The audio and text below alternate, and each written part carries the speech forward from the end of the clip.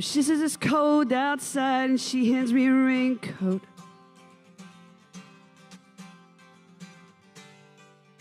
She's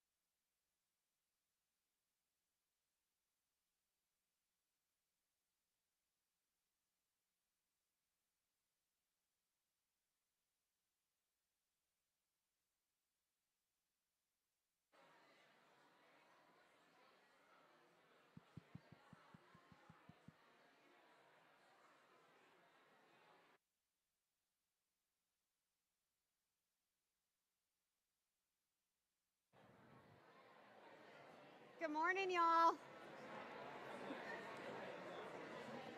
Hello, how is everyone? Good morning. We're going to go ahead and get started. Yes, applause. Give yourselves a round of applause.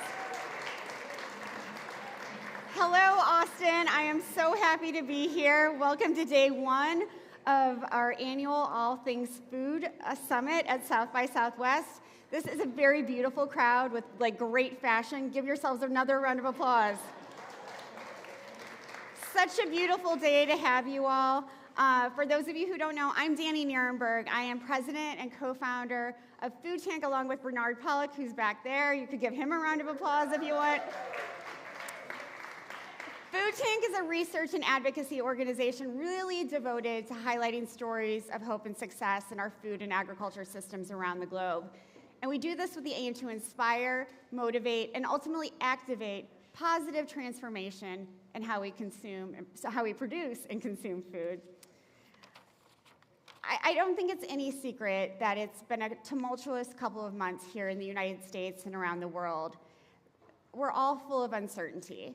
And I know many of the folks here, especially some farmers and some teachers, are living that uncertainty in real time. At the same time, I'm seeing so much resilience and excitement around how our food and agriculture systems can be part of the solution to our most pressing environmental and social problems. And that's not because of who is or who isn't in office right now. It's because of people like all of you, people who believe that we can build just, healthy, delicious food and agriculture systems where everyone has a seat at the table. And while it's likely that the uncertainty that we're experiencing will continue, and probably for some time, we are here to discuss the bright spots, the individuals, the communities, the institutions, the organizations who are working to build regenerative and equitable food and agriculture systems. We need to uplift these examples so that we can scale them for food systems transformation, real food systems transformation. So I want to share some of the innovations around the globe that I'm really excited about. Here in Austin, for example, the Cook's Nook is ensuring that vulnerable communities have access to culturally relevant meals, because food is more than about calories. It's about nutrition, dignity, and choice. In Asia, the Asian Farmers Association is advocating for land rights, sustainable farming, and resilient food systems for small-scale farmers. In Central America, Sustainable Harvest International is proving that environmental conservation and rural prosperity go hand in hand. In Sierra Leone, the New African Society is a youth-led organization supporting agricultural projects to improve food security. And across Europe, this organization called Food Trails is uniting universities and organizations in cities to transform urban food policies, making them healthy, sustainable, and inclusive. In Australia, one of my favorite organizations is Oz Harvest, who is bringing together food businesses, donors, and charities to fight food waste and direct food to those who need it. And in Mexico, La Demanda Colectiva has spent more than a decade fighting to protect native corn varieties to safeguard biodiversity and cultural heritage. These organizations and so many more, many of you who are in this room, show us that the solutions already exist. They just need more attention, investment, and support. And we'll hear about these kinds of innovations all day long and all day tomorrow. And it's important that we hold these discussions at events like South by Southwest so that we can connect the dots between food and agriculture and our arts and culture. This is what's really going to help us change food systems for the better.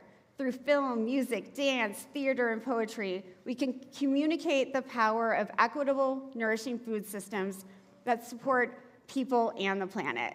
So, this program that we put together over the next few days would not be possible without our amazing partners. A big thanks to BARR Mansion, this beautiful space. Please give it a round of applause.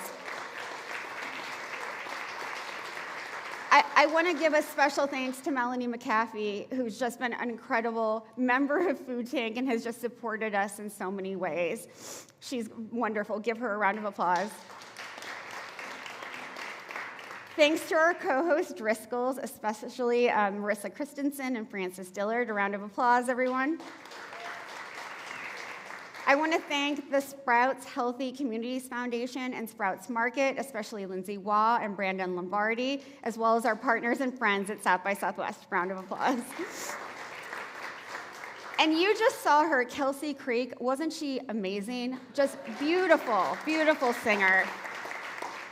I also hope that everyone enjoyed breakfast. A big thank you to the Her hospitality team, especially Olivia Hernandez and Brandy Siago, for curating and preparing the incredible menu that you will be eating all day. Round of applause. And I want to thank some of our in-kind partners who provided the food, beverages, and spices that you'll be consuming. So Organic Valley, Nature's Path, Nature's Find, Simply, Parlor, Strong Roots, Mendrins, Burlap and Barrel, Black and Bold, La Colombe, Guayaki, and Grace Family Farms. Round of applause. Keep your energy up, folks, because we have a really jam-packed day, but you're going to have, in addition to some inspiring conversations, food tastings, a delicious lunch and beverages, live music, a night sky star tour. It's going to be amazing. You're going to love this. And a reception. So just a few housekeeping notes. We, food tank events start on time, they end on time. The conversations that you hear today will be very fast-paced and dynamic. If I cut panels short, please forgive me later. I just want to hear from as many folks as possible and make sure that these conversations get the attention that they need. And there will be plenty of time to connect with speakers during the breaks and the reception. So again, we have that short lunch break built in, but feel free to get up for water and snacks in the restroom whenever you need, and we'll have plenty of food and drink available all day long. I also hope that everyone will share today's conversations using the hashtag #FoodTank and handle @FoodTank on all of your social media platforms. We'll be replying to your comments, critiques, questions, jokes in real time, so please use that. I'm now really incredibly honored to turn it over to our partner, Dr. Melva K. Wallace, the president of Huston-Tillotson University. Food Tank has been so honored to collaborate with the university on another All Things Food Summit, so please give them a round of applause. They're incredible collaborators. Thank you so much. All right, how's everybody doing? Oh, I'm so glad to be here. This is a fantastic event. As she mentioned, I am Dr. Melva K. Wallace, President and CEO of Huston-Tillotson University. We are the third oldest business in Austin, Texas.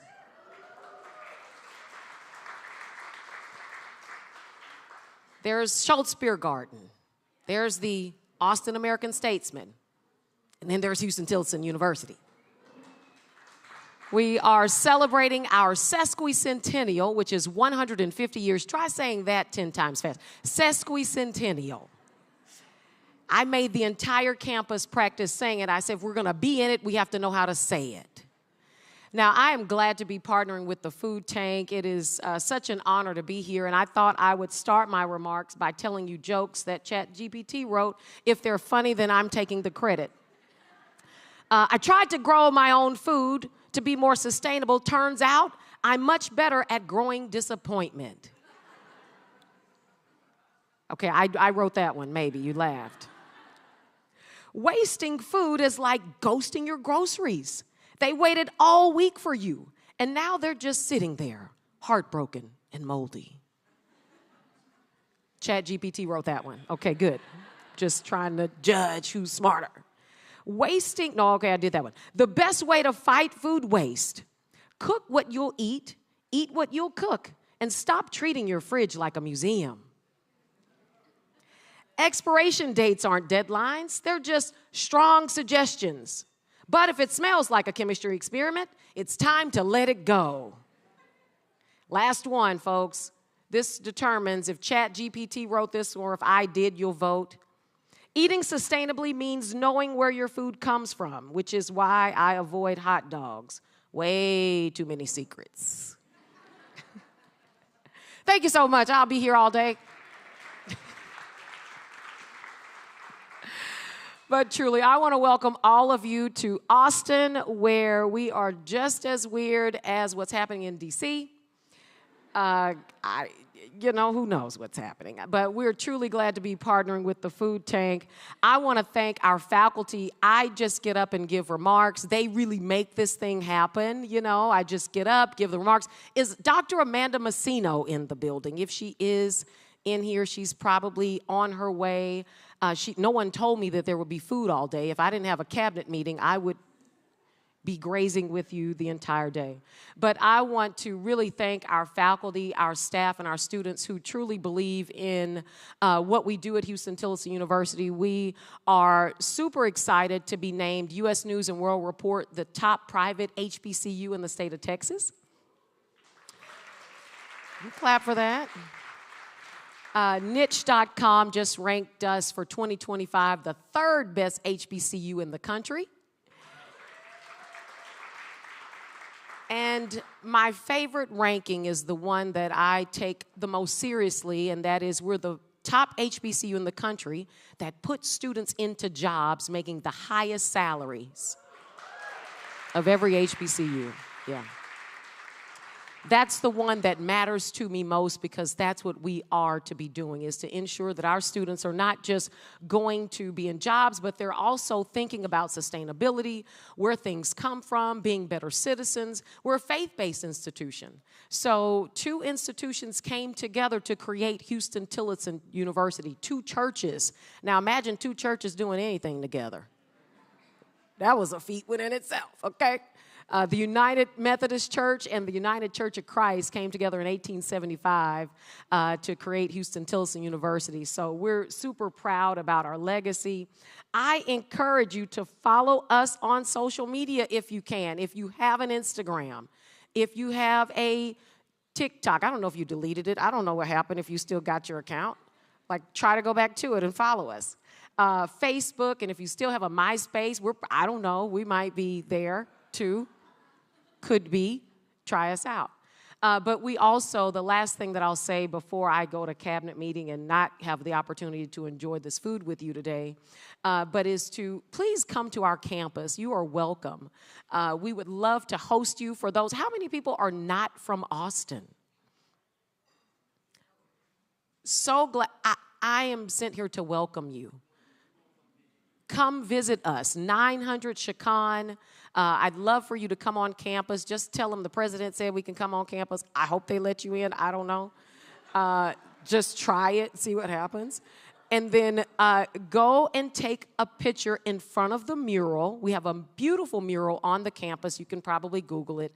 And it's about food sustainability. It is gorgeous. You can take a selfie, post it, and tag us, okay?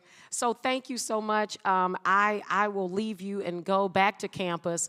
But, with my trust issues, I just remember that old McDonald had a farm. And he used that to make a business called McDonald's, probably, I think. Have a great day, everybody. God bless you.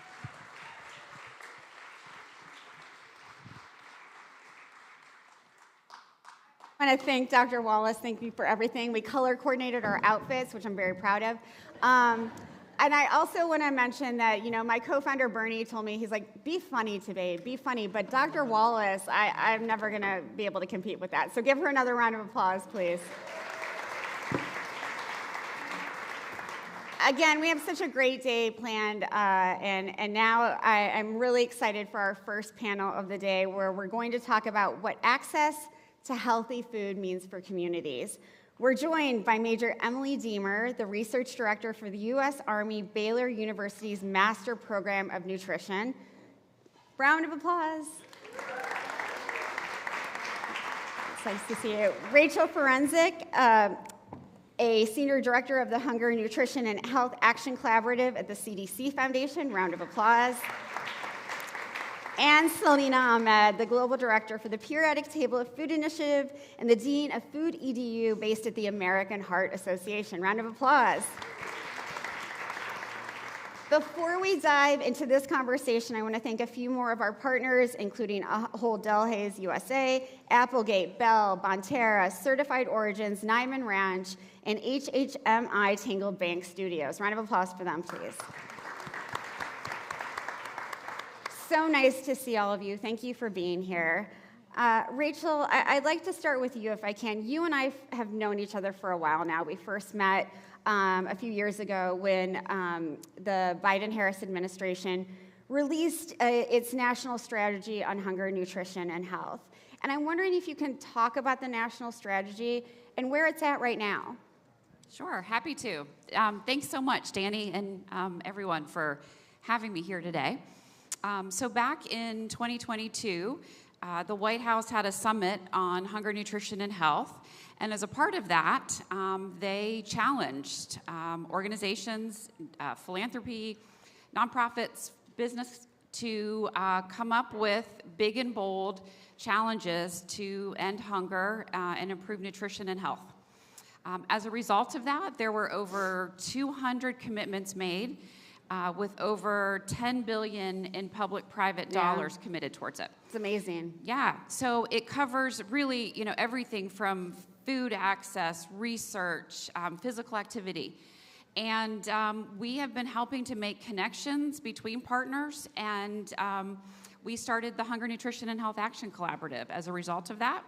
And we're continuing. As far as we know, hunger has not ended, and there's a lot to do. Many of the commitments won't be completed until after 2026. So what we're doing is we're lifting up the different commitments. We're providing some accountability so that folks report on what they're doing. We have a monthly partner call where we're highlighting different partnerships. And we're doing really everything we can to bring partners together, public, private, multi-sector, to work on this issue. And as you said, the challenges that we're facing have not gone away because of a new administration.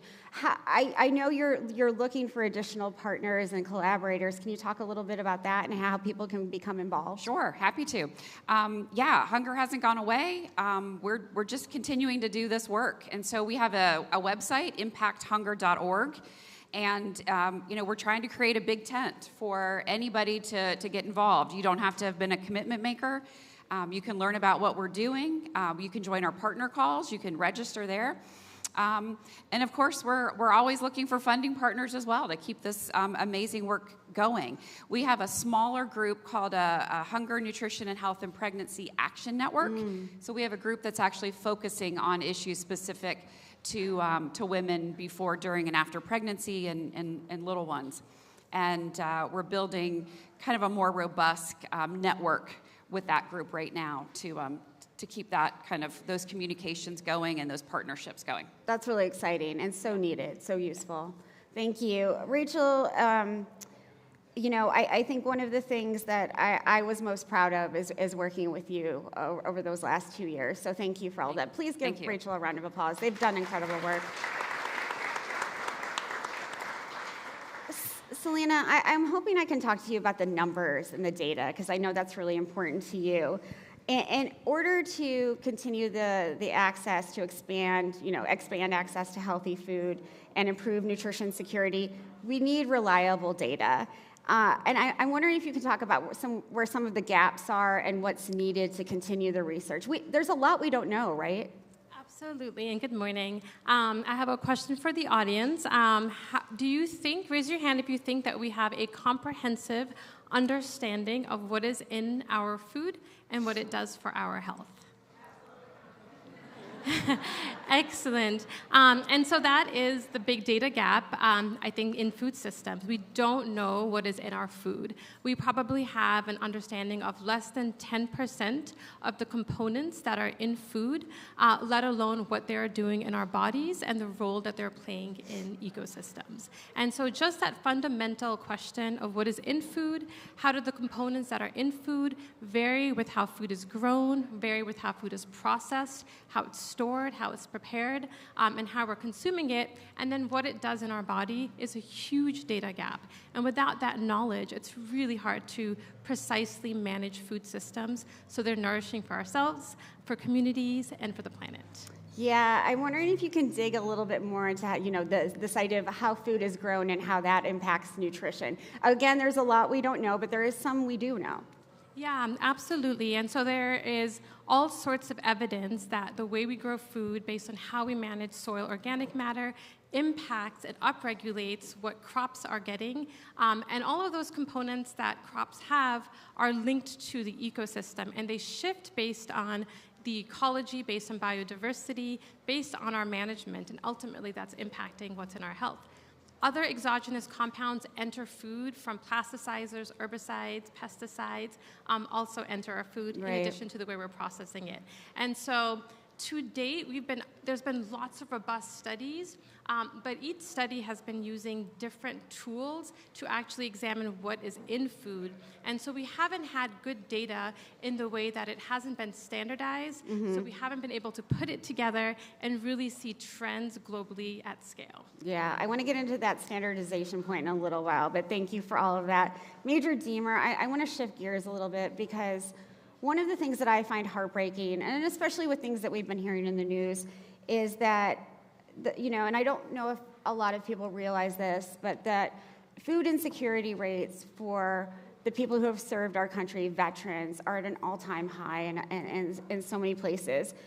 I'm wondering if you can talk about some of the work that's being done to help this, to make sure that veterans, the people who served our country, are getting the nutrition and food that they need. Sure, great, and good morning, everyone. Thank you for having me. 2018, it was found that 1 in 4 service members are actually facing food insecurity. And so we've more recently been doing, I think, a lot more work to understand characteristics or risk factors associated with that and where we can leverage nutrition services and registered dietitians like myself to aid those service members and their families, because that's our ultimate mission. So I think one aspect that has helped us identify those needs is implementation of what's called holistic health and force, where we've taken the registered dietitian, the military nutrition expert from the hospital, and starting to embed them in with the units, with the service members. So rather than taking that that reactive approach to nutrition services and care, we are there at the forefront with those individuals where we can start to identify and really understand where the gaps are. And access is being one of them. Right. So for an example, out at Joint Base Lewis McChord in Tacoma, Washington, one of our H2F, that holistic health and force dietitians, was able to identify a food access gap and began an installation pantry in which service members could come, no questions asked, and obtain resources, food, healthy food. And what that's trickled into is now taking it from a smaller unit to the installation itself, to include the hospital. How can we support these units, and integrating then our community partners? So really sort of that grassroots identification translating back up to how can we get the community involved to continue to support our service members. So that's just one example. And it seems really common sense and useful. Yeah, it does, right? But I think, again, I would say nutrition is our mission, right? That's what we're there and trained to do as military registered dietitians. That's our forefront. And so finally having us embedded with the units, that's what we're striving for. We are always going to advocate for healthy food access, quality nutrition, so that our warfighters can maintain their physical fitness and the lethality that we need for future conflicts. Yeah, and again, it's common sense that food security is national security. Those two things are 100%. Linked so closely. I want to stay with you for just 1 minute. When we last spoke, you talked about how we need a common language, and that language and semantics are really important when we're speaking about these issues. Can you talk about how that happens? How can we create a common language so that we're all sort of understanding things? I think being here is a great example, right? I think the more that we can leverage partners like Rachel as discussed in those collaborations, the more opportunity we have to at least understand each other, right? That shared understanding is so important, and even sort of microscopically as a registered dietitian, if I'm going to a battalion or brigade commander, they have no let me backtrack. They have a limited understanding, I should say, of what our perspective is, right? We have to be crafty and tactful on how to bring our message to the forefront. So even internally, we're facing those challenges, but practice and events like this, being able to pick minds of those in the audience, I think is what's going to help us get there. I love it, crafty and tactical. You have to be, yes. That's great. Selena, I want to turn to you because I think this issue of language, semantics, how we're communicating these issues is very important to you. Do you want to talk a little bit about that? Yeah, absolutely. So more from the education piece, and Emily and I were talking about this before, how do we have that common language? And I think education is so key to that. So the American Heart Association, we have a platform called Food EDU, and it's open access, and I encourage everybody to explore it at some point. We're also working on developing a course for dietitians, again, another open access course, professional education development. And I think starting that education much earlier. And so, for example, I work on the Flathead Reservation in Montana of the Confederated Salish and Kootenai tribes, working on food access projects for the past decade, looking at all sorts of barriers for food access and access to healthy, delicious, nourishing food. And one of the learnings, big lessons from that is really thinking about how do we build that common language and that relationship with food early on. Right. So thinking about sort of food sovereignty education for the youth and really building that language not now as adults, but really starting early on. So I think that piece is really critical. In terms of the global language for food, it's also, everybody is speaking a different language. We're using different tools to measure what is in food. And so the project that I steward, which is the Periodic Table of Food Initiative, we've spent the last 3 years just developing standardized ways of answering that question, what is in food?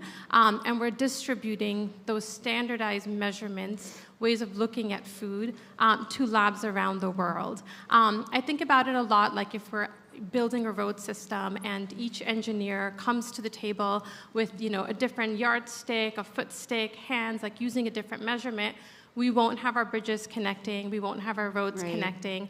And really through this common language, can we really map out our entire food system globally and start to really make more informed decisions. It's really exciting, and I love what you mentioned about early education and talking about these issues, long before we become adults. That will be a theme throughout the next 2 days, so I really appreciate you bringing that up. This is a question for all three of you. Trust is really important for all of the work you're doing, and to build those partnerships, those collaborations, to get military folks on board, to get companies on board, to get scientists on board. Can you talk about this need for trust? I don't know who wants to go first, but I'm going to look at Major Diemer because I can. I was thinking it'd be great for Rachel. I'm happy to start if that's okay. Right, things move at the speed of trust, right? So super important. I think one of the things that I try to remember is that turning to the wisdom of local communities is super important. So whether it's a large company, philanthropy, really listening to what is the real and lived experience at the community level is super important. So I think that's a really important component of building trust, and it takes time. Yeah, and we haven't done a lot of that in the past, listening to those communities, because they know what they need. They do, yes. Yeah. I think we're seeing more and more of that, and events like this help support that. But yeah, I think that's really important. Yeah, so I think to go off of that, and one thing I have found is to help build trust, we need that transparency too on what's happening and where we can go, right? And what do we really need from one another? And I think being okay with that vulnerability of saying we can't do it all, right? I have a limited scope of practice within military nutrition, and my focus is on these service members. So I need community partners. I need collaborators like yourselves, right, to help bring in extra perspective or that external piece that I might not necessarily have or offer. So transparency in that, and I think stepping into what we don't know is okay. But then knowing now who to call, right, is a big aspect of that, and at least from my perspective, what's going to help continue to push trust in those efforts forward. Thank you. Selena, you work with centers of excellence all over the world, and I know for them to collaborate, there needs to be trust. Trust in the work that you're doing, trust in the work that they're all trying to give input to. Yeah, absolutely. So building on what you all said, I think, for the engagement is really important, is to co-create and have a really participatory model. So we're not just saying this is what you need to do, but we're really setting the agenda together and really listening to the partners, but beyond listening, also co-creating, really developing priorities together and empowering our partners and really having shared goals and shared vision and shared power. And these are paradigm shifts that I think, 10 years ago we would not have thought that they could come about, but they're happening very naturally, I feel like, in a lot of ways. You mentioned participatory models of research. I think, again, 10, 15 years ago, scientists like yourself wouldn't have been able to do that. Can you talk a little bit more about that? Yeah, it is so refreshing that there has been this paradigm shift where, maybe 10 or 15 years ago, if you wrote a grant, you wouldn't be able to have a community member as an investigator listed on your grant. And it's so refreshing now that it's actually encouraged by many organizations and foundations. And so there really has been a shift in the system recognizing the importance of diverse voices and who's at the table. Yeah, absolutely. Thank you for that. Danny, could I also add, I'm also seeing shifts from philanthropy in terms of what they are asking when they give dollars to local communities. Honestly, there's been a lot of trauma that is, I think, inflicted to these organizations by all they have to do to receive money and receive it from the federal government. So I am seeing more of that. Could there be even more? Definitely. But I think that's an important shift, is that trust-based philanthropy that's starting to build. Absolutely. Major Diemer, you mentioned a word that I don't think often comes up enough, and that's this issue of being vulnerability. And I think we all sort of need to learn from that. Can you touch on that a little bit more? Sure, yeah. So in my current capacity, I'm an instructor. I'm a research director for our master's program in nutrition, and so one of my teaching philosophies is I know what I know, and I know what I don't know. And that's okay. Right. But again, I know who to call. And so I think that's just probably a motto more I live by, and that I encourage the students that I work with and my partners in other projects is ask the questions, right? There's no such thing as a silly question, but if you have the question, someone else does. So bring it up, right? It's okay. And so that's probably more of where I'm coming from. And the more we can be open and honest about that, I think the more we can actually collaborate and understand where we can leverage each other's resources in partnerships further. Yeah, that honesty, that trust that we've already talked about. Selena, I want to come back to you. We'll be talking more about this over the next few days, but when we're talking about, finding foods that are nutritious, obviously, but they also need to be culturally relevant. And how does your work sort of help uplift those culturally relevant foods that are delicious, nutritious, et cetera? Yeah, absolutely. So when we're looking at a lot of national food composition databases around the world, one of the shortcomings has been that they haven't included edible biodiversity of more underutilized foods, of land races, unique land races that farmers have in their fields. Often, for example, we think about corn, we think about one specific variety, whereas there's hundreds of different varieties. So often that knowledge is not really captured in databases. And then because we don't know, we can't promote those foods. And so what we're doing with the Periodic Table of Food Initiative is really trying to understand what is in food of all the foods on the planet. There are over 33,000 edible plant species, and we probably have an understanding of comprehensively less than 2,000 of them.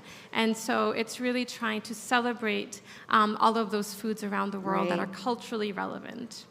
And for different communities. Right, and we celebrate them not just because they're delicious, culturally relevant, but they're resilient, right? These are the foods of the future in so many ways. They're the foods of the past, but they're also the foods of the future. That's a great point. So often when we think about the future of food, we think about innovating, but we can also look back at innovations of the past and those crops and species that have withstood like climate shifts and are adapted to so many different situations. Thank you. In the few minutes that we have left, I'm hoping we can ask you all to give a call to action to the audience. I want to make sure that everyone comes away feeling hopeful, that they know what to do with this information. I don't want to pick on anyone first, so whoever feels compelled.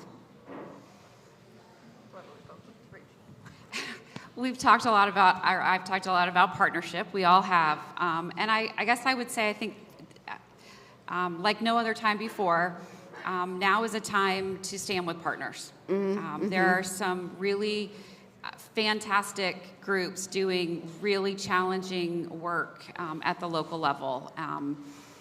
They're vulnerable.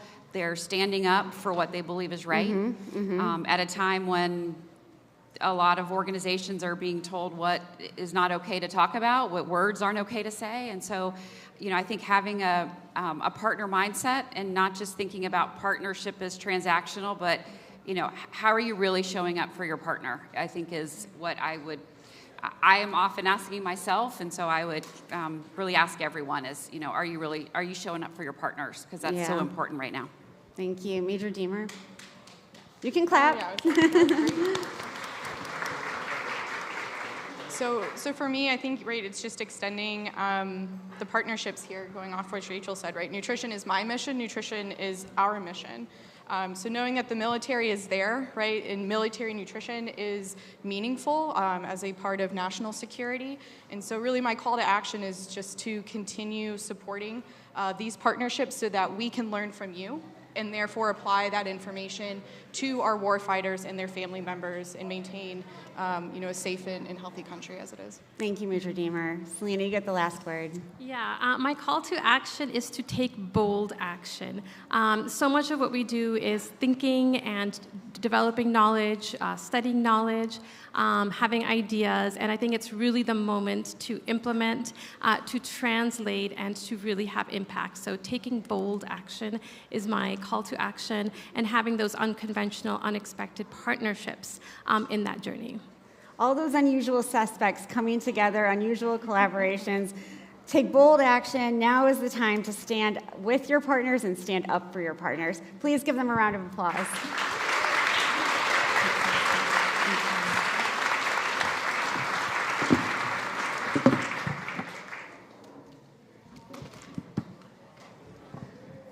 Thank you all so much. Another round of applause as they exit, please.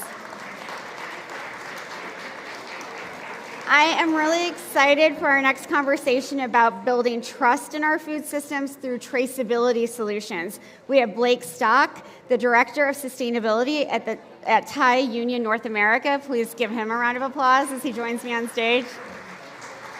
Hey, nice to see you. And my good friend Jason Berryhill, the CEO of Whole Chain. Give him a big round of applause.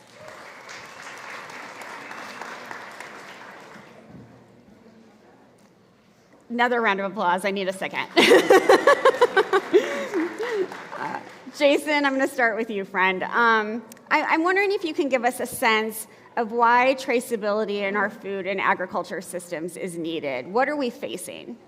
Yeah, I mean, so many of the things that we want to think about our food and we want to understand, it really starts with traceability. If you don't know where something comes from, you can't really make much in terms of claims about it, and that is social and environmental, but it can also be food safety. And that's some of the changes that are happening right now in terms of the food system. I would say all three, there needs to be more data about those to be able to verify what's being claimed. And what challenges have you faced sort of creating a system of traceability and transparency for retailers, for consumers, for producers? Yeah, I think that last panel was interesting because it mentioned some of the same things that we would say are general challenges, not just for us, but across the entire food system. And things like, shared language was mentioned several times, and standardization. In general, supply chain data systems are very sort of siloed. almost by design. And so they don't necessarily talk the same language, so you can't have data sharing very easily and effectively between stakeholders. One thing that's happening now, though, is a lot of movement towards standardization of that data so that different solution providers throughout a supply chain can share information, which makes traceability across an entire food system and beyond, much more attainable. And that's something that we have also worked with Thai Union as well. Yeah, absolutely. Thank you for that. So, Blake, you and Jason run in the same circles. I heard you on a very late phone call the other night. I don't know what you were plotting and planning, but I'm sure it was great. I'm wondering if you can talk a little bit more about the environmental and labor and social issues that have been a part of the supply chains you work with, shrimp and tuna. Yeah, absolutely. Thank you for having me here. So I work for Thai Union, and it's probably not a company that many of you have heard before, but it owns a lot of really famous brands around the world like Chicken to the Sea. And traceability is not something that is new to us. It's something that has been embedded in our principles for a long time because it is the core, it is the backbone of sustainability in many respects. And there are benefits to traceability, including food safety, but also beyond that in terms of environmental performance or protecting social and labor rights. But it also is a reflection of our commitment to transparency as an organization because it's something that, again, highlights where the product's coming from, how it's been produced, and that in effect builds trust with consumers. When we're able to really identify the story behind the product and the ways in which it was produced, it really elevates the commitments that we make around sustainability and how we enact them and enforce them. Right. And this is for you both. When you're talking about eaters and building that trust, what sorts of things are you hearing from consumers? What are they most interested in? Because I feel like, at least from my perspective, consumers' sort of needs are changing. Gen Z wants to know the story of their food in a different way than I think my generation did. Yeah, I think, when we look at what consumers are most interested in, we tend to find that supporting local farmers is high up there, ensuring that there's really positive nutrition in the products, and then climate change. Yeah. Climate change is something that we take very seriously as an organization. We're the first company of our size in the seafood industry to have set science-based targets to reduce our climate change, our carbon emissions. And while it's not at the top priority for consumers in terms of looking for packaging that displays reduction of carbon emissions, at least here in the United States market, it is something we are focusing on, particularly for our shrimp supply chains. And traceability is key to that because 90% or 85% of carbon emissions for any company are baked in their supply chain. Right. And so understanding what practices are going into the production of that product is absolutely critical to reducing those carbon emissions. Jason? Yeah, I would just say, actually, Thai Union is a really good example of this. So if you go to Chicken to the Sea's website, there's a can tracker that you can see, and you can basically type in the code at the top of the can, and you can get so much information about their tuna supply chain for a tuna can. You'd be shocked. I mean, you should go there. And, with that level of transparency, what we're finding in terms of consumers, it's not like they scan that every time they buy, right? They're not making that kind of decision. What they're really doing is making a brand choice based upon the trust and based on the transparency of the brand. So they're deciding, okay, this brand I trust because they're being transparent. I've used this before. It's sometimes a bad analogy, but it's kind of like a politician releasing their tax returns. It's kind of like, well, because they're being transparent, therefore I do this. That's how they're making a vote at a brand level because so. Yeah, and then those eaters, those consumers follow that brand. They become very loyal, and I think that's a huge part of this. You want the sustainability, but you also want the economic profit that will come from that with consumers staying with you. Yeah. Blake, you have this thing that I think a lot of consumers will not understand, and that's decarbonized shrimp. What is that? Great question. Well, like any food production system, there are environmental impacts, regardless of what that food production system is. And shrimp is no different. there are environmental impacts associated with shrimp, and there are carbon emissions associated with shrimp. So what we've done in partnership with others, we've looked at what those impacts are, what are the points in the production process that lead to the highest emissions, and we found that it's feed, it's what's going into to feed the shrimp, and then it's the on-farm operations. And so what we've done is we've changed the ingredients in the feed to try to make them more responsible, lowering the footprint, the carbon footprint, and then change the operations of the farm itself by switching to renewable energy or creating energy efficiency scenarios and using technology to support that. And as a result, we've been able to significantly reduce the carbon emissions associated with the shrimp. Go ahead. Just to tie that back, though, to traceability, it's because of traceability that that's relevant. Without traceability, we're talking about commodities at the end of the day.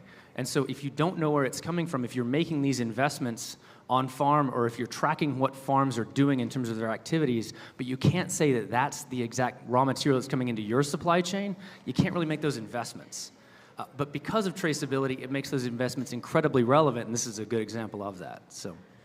And it's not just about commodities like seafood. You're working on a whole bunch of other different commodities and creating that transparency. Can you talk about what's happening in beef and leather?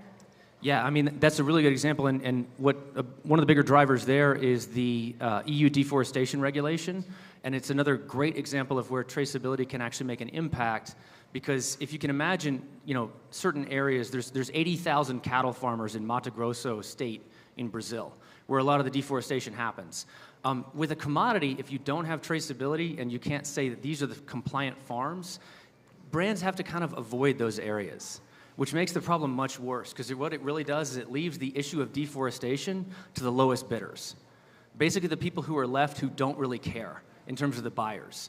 But if those buyers know that, okay, we can monitor these farms, we can trust that the material coming into our supply chains comes from these farms, that changes the entire game, because now they can invest in those same areas that would otherwise kind of be red listed to them and would make the problem significantly worse. Sure. I think as evidence of that too, if you look at, there's more like stories today about deforestation than there ever have been before.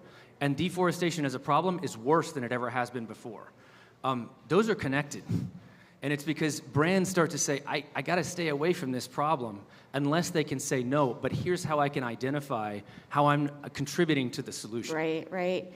Go ahead, and I think you just touched on something that's really important I want to kind of reiterate, which is the size and scale of the issues that we're talking about. You mentioned 80,000 farmers, in our supply chain. In Thailand alone, there are 30,000 shrimp farmers. Right? And in India, another tens of thousands. And then in terms of vessels that we source from for our tuna supply chain, tens of thousands as well. So the size and scale of the issue is massive, and I think the solutions that we're starting to see in terms of creating digital traceability systems that are able to provide visibility through the supply chain are really coming into their own at this moment, because technological advances and investment, but then regulation like the Food Safety Modernization Act by the FDA.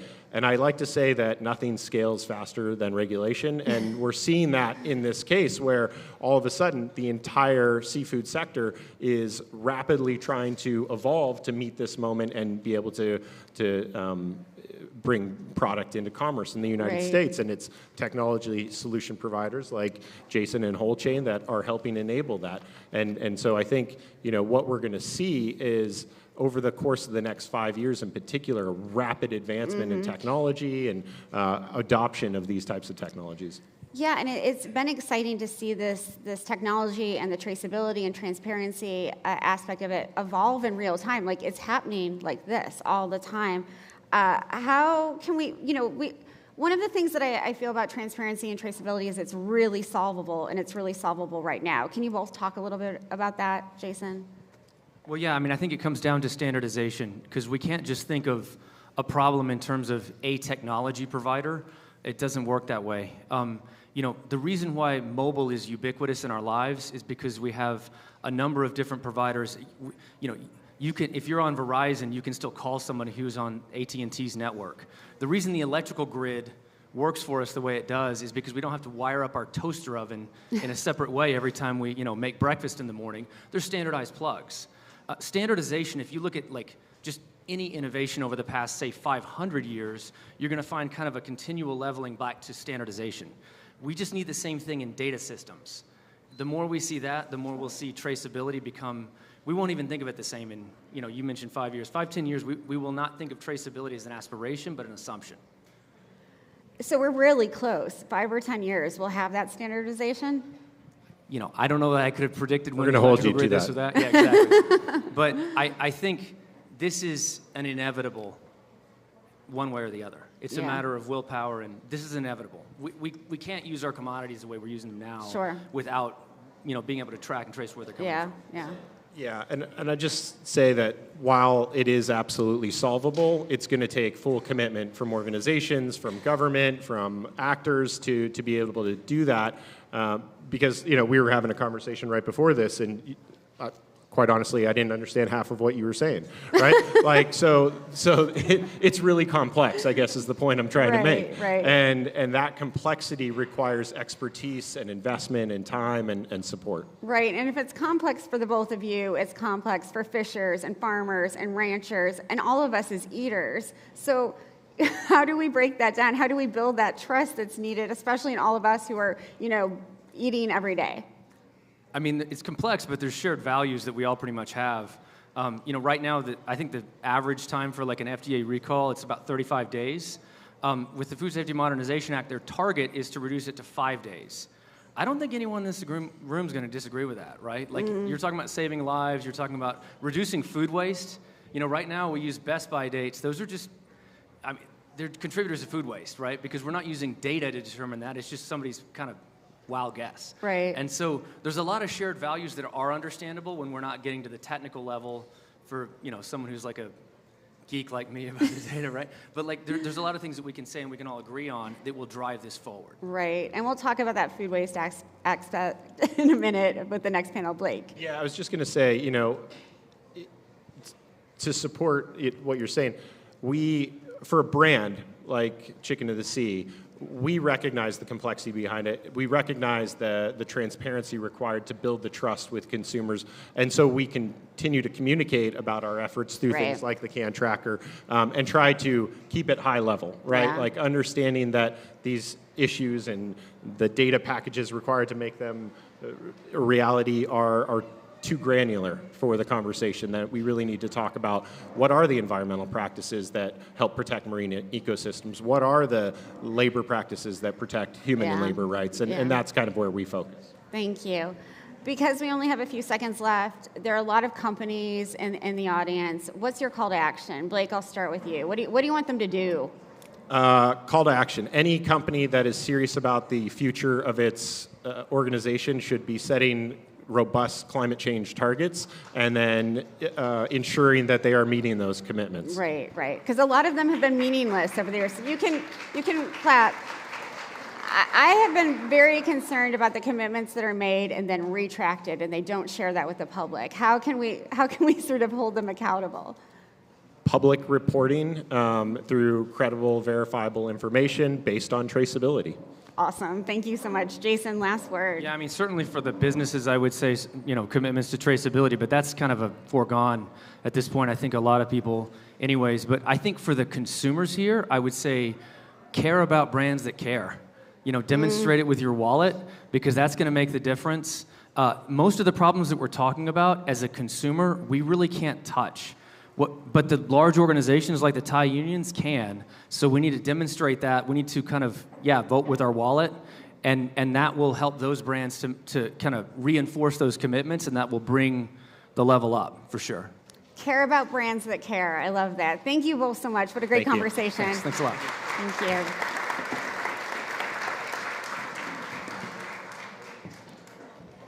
Round of applause. I need a minute as we set the stage. Thank you. Our next panel will focus on improving the sustainability of our food supply chains by addressing food loss and food waste, which we just talked about for a little bit. We have Amanda Rolick, the food policy advisor for the city of Austin. Round of applause for her, please. Dana Gunders, who I have to say is one of my favorite food waste warriors in the world, from Refed. She's the president. Give her a round of applause. And Caitlin Liebert, who is the Vice President of Sustainability for Whole Foods Market. Huge round of applause for her, please. She has a lot of fans here in Austin. Dana, I'm going to start with you like I always do. You are my favorite food waste warrior. Can you set the stage for us and sort of talk about what we're dealing with when we're looking at this issue of food loss and food waste? Where are we? Yeah, we are about the same place we were in 2016. That may not sound like good news, but it is. We have been higher, and now we're a little bit lower. Across the country, about a third of our food winds up never getting eaten. It's about $380 billion worth of food. About 4% of the U.S. greenhouse gas footprint can be attributed to that food going to waste. So it's a big problem with big numbers behind it. I'll stop there.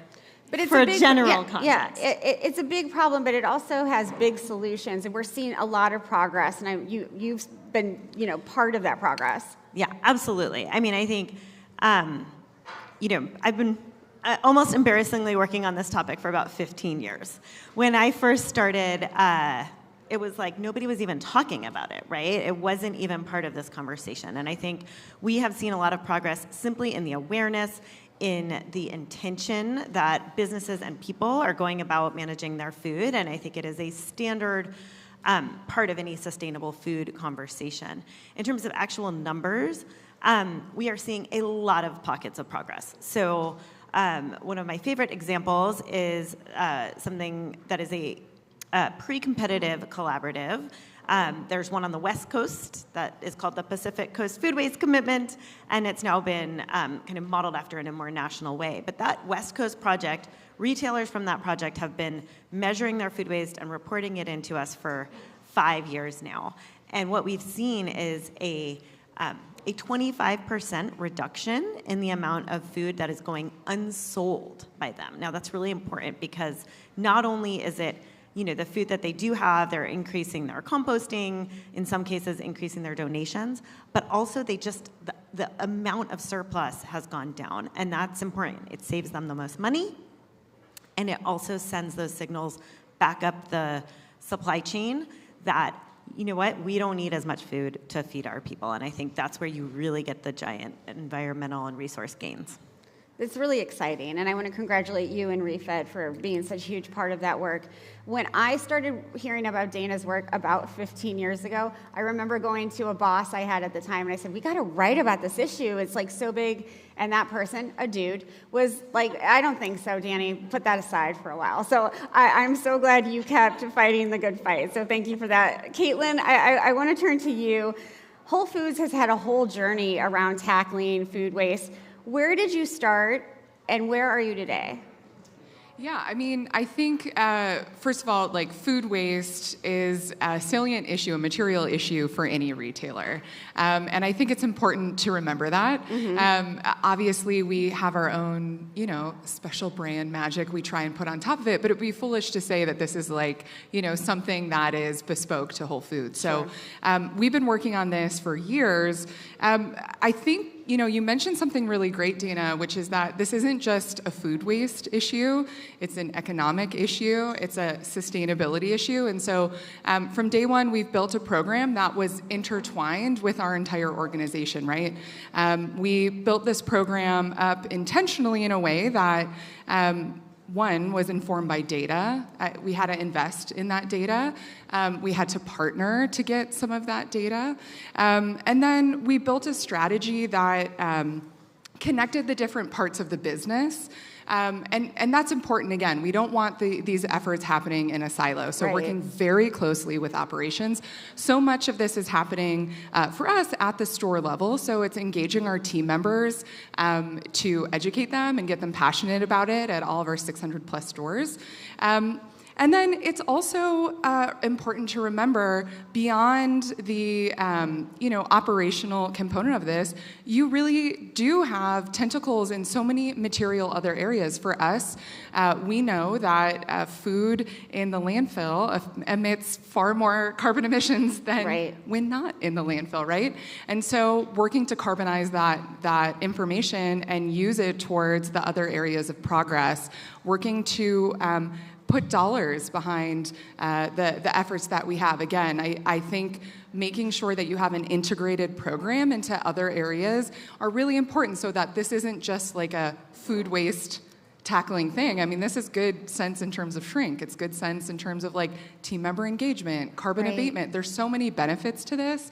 And then the final thing I'll say is that, I would say that we're sort of on phase 2 or 3, or depending on who you talk to more, but we're now in like the collective action phase where you mentioned some of the challenges upstream. For us, that is very true. And the previous panel talking about the importance of transparency, like that is really the unhidden, it's like so hidden, this piece of food waste that before it even reaches our grocery store, things that we're maybe unintentionally doing, like specs, size, are driving up food waste.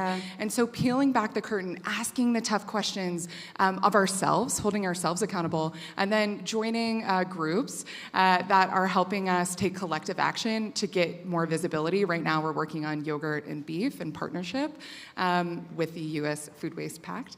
But yeah, collective action has to be a piece of this as well. And really pulling back that curtain, how do you sort of communicate that to your consumers? Because they need to be part of this process, right?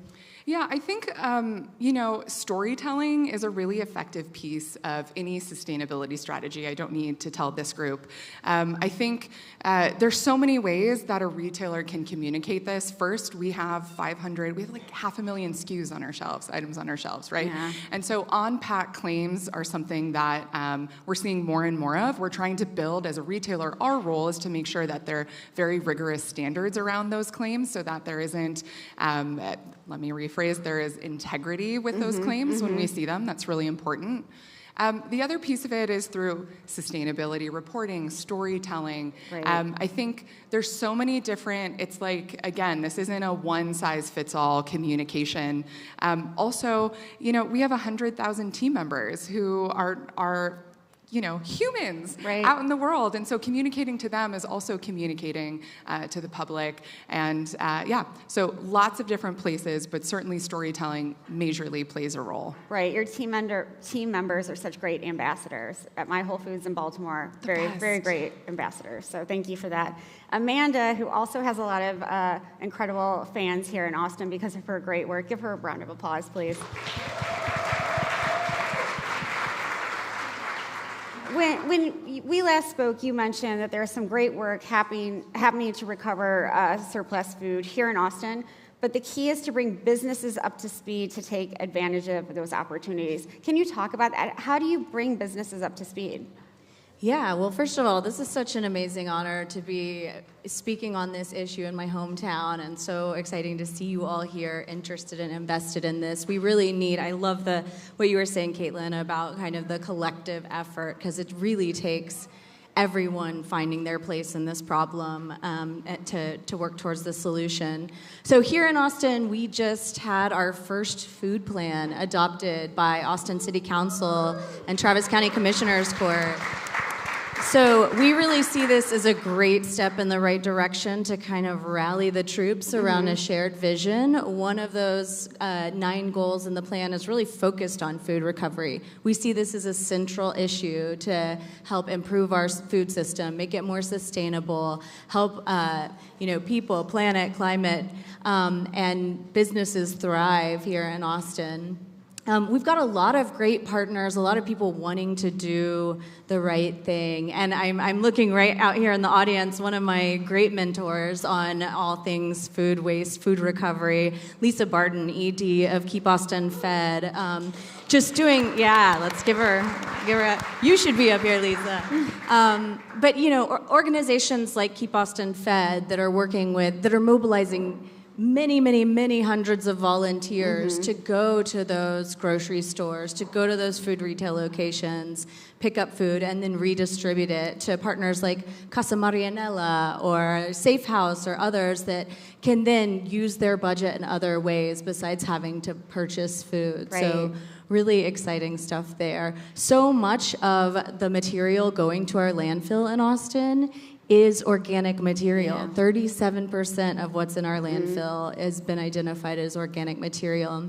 And this is, wild that we've got 16% food insecurity here in Austin and Travis County. That's over 200,000 of our neighbors not having enough to eat, and simultaneous 1.24 million pounds of food being wasted daily. So these are, things that they can be connected. We can get smarter about how we do this. Yeah, we can get smarter, and we can do a lot more. And this is, what we said in the previous panel, really solvable issue. You have all the tools in place. Yes, we do. And some interesting work along those lines are some policy that's coming out of Austin Resource Recovery. That's our solid waste service department. They have something called the Universal Recycling Ordinance, and this requires all food permitted businesses in Austin to come up with an organics diversion plan. So they basically have to tell the city, report annually, what they're doing, what solutions they're coming up with to keep organic waste out of the landfill. Yeah. And there's we've had a lot of great success in seeing businesses take this up and work with partners to keep food out of the landfill. But we know that, it's the big partners like Whole Foods that are already doing a really great job. They're leading the edge on this and setting a great precedent. And I think we need to do a little bit more to get the word out to some of our smaller mom and pop shops, smaller bodegas, folks that may not have some of these, some of the staff and capacity to really take up these issues. So there's a lot of work that we're thinking about in terms of public awareness campaigns and getting that technical assistance to those that are maybe have less resources at hand. Absolutely. Can I say something about that I think is really important, Danny? That is such an important piece of this. So many areas of sustainability impact take really deep subject matter expertise, and mom and pop shops probably aren't going to have a decarbonization subject matter expert. But food waste is one of the points of entry where it really does make sense for any size or scale to take action. And it makes sense, again, not just because it's the right thing to do, but also because there's an economic benefit. Right. There's a societal benefit, there's brand benefits. And so I think it's really important that we're sharing that, right? This isn't just something that makes sense at scale. This is one of those solutions that actually makes sense regardless of scale. Thank you so much. Dana, I want to turn back to you. We've talked about storytelling. I think ReFed is really good at storytelling. You're doing it through data, though, and all of these sorts of examples from the businesses you work with. Can you talk about how that gets communicated among the folks that you're working with and to the broader community? Yeah, well, you've just heard two great stories, right? And there are so many. So we're very fortunate to have a lot of stories to tell. But I want to build on something they both just said, which is that this challenge has a really long tail, right? This is not just we work with the utilities and we get them to change some stuff and we've solved it. It's in everyone's homes. It's in all of these smaller businesses. And so I think it's not what stories you tell, it's how do you get them out there to the right people. And we do that in different ways. So for instance, on the restaurants, we have a partnership with Toast. Toast is one of the payment systems for restaurants. They have 75,000 restaurants that use their payment systems.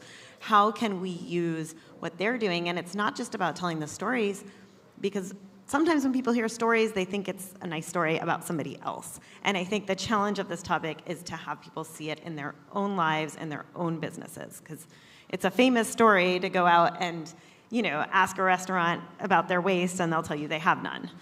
I challenge you all. Go to your favorite restaurant and ask them. They'll tell you, oh, we don't really have much, right? And then they measure it, and they realize, oh, wait, actually, we do. And I think how do you let people see themselves within a story is really important. And I think the more that we're able to work with businesses, to work with others, we have more of those stories to tell, yeah. let me stay with you for a minute because Refed's data shows that a lot of waste is happening at the household level. So we've been talking about businesses, and I'm wondering, with so much awareness that's been created because of you and others over the last 10 or 15 years, why are so many of us continuing to waste so much food and so much money at home? It's such a fascinating question, especially right now when food prices are so high, right? You would think, I always thought if food prices go up, waste will go down. And we just came out with a report a couple weeks ago that we've actually observed that while food prices have gone up, waste has actually gone up in households, which is so interesting. And our best guess at what's happening is that people are just not thinking of it as a strategy for reducing waste, right? They're thinking about food prices when they're in the store. So they're maybe switching to private label brands or something like that, but they are not going home and then saying, okay, now I have to meal plan or I have to be a little more careful about what I'm buying. They're just not seeing wasting less, probably because they just don't see it, period. And Danielle, you and I have been talking about this for a decade. If you just kind of walk down the street, most people are not thinking about this. And I think the biggest challenge is that when you have the waste, when you're sitting there in your kitchen with a rotten tomato, it's too late. You have to think about it beforehand, right? It's really about managing your food better at home. And that takes a whole kind of set of strategies that are just really habits that we need people to take up. I think the good news is it's a great topic for the Real Simple magazines, the, Bon Appetit. Like, the culinary world loves this topic because you can get really creative. And there's a lot of tips and tricks. And so I think it's just kind of a slow build. And, I've observed that people, at least, I get a lot of texts saying like, oh, you'd be so proud of me. I just made marinara sauce out of this thing. So, slowly we're getting there maybe. I will say one other thing on that is I think both of these folks have a big role to play in public awareness, right? I think it's something that local governments can do. And it's absolutely something that, in all the communications that retailers and restaurants are having with their customers, there's kind of like a consistent beat that we can all play in really encouraging people to just, think about like that one thing. How do I store my avocado or whatever it is? Go ahead. Yeah, and I just want to say my mantra in general right now for where we are in the world is like, don't try to do anything alone. Everything is made much more fun and much more productive in community.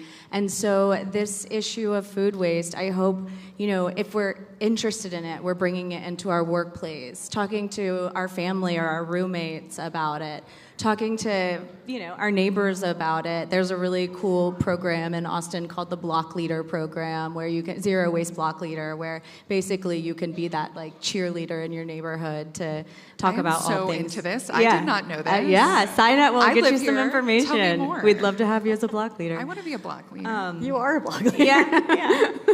But like at work, for example, we're about to have a zero waste remix potluck where everyone's encouraged to bring something that's like on the edge, in their fridge. And let's just like, and you don't get sick from this stuff, y'all. It's like, when people get sick from food, it's coming from other pathogens. It's usually not from, a little wilted lettuce but Really important point to remember, though. Yeah. Thank you for that. And I think, Dana, this is not Refed's mandate, but kids are an important part of this education that's needed. If kids are learning this kind of, food loss, waste prevention at school, they can bring it home. Yes, absolutely. My dream is to create a Girl Scout badge that is about food waste so they can all like go home and measure at home.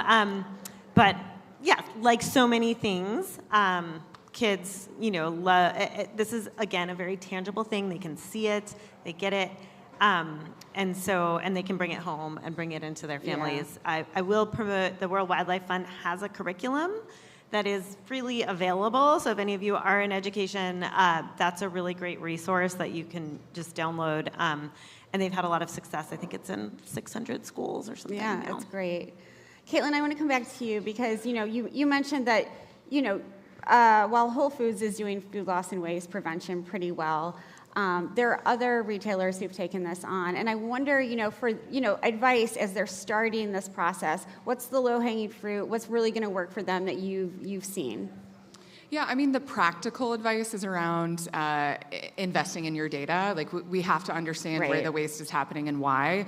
I think, again, not happening in a silo, so understand if you can articulate for the sustainability teams out there that are hustling so hard, articulate the impact beyond the total pounds, right? We got to be able to talk about the total impact, not just the total pounds. And then I would say, like, my own advice would be around authenticity, right? Like, I sometimes scratch my head when I see all these stories around, like, massive donation numbers. It's a yes and. We certainly need to donate the food that's edible that would otherwise be in the landfill, and we work very closely with partners here and around the country on that. But let's really think also about what is authentically helping and what's authentically driving impact and change. So a couple examples of that for us would be, with our partners during COVID, we noticed that it's like, whoa, we actually have like a lot of food. We don't have a way to transport that food in a safe way. And so taking a beat to say, actually, the most impactful thing we can do for food waste in our communities is purchasing refrigerated vans as part of nourishing our neighborhoods. And so we have some recipients of the van here. We just stuffed one last week, which was really fun. Good to see you. And like that's an example of like, it's so beyond the number on the page. It's like taking a beat to authentically find out where the opportunity is. And my final bit of advice is like, the opportunity is everywhere.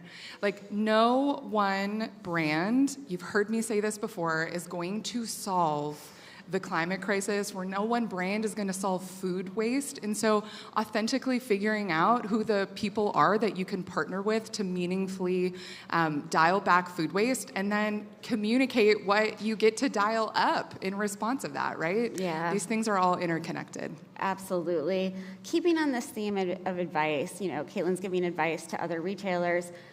Austin is such a great example of what can happen and what can build over time. What advice do you have for other cities, municipalities who want to do this kind of work? Well, there's so many good kind of city networks that are taking on this conversation. C40 has a great cohort that they're convening, talking about institutional food procurement and food waste and the way those things are intertwined. So my advice to other cities is give me a call. Let's reach out. Let's build this network. Let's lean on each other for best practices. Let's share information. I mean, certainly so many of the strategies that we've got built into our food plan locally were built on the shoulders of great work done by NRDC and ReFed and partners like Keep Austin Fed and Whole Foods Market. We're learning from each other, so just keep the network growing. Again, it's very interconnected. I think that's a great point to end on. Thank you so much. Please give these panelists a round of applause. Thank you all so much.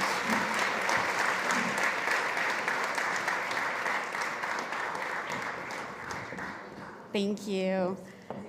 From here, we're going to talk about the positive impact of family-owned food businesses and how they're cultivating the next generation of change makers. As they all take their seats, give them a round of applause and they'll introduce them individually. This is a great panel. I'd like to welcome Brita Lundberg, a fourth-generation farmer and the chief storyteller for Lundberg Family Farms. Another round of applause. Emmanuel Gonzalez, the Chief Experience Officer for Vallarta Supermarkets. A round of applause, please. Stephanie Katzman, the CEO of Katzman.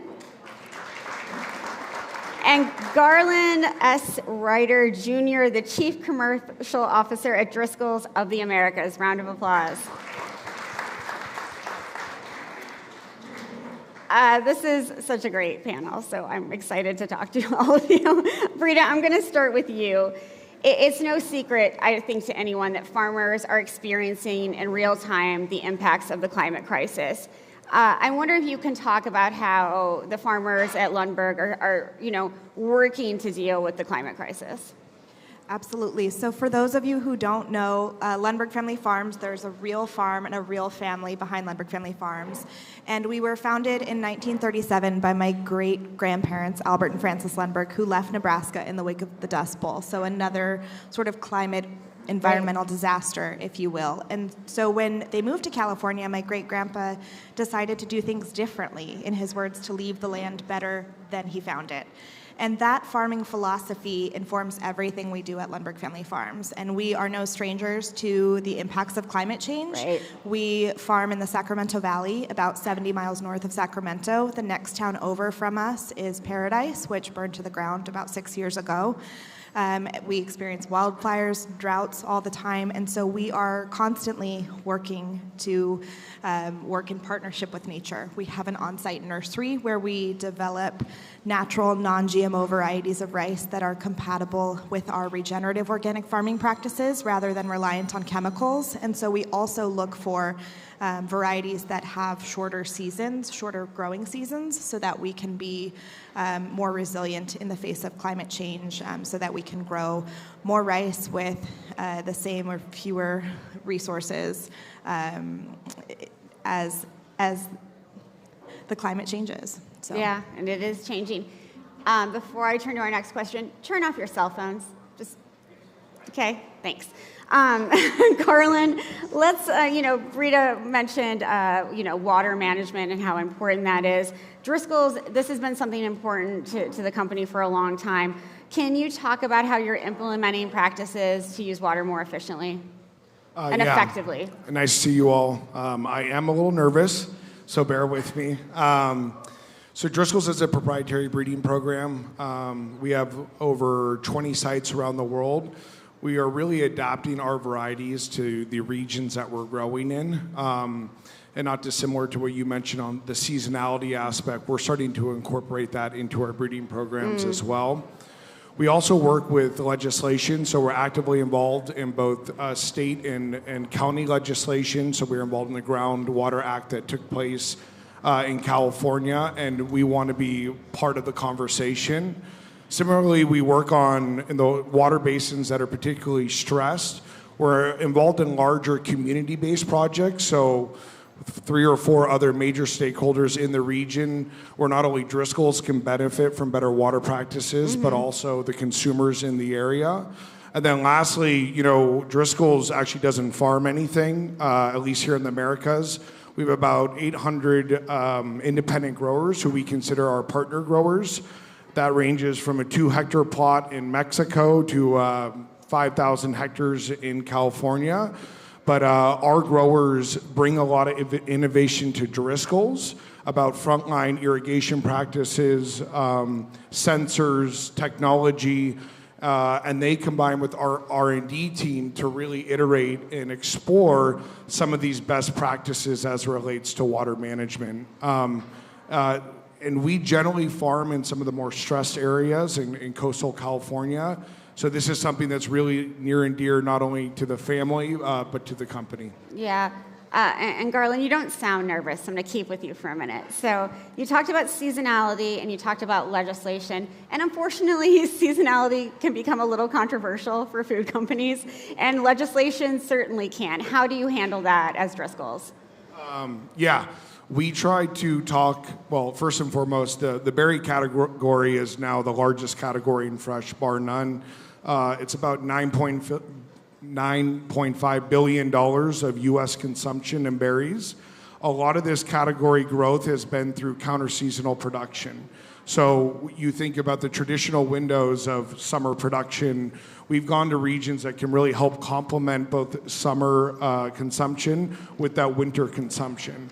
And for us, I think it's really critical. We want to increase the consumption of really healthy fruits and vegetables, and we feel that seasonality is the most we can address seasonality and get the counter-seasonal production in, the better for the U.S. population. Absolutely. Thank you for explaining all that. While Garland has been talking, you're eating berries from Driscoll's. I hope they're delicious. Great. Thank you. Thank you, and thanks to Driscoll's for providing them.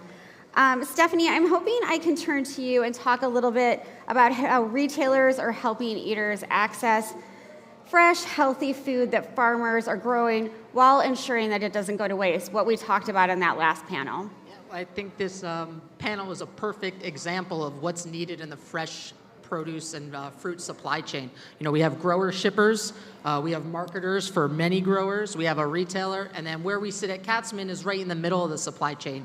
So we're a wholesaler on a terminal market, and we have a distribution facility. So what that means is we bring in product from across the country and around the world from farmers sitting next to me here, and we distribute that produce out to everybody who sells fresh fruits and vegetables in the Northeast. So I'm talking about our small mom and pop shops, the fruit peddlers who might have a cart on the corner. We have lots of those in the city, in New York.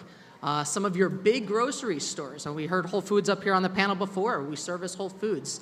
And then a lot of the independent retailers who are too small to buy direct themselves, they can't sell through a whole truckload of produce, most of it would go to waste, but they still need to have all of the different items that grow available. We talked earlier today about how food is so cultural and there's so many different varieties. I mean, at Katzman, we bring in product from over 55 different countries around the world, just to have access to some stuff that doesn't grow here or due to seasonality where we can't grow it. So the neat part about our supply chain is we move very fast and we work as a partnership. So we need information from our growers about when Mother Nature is perfect out there and decides that we're gonna get lots of production, we need to come up with a plan, and we need to come up with a plan fast, because none of our products are manufactured in a factory. Everything that we do is on a timeline. So making sure that we know what's coming, and then being able to work with retailers and communicate to them what items are plentiful and they should go on sale with. So just making sure we do our jobs well is one example of how we're fighting against food waste, because we're on top of things and we're making sure that food is getting from farm all the way to your kitchen tables at home as fast and as safe as possible. Another thing to think about is all of the great food organizations that are out there. So we heard from several food banks. We have tons in the Northeast as well. There's a company right on our market called Sharing Excess. It's a really great organization launched by a kid in college, and he was just passionate about saving food. So he goes around and anything that we can't find a customer for, and in New York we have a customer willing to buy just about everything. You know, people who want to put stuff on the retail shelf for maybe a week, and then a fruit peddler who's looking to buy stuff and probably going to sell it to you in about an hour, and you're going to eat it. So we do have that one advantage in our area of a huge population and lots of people to give access to fresh fruits and vegetables for, and all of this helps us cut down on food waste. A lot of efficiency happening in the Katzman operation. You have to be efficient when you're dealing with perishables. Emmanuel, if I can turn to you, one thing that I find so cool about Vallarta is that you have departments that you don't find in every supermarket, and you use bilingual language. And I'm wondering if you can talk about why the stores were set up this way, because it's very different than other retailers. Yeah, so for those of you that don't know Vallarta Supermarkets, we're a 56-store chain based out of Southern California, so we're only in California.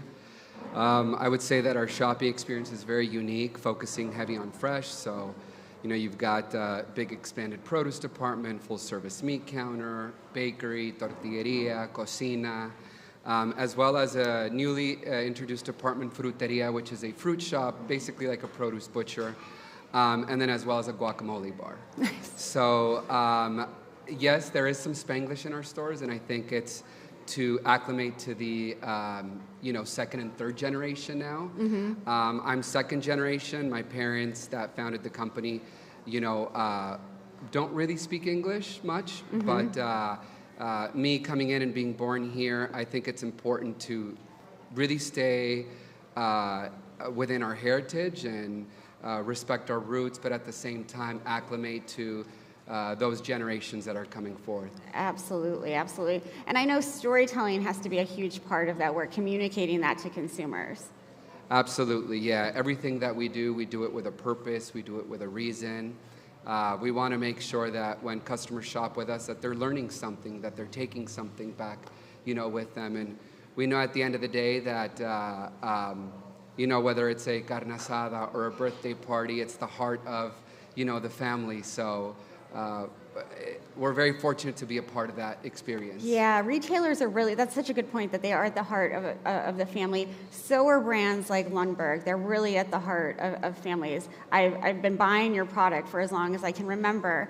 And I want to keep on this storytelling theme about, it's your background is so important to that, and you've translated it now into your work at Lundberg. Can you talk a little bit about that? Yeah, so I am a fourth-generation farmer. I grew up spending days in the fields with my dad, with my brothers, with my uncles, and my grandpa, and I always loved being out on the farm. But I was always a bit of a reader and a writer and a dreamer, and I didn't think that there would be a place for me on the farm. And so I left for about 10 years. I went to school, studied English Lit, and ended up working in book publishing in New York, which I loved. But I would be sitting at my desk in Midtown Manhattan at like 10 at night, and my dad would send me a video from the fields of a flock of pelicans in them one day or a turtle the next. And I just started to think, you know what? I'm doing something wrong here. And it was around the same time that we were starting to lose the second generation of our family, so my grandparents, my great uncles, my great aunts. The third generation was starting to talk about retirement, and the fourth generation, so my brothers and my cousins, were starting to have kids, a fifth generation. And I just couldn't wrap my head around the fact that this fifth generation would never know the second generation. And I wondered who would tell them the stories that I loved hearing as a kid around my grandparents' kitchen table or in my dad's truck. And I kind of looked left and looked right and realized, you know what? It might be me. I can give it a try. And so I applied for a job in marketing, an entry-level marketing position on the website without telling anybody. I love this. I told my parents after I applied, and I think the head of HR showed up in my dad's office the next day and was like, do you know about this? But then they didn't call me for like 2 weeks, so they really made me sweat it out. And I was hired as an entry-level copywriter, and I've been helping to tell our story ever since, so a little over 5 years now. I love that they kept you hanging. I was like, this is going to be embarrassing if I have to go back for Thanksgiving. And it's so great. It's so great. Danny, can I say one thing on that? I think, usually when you talk about storytelling for a company, it's about telling your story to the consumer or to a business partner. I think the point you made that internally storytelling to help the because they didn't know the second generation, it's a great resource for your team, but then also to attract new talent. Yeah. So I think storytelling both inside and out is so important. Such a great point. Thank you so much for bringing that up. Garland, I do want to shift gears a little bit, but maybe not. I think this is about storytelling too, as well. Berry picking is so extremely labor intensive, but it's also so highly skilled, and I think many of us don't realize that. And I'm wondering if you can talk about the kinds of protections that are needed to maintain the well-being of farm laborers and farm workers, because they have incredible knowledge that I think goes unseen. Yeah, it's a really good point. And every berry that you eat is harvested by hand. And I don't think a lot of consumers know that. I think we look at it in two aspects. One is protecting the harvesters, so we adhere to the best standards that there are out there. We've also applied our own standards. As I explained before, Driscoll's has about 800 growers in the Americas, and it is tough to enforce some of these policies. So we have a whole team that's dedicated to auditing some of these best practices that we see.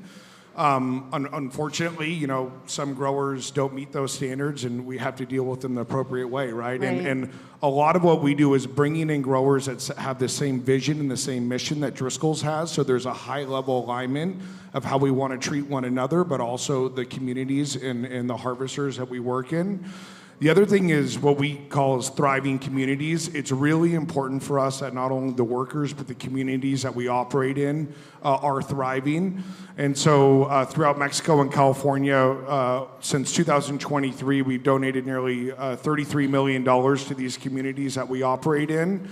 We do a very community-based approach, so we work with our growers and the harvesters, and we try to understand what needs do you all have in your community. Right. So it's not what, let's say, Driscoll's down, it's community up. And I heard some of that earlier in some of the previous discussions, and that's proven to be pretty effective, Yeah. We also really engage with our employees to be part of solving some of these issues. And since 2017, Driscoll's just in the Pajaro, Watsonville hour, our employees have dedicated 21,000 hours of community service on some of these projects that we focus on. And so I think we really take it to heart. Without a vibrant and thriving workforce for us, there's no value for the workers, Driscoll's, and the consumer at the end of the day. I'm wondering if you can talk a little bit about, the well-being of workers in fields as the climate continues to change and heat becomes a bigger problem for workers. Yeah, I mean, luckily for us, Driscoll's farm berries are generally, because the skin is so thin, we generally produce in very temperate locations throughout mostly coastal California and portions of Mexico. And so these areas are less exposed to these major traumatic events, but natural disasters do happen, whether it's fires, floods, heat waves. So we do have strict protocols with growers around when they can be in the field, when they cannot be, and safety associated with it.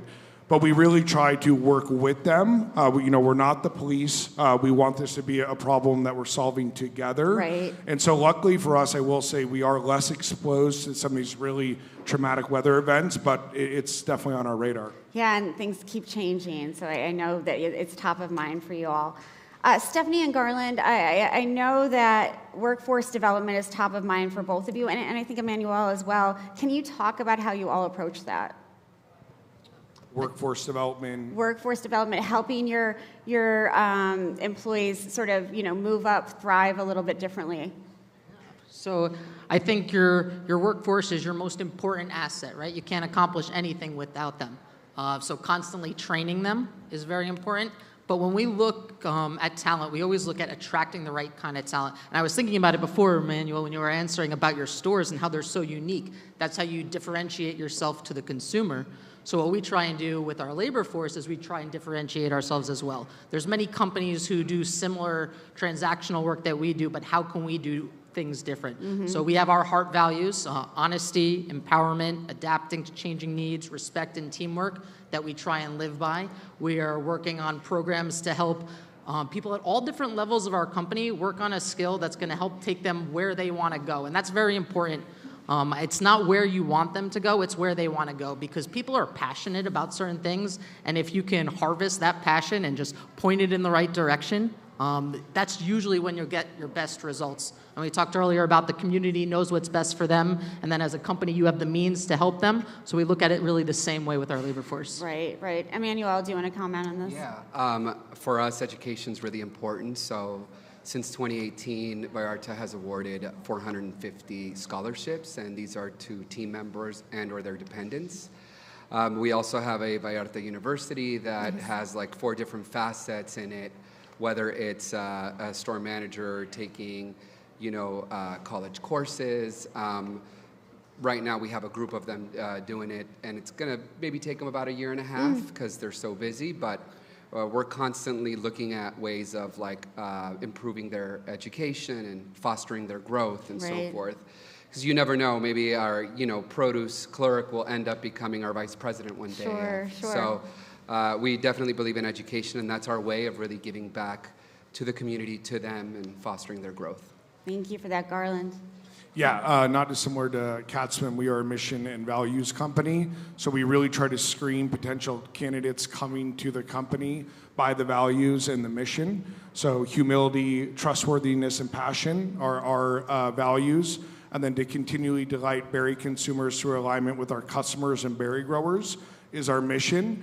And if it resonates with people and it connects, they come on into Driscoll's, and then we try to promote internal promotions as part of our overall stepping up of careers, being 50% all internal within Driscoll's. And so I think that notion of development within Driscoll's, promoting within, screened by our mission and our values, has proven to be pretty successful. Absolutely, and I love that compassion point. And Brita, I know that's important to you, that compassion part, not just only for the workforce, but for the wildlife and the conservation issues that Lumberg believes so deeply in.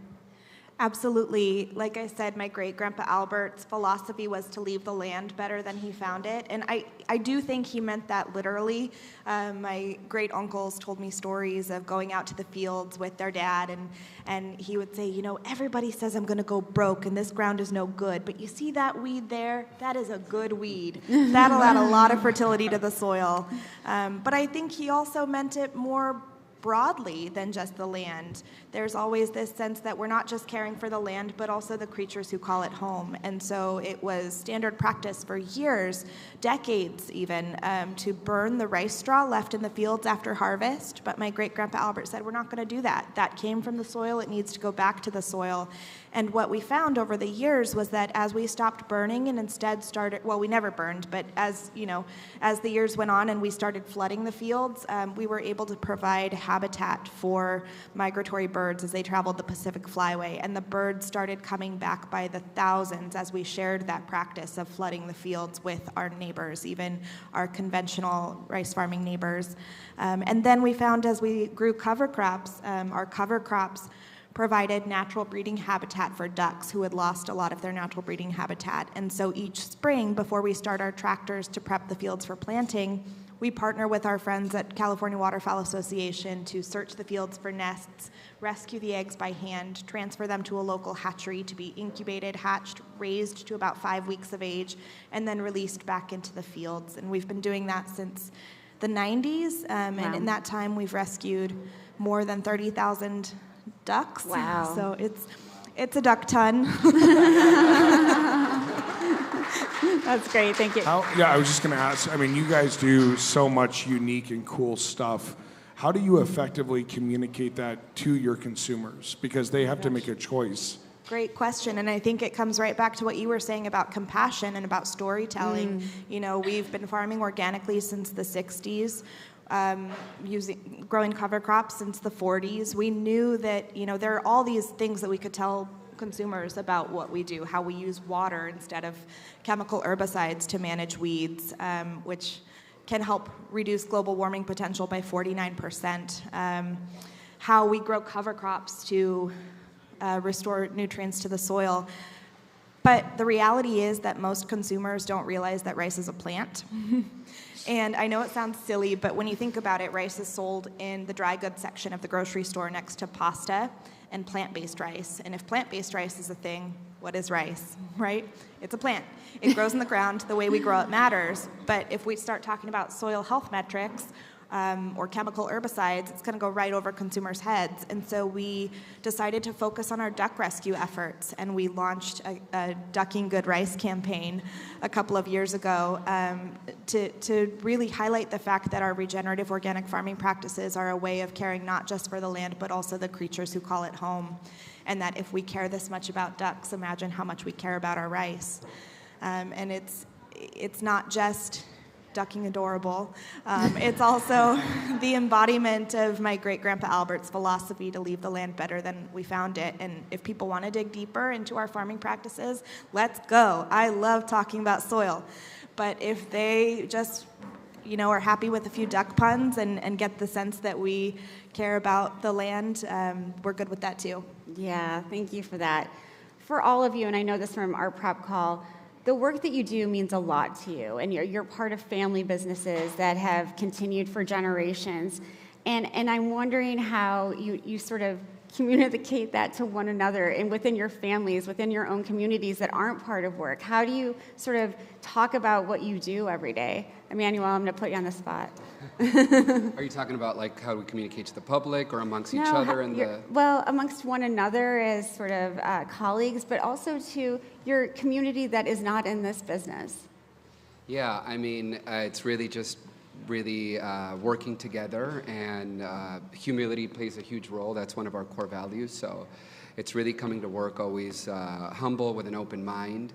Working through things. Debate is also big, right? Mm-hmm. There's constantly debate. And really, at the end of the day, everyone's goal is what's best for the customer, what's best for our consumer, right. What's best for our team members. So I think it's just really being patient and working through it. And yeah. Patience, debate. Stephanie, I'm going to turn to you next. So I think in our industry in general, in all parts of the supply chain, you have a lot of family businesses And my theory behind that was you have to be completely crazy to get into this business. You have to be born into it to be in it. But honestly, it's really the excitement and the passion, I think, that keeps you in this business. And that's the way we really talk about it in my family. And I think it's neat to have family in the business because they're there with you for all the great victories, and they're there to support you through all the big challenges. You know, we get home and you sit around the dinner table, you all know what you went through during the day. So like, you can see it on each other's faces, but you can also talk about it. You can help each other out. You know, I'm lucky enough in my family, I have 2 siblings and a brother-in-law in the business who came in. We're all the 4th generation. And it's just great even being able to see them all every day since we don't live together anymore. So I think that is a big part of it. And then it's surrounding yourself by all the non-family members that are like family too. And I think we have a lot of great people in our company, some who have been with us for 20, 25, 30, and 35 years. Wow. And they're like family members. And I think when you grow up in a business with people who helped you build it, you kind of get that passion bouncing between you. Absolutely. You are the epitome of excitement and passion, by the way. So thank you. Garland. This might be a little counterintuitive, but we try to have fun as a family. Yeah. We work a lot together, and it can be stressful. So we take time to connect as individuals, not necessarily as peers. And then conflict. We need to have and work through those meaty topics as a family. Great. But at the end of the day, I think, you know, family or private companies, it's so nice because that mission, that vision that you put into place and the values, you steer the ship. Right. And you can really work with your employees about how you want to operate and treat one another. So the longevity of private businesses, especially in agriculture, we feel is actually a point of differentiation. Yeah, it's so great. It's so great. Thank you for all that. Brita, you have the last word. Sure. So a few things come to mind. Lundberg Family Farms is owned by about 40 family members, but only 4 of us work full-time at the company. There are other family members involved in different ways, whether that's on the board or whether that's on the farm, selling their rice to Lundberg Family Farms, the brand. But we also have a family council, which we set up probably about 15 years ago now to help bridge the family and the business. And that family council creates space for us to connect, just have fun together. That's so important. And also space for us to just have conversations with each other. Sometimes hard, sometimes, smooth sailing, but just having those conversations is so important. Conflict, debate, fun. At the end of the day, that's what it's all about. Please give these panelists a round of applause. Thank you all so much. Thank you.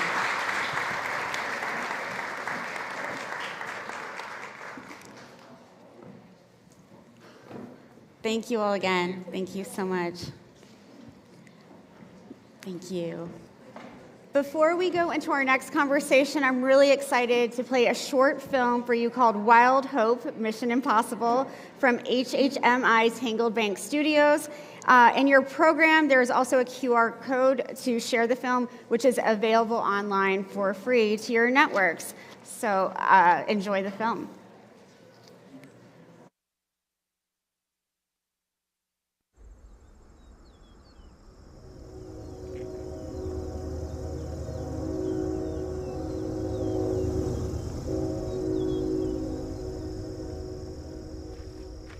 I feel like one of the biggest problems that limits individuals is that they label themselves in a way that limits the possibilities.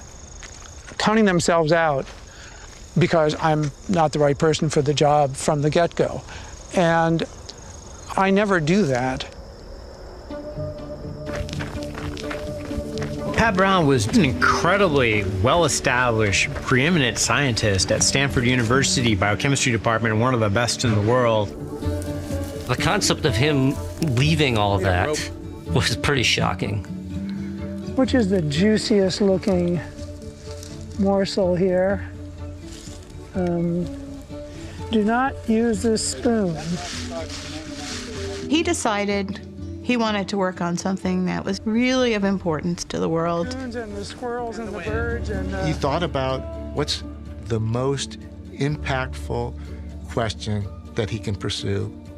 And Pat realized if we can replace animals in the food system, we can have a massive impact on the planet. I heard that he wanted to start a plant-based meat company. When I first heard about the idea, I thought, that is nuts, but if it's Pat Brown, he might actually do it. This is the Impossible Burger. So do you think that you're going to be putting the conventional meat business out of business? That's the whole purpose of Impossible Food.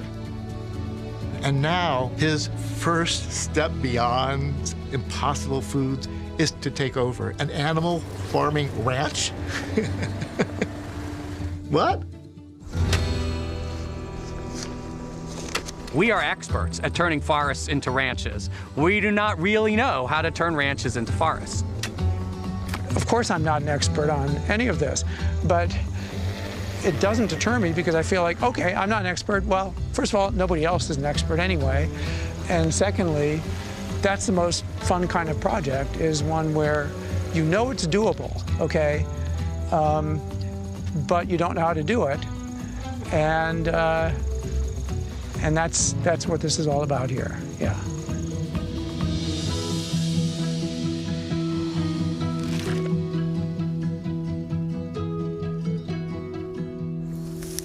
The long path that would eventually lead Pat to Arkansas began in the 1950s, a time when a few scientists were just beginning to raise concerns about greenhouse gases. Even now, man may be unwittingly changing the world's climate through the waste products of his civilization. Due to our release through factories and automobiles every year of more than 6 billion tons of carbon dioxide, which our atmosphere seems to be getting warmer. This is bad? Well, it's been calculated a few degrees rise in the Earth's temperature would melt the polar ice caps. In those days, young Pat Brown was just beginning to explore the world around him. My folks were so great. They were so great. Both of them were incredibly curious and about the world and engaged in the world. Both of them were in World War II. And my mom didn't fight in any battles, being a woman in that era, but she was in the Marines. My dad was in the Army, and he was captured by the Germans and in a POW camp and weighed less than 100 pounds when he got out. I think partly because of that experience, he joined the CIA. So he worked for the CIA for his entire career. I had 6 siblings, and 4 brothers and 2 sisters, so it was a big family. Pat was number 2, I was number 4. I think the main thing was that we were free at a very early age to be in charge of what we're doing, unless we got in too much trouble. Pat was probably the biggest troublemaker. In that era, especially if you had a big family, kids were very free range. It's basically, you go out the door at some time in the morning, nobody asks, nobody notices, and you come back hopefully alive, you know, at the end of the day. We moved quite a bit. Washington, Paris, Falls Church, Virginia 3 years, lived in Taipei, Taiwan 4 years. My favorite game when I was in Taiwan, it was called British Bulldog. Basically, the game consists of, you have one person with like 25 boys trying to chase them down and tackle them. I could have been a professional British Bulldog player, seriously, because I wasn't big, but I was fast and slippery and determined. I would say a very defining characteristic was curiosity. I just really wanted to understand everything I encountered, and I was particularly interested in the natural world. I remember Pat organizing events at the high school for the initial Earth Day. Around the same time, he was reading Ewell Gibbons' Stalking the Wild Asparagus. Ever eat a pine tree? Many parts are edible. And going out in the woods and looking for wild onions or things that might be edible. Its naturally sweet taste reminds me of wild hickory nuts. A core feature of my parents is that you're expected to be devoting yourself to making the world better in some way. And so I felt like, okay, an obvious thing to do was to go into medicine. Pat and I met when we were in graduate school at the University of Chicago. I was in a PhD program in genetics, and he was an MD PhD student in biochemistry. So we got to know each other. We had a similar circle of friends. He was a couple of years ahead of me. Already at that stage, it was clear that he was super creative, super talented at the bench, super passionate about the research that he was doing, and extremely capable of doing that research. Trained as a pediatrician and a biochemist, Pat had a choice to make: medicine or science. He decided to accept a postdoctoral research fellowship studying viruses in the lab of future Nobel Prize winners Michael Bishop and Harold Varmus. He and Sue moved to San Francisco. It was 1985. The AIDS epidemic was absolutely exploding in San Francisco. It was clearly an important problem from a medical and public health perspective. It was devastating for a lot of people in the city. And it was just very sad. You know, and there was this awareness that there weren't drugs to treat AIDS. I was working on trying to understand a fundamental part of how the HIV virus reproduces itself. And nobody knew how that happened, and so I said, okay, I'm going to work on that. I had an idea for how to get it to work in a test tube. Because once you can do that, then you can start picking it apart in molecular detail. If I told you some of the time I spent, you'd say, that sounds like the most boring thing I could possibly imagine. But when you're doing these really boring things, but the bigger picture is, it's driving you, there's something exciting if you can get through it. You know, it's fun and you're motivated. Finally, after 1 year, I had confirmed this is exactly, no question, this had all the molecular hallmarks of a retrovirus insertion. And basically now you can test for drugs that block this reaction. Figuring out how HIV integrates early in his career gave him that sort of self-belief that, you know, he could solve complicated problems. And even if, you know, there are long stretches where things aren't working or you don't know how you're going to get there. In the 1990s, Pat joined the biomedical faculty at Stanford University. For the first time, he'd be putting together his own lab. He could do anything he wanted. Then he came up with this idea that transformed genomics. In those days, scientists were largely limited to studying genes one at a time. Little inkwell. Then, Pat's lab invented the DNA microarray.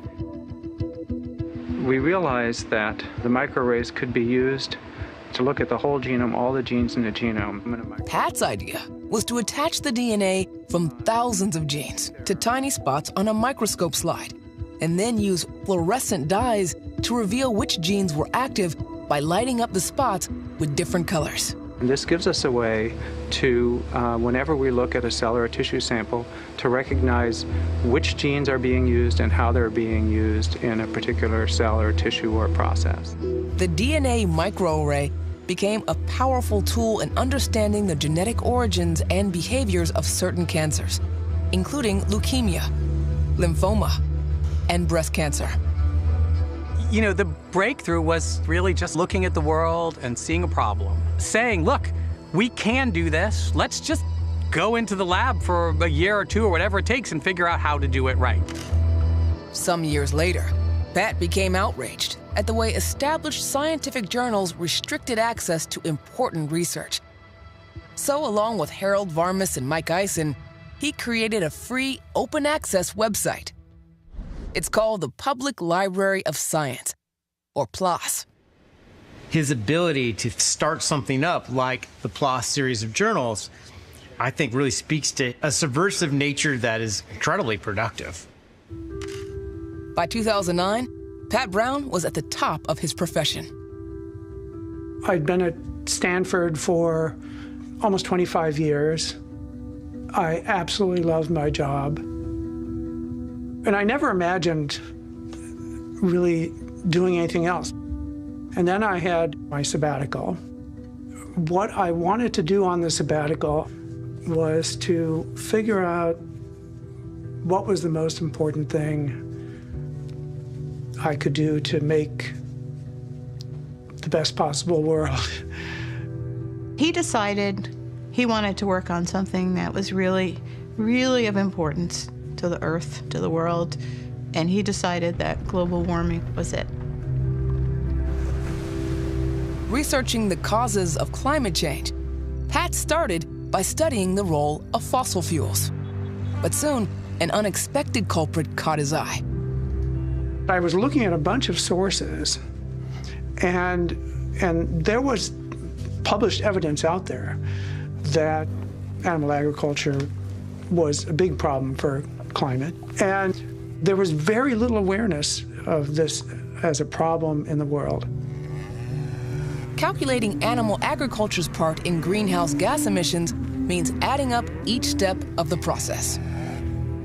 From clearing the land, which often involves burning carbon-rich forests, to growing and harvesting feed crops, to fattening and butchering the animals. And as part of their digestion process, cows release huge amounts of methane, a heat-trapping gas 28 times more potent than carbon dioxide. It was responsible for more greenhouse gas emissions than the entire transportation sector, or every car, bus, train, plane, boat on Earth combined, okay? A major greenhouse gas emitter. But our demand for meat was fueling a crisis on the ground that alarmed Pat even more. When I started looking at biodiversity, then I realized, okay, that's probably an even worse problem due to the huge land footprint of animal agriculture. Of all the ice-free land on Earth, the estimated amount used to raise animals for food is 40%. And this is at the expense of the biodiverse ecosystems that live there. The total number of wild mammals, birds, reptiles, amphibians, and fish living on Earth, each of them is less than a third of what it was 50 years ago. If that doesn't, like, send a chill down your spine, you're not paying attention. Comparing the relative biomass of all the mammals on Earth, scientists estimate the planet is made up of humans, 36%, livestock, 60%, mostly cows, and all wild mammals combined, just 4%. We basically replaced wildlife with cows and pigs and chickens. So the more he researched it and realized that animal agriculture was terrible for the planet, he started thinking about how he might have an impact there, what he could do to change things. My feeling was the environmental impact of the animal ag industry was completely unacceptable, and no one was seriously trying to make it go away completely, okay? And so that's what I decided I was going to do. And so then, okay, he started thinking, telling people not to eat animals isn't going to work. What we need to do is find a more efficient technology to make meat. That's sort of where it all clicked for him, I think. I realized that the most important scientific challenge in the world is figuring out what makes meat taste like meat. If you can figure out what makes meat taste like meat and find the necessary components to deliver that, you basically save us from the two biggest threats the planet is facing. And I was pretty confident that it would be possible to make cheaper, more delicious, healthier, vastly more sustainable meat directly from plants. Pat began reaching out to experts. One of those was Harold McGee. Pat thought of contacting me because beginning in the 1970s, I started writing about the science of cooking. His idea was if he could find a way to make something that was as delicious and appealing as meat, but without the environmental costs, that would be a project doing. So it was hugely ambitious because how are you going to do that? You need optimism to be a scientist because you don't know you're going in the right direction until you get there, basically. It's much more interesting if you're doing something in science that everybody thinks is crazy. You know, bring it on. Pat had a hunch that a single molecule might be key to unlocking the secret of meat's flavor. Right from the start, I was interested in a red molecule called heme.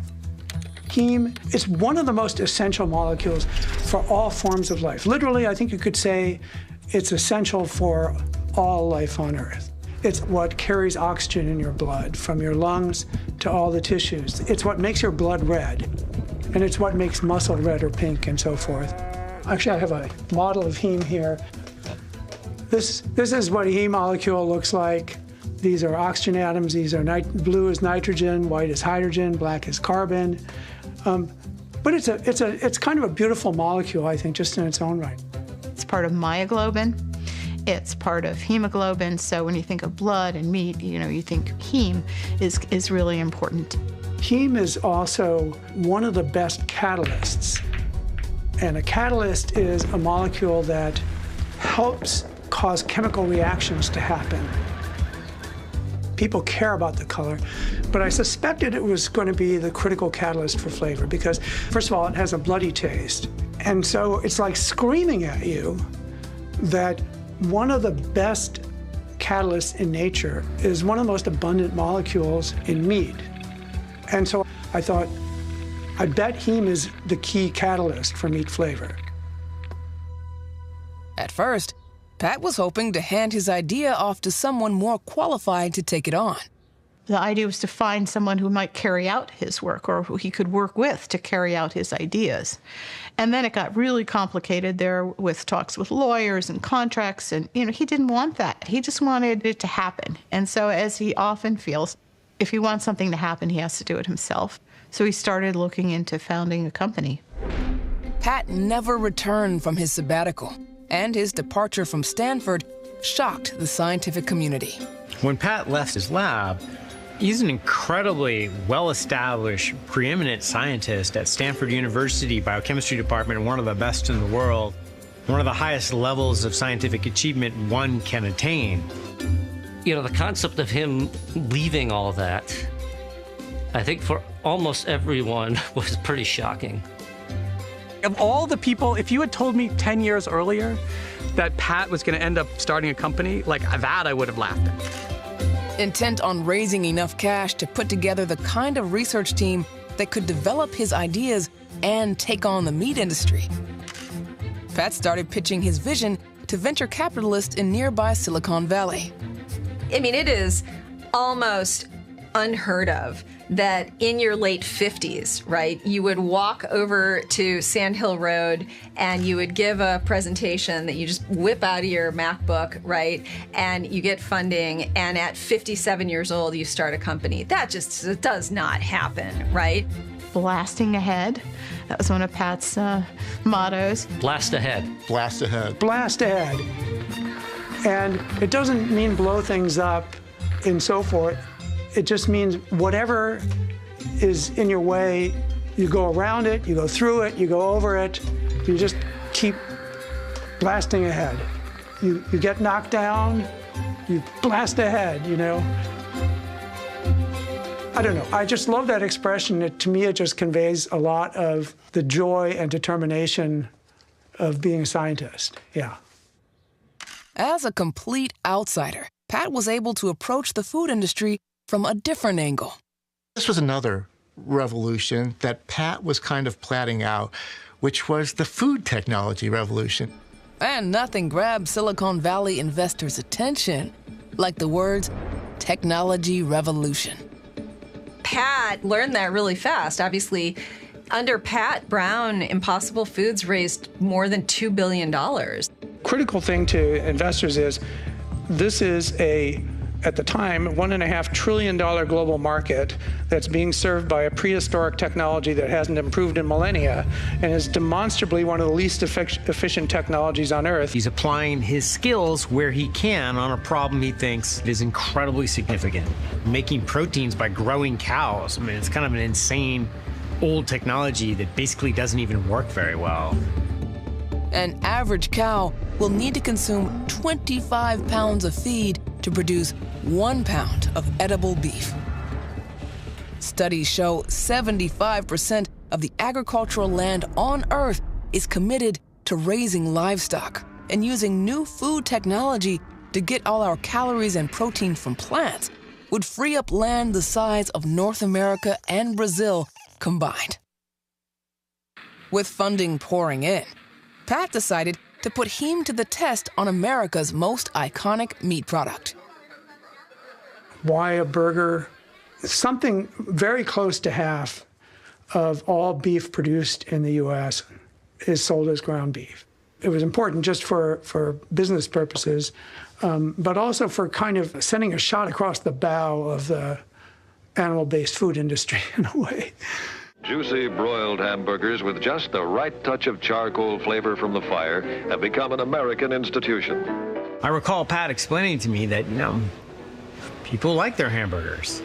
Just the elegant aroma of that ground beef picking up added flavor from the fire is enough to give everybody the firm idea that it's time to eat.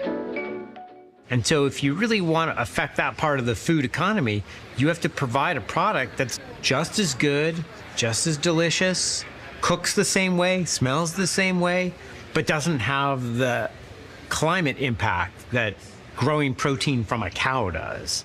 It has to handle like meat. When you pick it up, it should feel like raw beef. And then you put it in the pan and you start to cook it, and it had to change color just the way a beef burger does, and develop all those wonderful aromas. And that challenge is huge, but it's also all biochemistry. While meat is loaded with heme, the same molecule is also present in plants. Now the question became, which plants would provide enough heme to begin his experiment? Pat started doing research on legumes, like soybeans.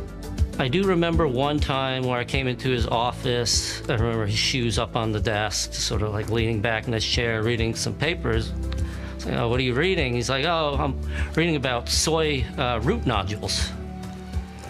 Okay, why?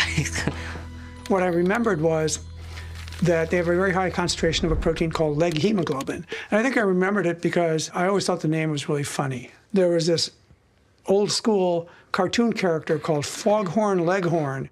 And every time I hear leg hemoglobin, I'd better play it cagey. Kind of do a double take. He has a great memory for things he's learned, and he's very good at putting things together. He knew that root nodules were going to be a good source of heme. 2 or 3 months after Impossible Food started, we were in southern Minnesota, in soybean country, with a friendly farmer harvesting soybean root nodules. Nodules are like little balls along the roots, and they're pretty delicate, so there's not already something in place in the farming industry to take them off of the roots and keep them intact, but also get rid of the waste, and that they ended up using a street sweeper for.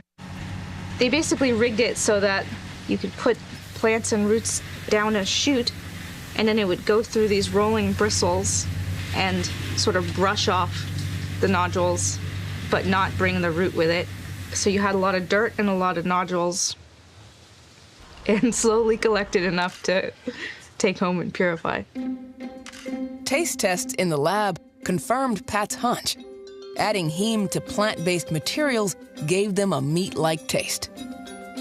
It took Pat thinking from the ground up and asking very basic questions about what meat is and how its flavors develop to realize that heme was actually crucial in the generation of the aromas that we love in beef and meats in general. So right off the bat, he'd come up with something that the meat industry had never realized about what makes their product delicious. But how to make enough heme? street sweepers and soy nodules weren't going to do it. We need to figure out how we can make it on a very massive scale and cheaply. Eventually, the team came up with a plan to insert the soy DNA into yeast cells. The yeast could then be fermented to produce the massive amounts of heme needed to keep up with demand. Genetically modified organisms are a commonly used tool in the U.S. food industry. Getting the taste right was one huge hurdle, but there were many other challenges confronting the burger-making teams, and they all had to be faced simultaneously. We were kind of reverse engineering the burger, so we thought of it in its different components: the soft connective tissue, the lean tissue, the flavor, the juice basically, the adipose tissue, fat, and then thought about how to best recreate each of those tissues, combine them, and then hopefully we'd have something that was like ground beef. So many aspects needed to be right. So you could imagine maybe somebody puts together a prototype of beef that looks just like beef. You try to make it into a patty and it just disintegrates when you cook it. So those are some of the earlier issues. When I first joined in 2016, we had a product that, let's be very, very clear, it was really subpar. It was this gluten-based wheat burger, right? It would fall apart effectively under almost any cooking circumstance. You know, in the first month we made patties, just to get a sense of how far are we from anything close to what we want to make. Well, really far, okay? The product wasn't nearly the sort of consistency, didn't have the chew down that true meat lovers loved. So the team iterated and iterated. I was, I think, optimistically skeptical because it really took a long time for it to turn into something viable. But it seemed like an amazing idea. So I think everyone was just putting a lot of faith behind the idea. That attitude is kind of what kept us propelling forward. So by the fall of 2018, the scientists approached me and they were like, hey, we want you to try this product. Unlike the 1.0 wheat burger, the 2.0 burger was made with soy, which has much better consistency. And so the moment I tasted that, I was like, whoa, this is a huge opportunity. And it was this mega hit right from the beginning. This is the Impossible Burger. It doesn't taste like plant. So it tastes like the real thing? It does. I'm spooked. Burger A is the Impossible Burger. That is insane. Isn't that insane? That's amazing. I'm shocked that both of you went with the wrong. That is amazing. We are anti-fake food. Yes. We are anti-vegan stuff. We both hate vegetables. Yes. And for that to fool, and I'm a rancher. Oh my God, it was so much fun, especially the launch of Burger King. This is not an April Fool's joke. Burger King announced Monday it would launch the Impossible Whopper made with plant-based patties from Impossible Foods this week. Launching into Burger King was a huge deal for us. It really put plant-based meat on the map. It put Impossible Foods on the map. I feel like we've proven this is going to work. It had taken more than 7 years of trial and error, but Pat's Impossible Lab had created a nutritious plant-based burger with zero cholesterol that third-party research estimates uses 96% less land, 87% less fresh water, and generates 89% fewer greenhouse gas emissions than burgers made from cows. When Burger 2.0 came out and people could get it in their hands and cook with it, I think that was an inflection point for the whole food system. And we'll look back and see that this is really what set everything in motion. When I tasted that, well, I think maybe one of the few times I've cried after eating something, because of 7 years in the making and what he had done and what he had given up to do this. Also the, implications, how big a positive impact this could have. It doesn't require people to buy a new car or anything like that. Every single human being gets 3 chances a day to do the right thing by way of the environment and to not eat beef, right? That's why it's so powerful. Once something changes in my life, it's almost immediately in the rearview mirror. If you ask me where my head is at, you know, are you living in the moment or are you living in the past or something like that, I'm always thinking about the future.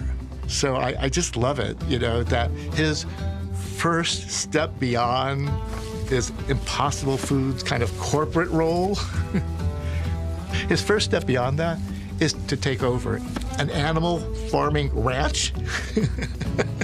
That's the first thing. What? Pat's strategy for saving the planet has always had 2 fronts: overcoming our dependence on animal meat and rewilding rural landscapes. This 1,000-acre cattle ranch in western Arkansas was purchased by the nonprofit Impossible Foundation. For Pat and fellow scientist Mike Eisen, it's an experiment to turn back the clock on decades of ecological damage. When you look around here, as it exists right now, it's pretty.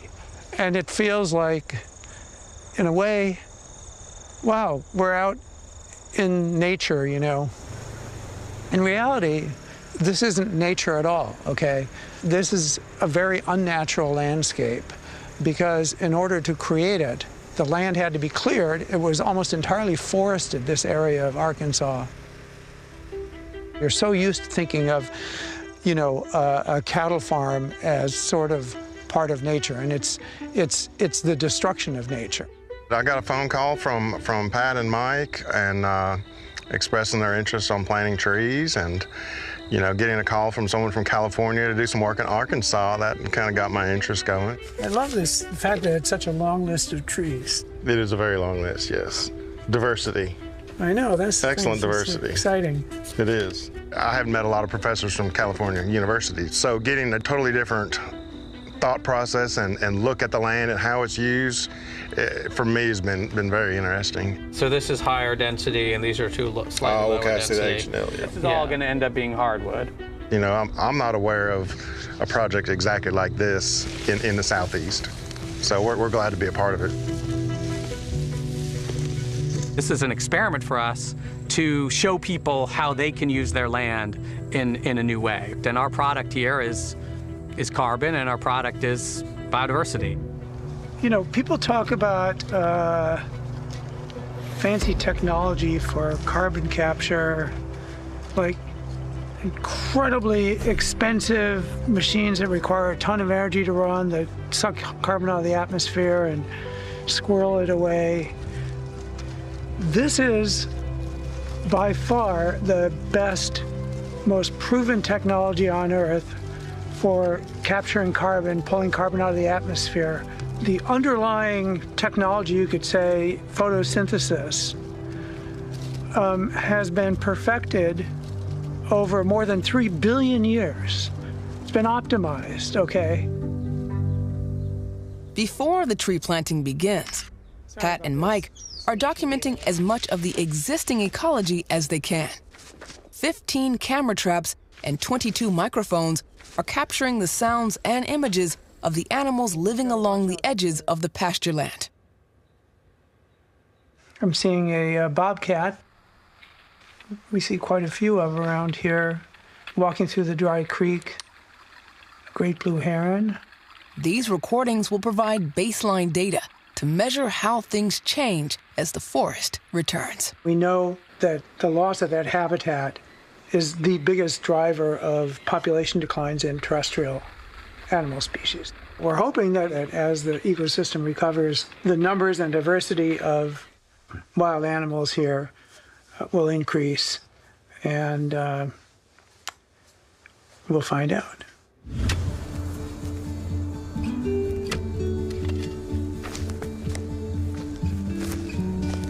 This is the start. This is kind of an epic moment for this project, where basically a forest with you know, more than 300,000 trees is going to grow up over the next several years. So it'll be amazing to just watch how it all plays out, just watch it grow up, see the biodiversity. And what we hope to learn is what's the best way to do this, because amazingly, it's really not well known at all. One of the biggest unknowns is, in a world without cows, what happens to the people who currently raise livestock for a living and who are a powerful part of the international economy? These farmers, if you're telling them to stop raising cows, they want to know, okay, how can I be sure I'm going to make money and make money on a reasonable time scale? And I've always felt like, okay, this is part of the problem that we have to solve. As part of this experiment, one of the things we want to do is develop a playbook for the farmers and ranchers, not just how to manage the land, but how to connect to the carbon markets. This is the LIDAR. Carbon markets exist, but in an imperfect form. Pat and Mike are anticipating a time when the market improves and carbon is seen as a resource companies and governments will pay to conserve.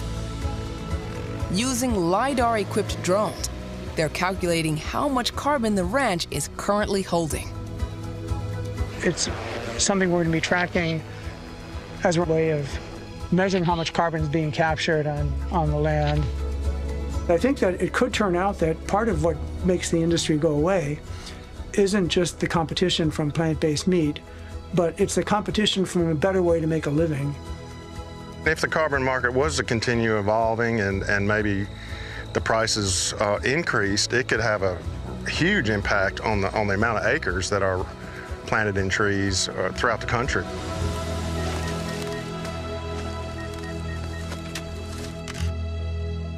The motivation for Impossible Foods from the very beginning was to enable a different use of all of this land. It wasn't about burgers per se, it was about the need to use the land we currently use to raise cattle to help address climate and biodiversity.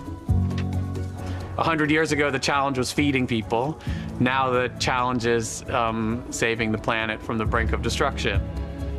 It's not just we need to eventually solve this problem, we need to solve it as fast as possible. And I do have this kind of like hardcore science optimism that pretty much any scientific problem can be solved. You just keep blasting ahead.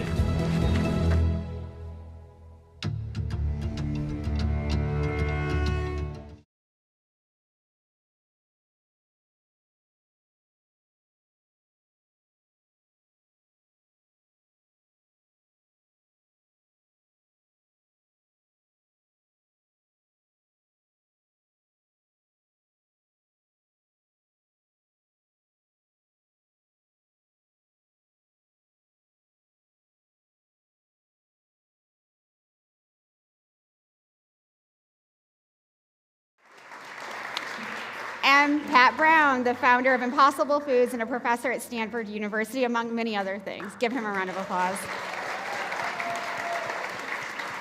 Pat, my friend, one of the things I enjoyed most about this movie, especially at the very beginning, is how many hairstyles you had. Like, it kept changing. I loved it.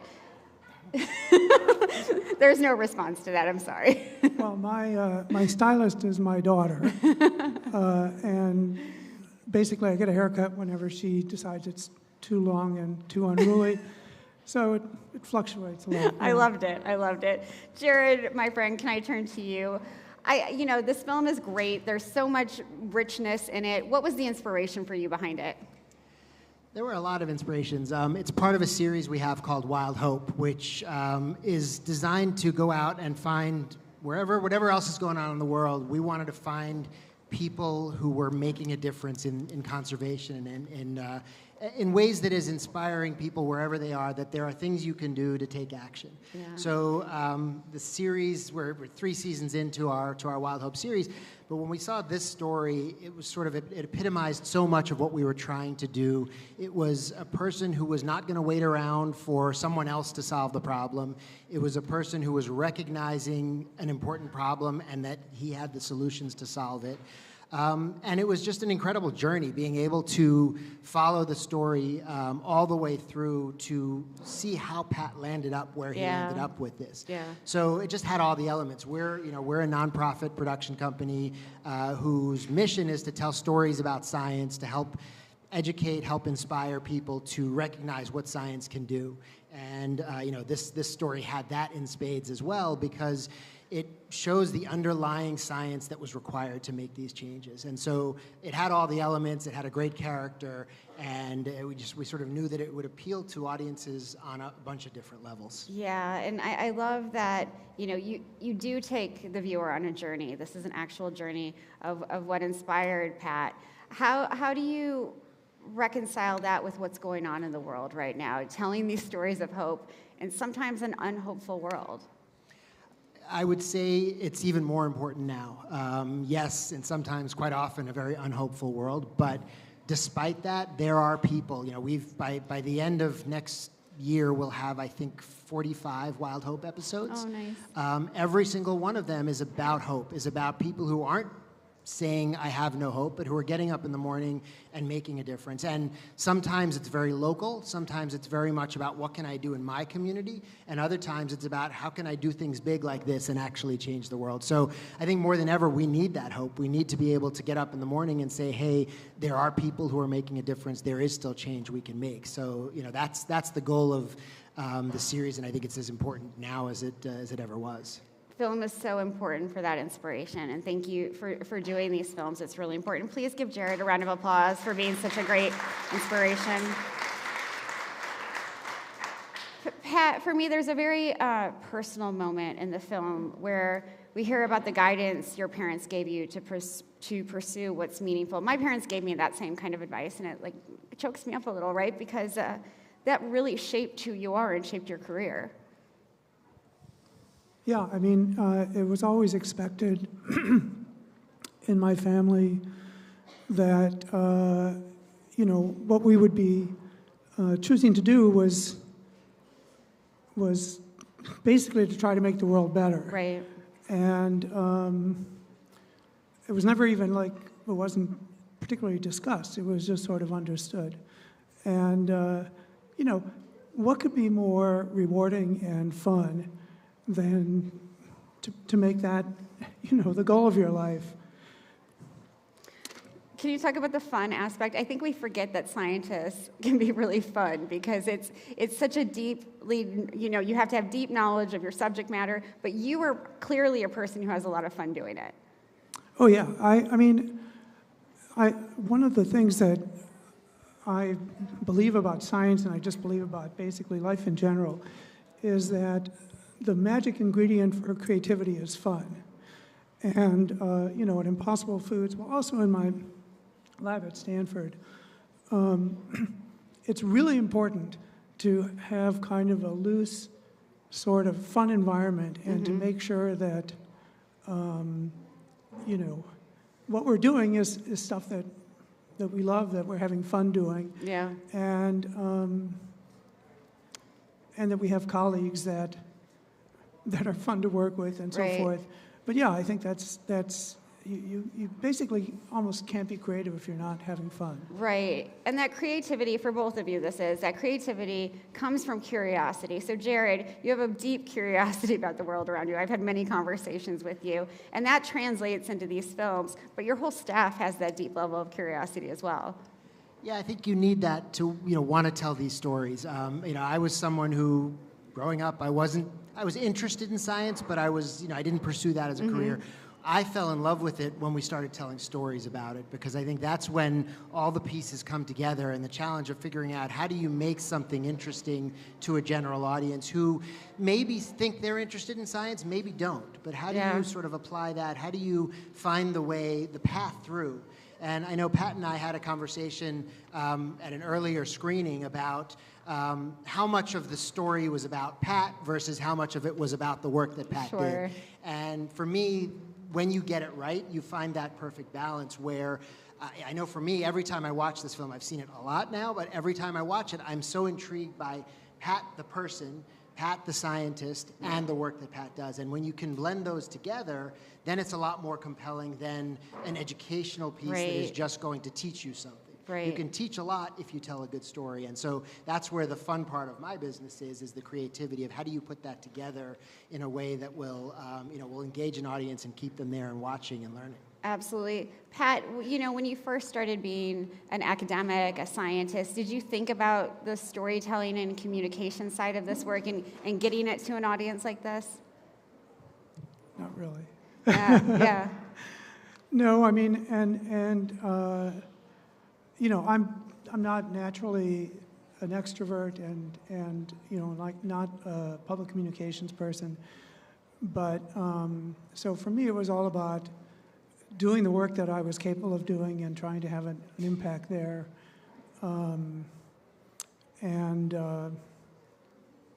yeah, it would speak for itself. Yeah, I kind of respectfully disagree. I've been on many panels with you for several years now. You're a good storyteller. You've learned how to do this in a really creative way. But, I also know you as somebody who is not a pessimist, but you see the problems in the world. And I wonder how you remain hopeful. And do you think we'll reach a point that eaters, consumers, will understand that their food choices have a real impact, not just on, planetary health, but human health? Yeah, I think that will happen. I think the way I approached the problem was start out with basically the belief that you're not going to solve it by cajoling or educating or coercing or trying to get people to change parts of their behavior or to reduce or eliminate something that gives them a lot of pleasure. Sure. I think that education will happen, but what we had to do was to accept the fact that people are going to continue to love meat and milk and dairy foods and fish and all the foods we use animals to make today, and recognize that the real problem isn't that people love those foods. The problem is that we're using the wrong technology to produce them. Mm-hmm. And in the food system, animals are just a technology. They're used as a technology to turn plants into meat and milk and eggs and fish, for that matter. And when you think about it that way, it's clear that there has to be better technology for doing this. A better way, by technology, it's just a tool we use to accomplish something of value. And people, thousands of years ago, realized that domesticating animals could save them a lot of labor and energy and produce an accessible source of food that they couldn't have otherwise. And there was really no better way to do it. And at that time, of course, the population was a lot smaller, and the amount of land globally that was required to do all that was not extremely impactful. Well, now, as was pointed out in the film, we're using 45% of the ice-free surface of Earth raising animals on land for food. And as a result of that, the average populations of the terrestrial mammals, birds, reptiles, and amphibians are less than a third, and fish for that matter, are less than a third of what they were just 50 years ago. And that is a catastrophe, okay? And it's not stopping. It's that population collapse isn't stopping. And the thing to realize is that, it's not just, those animals are cool and, it would be sad if there were no giraffes in the world and so forth. No, it's a much bigger issue than that because they're integral parts of the ecosystems that keep our planet viable. In fact, and by the way, it's not just vertebrates. The populations of flying insects worldwide are probably dropping at least as fast. They haven't been as well tracked, but all the evidence suggests that they're also less than a third of what they were 50 years ago. And I think something a lot of people don't realize is that insects, flying insects and birds, and the animals that disperse the seeds are essential parts of the reproductive system of plants. You can think of them, they're literally like the sex organs of plants in a way. Yeah. And when those populations are collapsing, that is just basically the first domino. That's the first sign of a much larger scale ecosystem collapse.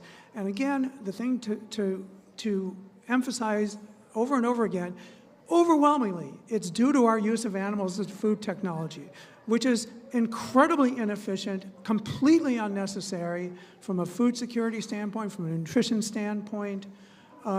We do it just because of the extra pleasure that people get from those foods. So that's really why the way I figured is if you can do a better job of delivering that pleasure, the nutritional qualities that people value from these foods, and make them more affordable. You don't have to educate, great to educate people, but you don't have to persuade them. They'll just make a choice. They'll choose the food that does the best job of delivering what they care about. Sure. And nobody likes the fact that their meat comes from a slaughtered animal, okay? Doesn't matter how much they love meat. That's just, they accept that as a necessary price to pay for the foods they love. But if you could make the same foods without using animals as a technology, a lot of people say, oh, no, no one will want to buy them. Yes, they will. If they're more delicious, more nutritious, and cheaper, people will buy them. I'm going to interrupt you there. I think you're very good at sort of highlighting what we'll lose from this industrial animal agriculture system, biodiversity, all of the things that really keep Earth going. But there's also the sort of the flip side of that. Many meat eaters, we're in Texas, feel like they're going to be deprived of something. And I think that's a challenge we face in sort of the food movement. We're telling people that they're going to be deprived of something rather than what they'll gain. How do we switch that conversation? Well, I think basically, rather than making it a conversation, the onus is on us. Those of us who are working to eliminate our dependence on animals in the food system, to create foods that deliver everything those meat eaters want. And, we've made huge progress at Impossible Foods. There's still a long way to go, but I think the critical thing that we've proven at this point is that it's doable, that we can actually we have beef, pork, and chicken products that in blind taste tests are preferred over the animal versions, okay, by meat eaters, by mainstream meat eaters. So it's doable. Yeah. And I think that's what we need to do so that nobody has to give up anything. If you say, you have to give up something you love, forget about it. Yeah. You're not going to win. Right. Is the change for you from what you're seeing with your work happening quickly enough? Well, not as quickly as I would like, absolutely not. But, my feeling is it'll take whatever time it takes, and our job is to make it happen as fast as possible. Yeah. While we're seeing this sort of push and urge to limit meat consumption and other animal products. Not meat consumption, to limit the use of animals as the technology to produce the meat. Keep eating the meat, just don't use animals to produce it. I'm going to continue on. We're also seeing interest in a sort of a move away from ultra-processed foods. So I'm wondering how you, as someone who created this Impossible Burger, sort of are able to think about this problem. We don't want ultra-processed foods either. We want foods that are healthy for people and the environment. Sure. Okay. That's an excellent question. So first of all, I would say at this point, most of the serious nutrition scientists in the world are realizing that ultra-processed is a stupid category. Okay. In fact, there have been a number of papers published in the last year or so, and more are going to be coming out from, I would say, the most authoritative sources, that the foods that are classified as ultra-processed, there are only 3 categories of those foods that are associated with all the negative impacts that are attributed to this broad, uselessly broad category. Sweetened drinks, sweetened, basically breakfast cereals and things like that, and ready-to-eat meat and dairy products, okay? Like processed meats and so forth. Everything else, if you look at everything else that gets binned in that category, there's zero association with any negative health consequences. And there have been you should check I'll send you the links. But this is. I got the links. So ultra processed it's kind of like saying, well, brown animals are dangerous or something like that. It's a meaningless category with respect to the health consequences. Sure, what matters is the nutritional properties and, high glycemic index, high saturated fat. Yep. I would just say, Pat, that it might be a meaningless category to scientists and nutritionists, but it's not a meaningless category to big food right now. And I think that's what we're up against. And so how do we reconcile? There are a lot of alternative meat products out there that folks like Mary and Nessel, a famous nutritionist, consider ultra-processed. And I just wonder what your thoughts are on that. Well, I should have a talk with her, but basically I suspect that if you were to ask her, okay, what are the foods that get binned into this broad category? Which are the ones that are actually the bad guys? Okay, she would agree with what I just said. It's basically things that are sweetened foods and basically processed meat and ready to eat dairy products, and because that's what all the evidence says. So I think what's going to happen is eventually the truth wins out. Okay. There are periods of time, we're in one right now, where, bullshit is dominating, but eventually the truth wins out, and I think the dust will settle on this issue. Yeah, but it's a problem in the meantime. Yeah, and I'm very sort of optimistic because Gen Z and young folks have a very big bullshit detector, so they're not going to buy into that. I want to move on to, something you said in the film is that you're always thinking about the future. And we've been hearing about this work that you're doing to transform farmland and steward it in a really creative way. Can you talk a little bit more about what we saw in the film? Yeah. So, from the start, my goal, just to be as direct as possible on it, is to completely eliminate the use of animals as a food technology because it's just irreducibly destructive. And But it's not enough to do that. Then we have to repair the damage that was done. And we don't want the people who are making a living, who are just doing a hard, dangerous job trying to support their families. They're not the bad guys at all. The slaughter cartel is the bad guys, but we don't want them to be collateral damage. And when you think about from a macroeconomic standpoint, I actually wrote an opinion piece for The Guardian about this, which I can send to you. But basically, the total income, like if you just focus on cattle farmers, the total global income from beef and dairy sales, the final product, is something like $800 billion, which is serious money, but a tiny fraction of that goes into the pockets of the farmers. Okay, so let's just say let's say $400 billion, okay? Well, that's a lot of money. But right now we're spending more than 10 times that much every year trying to replace fossil fuels with renewable energy. And projections of the economic impact of climate change basically are projecting that it's going to be upwards of $20 trillion a year. So if we could, if governments and other organizations would recognize that we can actually put the brakes on climate change, which you literally could. If you could phase out animal agriculture within a couple of decades, the negative emissions from that phase out, methane decay, nitrous oxide decay, and recovery, pulling carbon out of the atmosphere by biomass recovery, would offset all predicted ongoing emissions. For 30 years, we'd have a 30-year period of net zero, and it would offset more than 2/3 of predicted CO2 emissions through the end of the century. A huge impact on climate change. And given the economic impact of staying on our trajectory right now of climate change, it would be the best bargain ever to basically pay farmers and ranchers, not compel them, just offer them, okay? You want to keep chasing cows around, good, bless your heart. But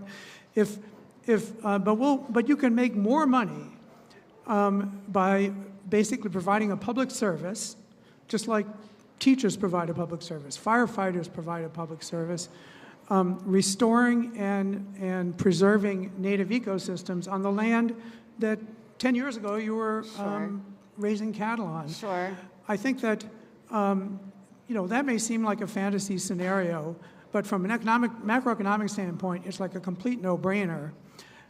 And what we need, though, is to provide them a playbook. And something that I think people aren't aware of is we don't understand how nature works. And we certainly don't understand how to restore a native ecosystem on land that's been degraded by animal agriculture. And that's why we're doing this experiment in Arkansas, because we're not pretending we know the answer. So we're trying a bunch of things. Experimenting. It's an experiment. As a scientist does.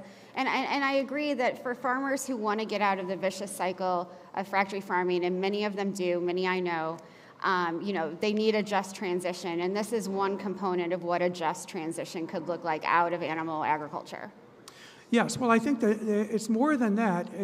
There are farmers who are not looking for an alternative. I would say pretty much everybody in animal agriculture, the farmer side, are struggling, okay? It's just a very, very difficult, economically challenging business. And if someone were to say, you can stay on your land, you can keep your land, you can keep the tax advantages of having agricultural land, except that now you can earn a living by basically restoring a native ecosystem and providing this huge service to the world. Previously, you were providing food. Now you're basically stopping the greatest environmental threats the world has ever faced. And we don't need this for food anymore. It would be a voluntary thing. Right, of Not course. because people want to stop Sure. What they're doing, but because they see a better alternative. Thank you. I want to end in these last few seconds with, a question for what's next for both of you. And Jared, I know you're constantly dreaming up film ideas. What's next? I think even more so now, the challenge is to find those stories that really showcase the foundational science that underlies so many of the advances, so many of the things that are interesting and relevant to our lives.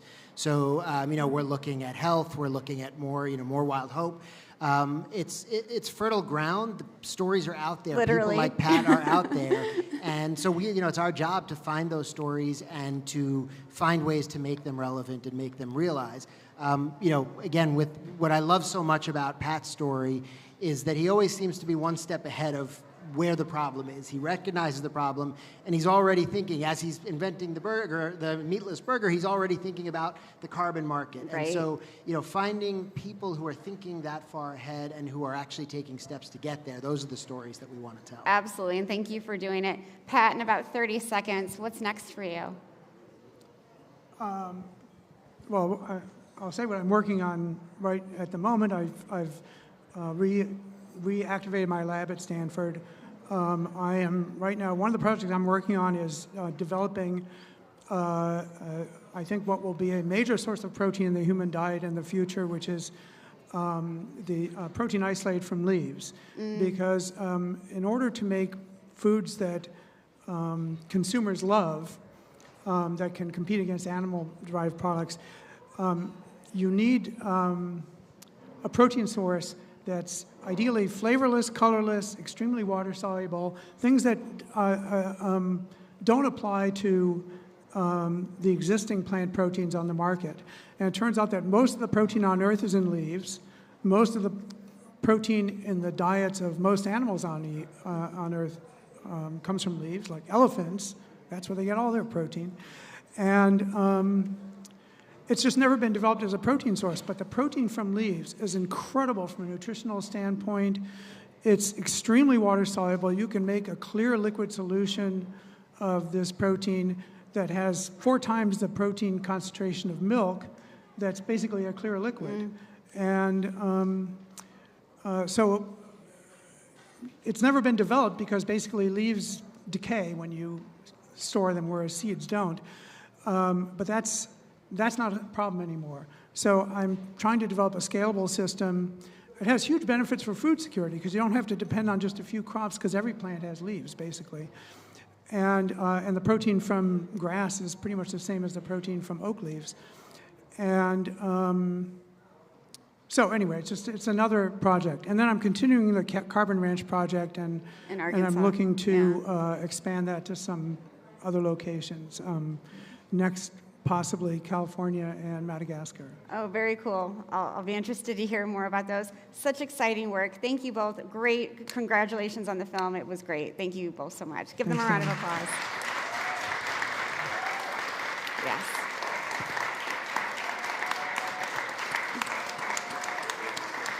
We're going to take a short break in our panels for now so you can all get a bite to eat. You can find a full menu in your program, but I want to thank a few of our partners, including Impossible, Farmer's Fridge, Certified Origins, Atlantic Sea Farms, Little Sesame, Yolele, Spirit Almond, Sprouts Market, Hasta la Luna, 504, Inland Seafood, Aquanaria, Swig Cheese House, and Saggiano. Please make sure to come right back to your seats because we have another special musical performance from our singer-songwriter, Kelsi Creek. And our next panel will start exactly at 2:10 p.m., so I'll see you all then. Eat your Impossible Burgers and have a good time.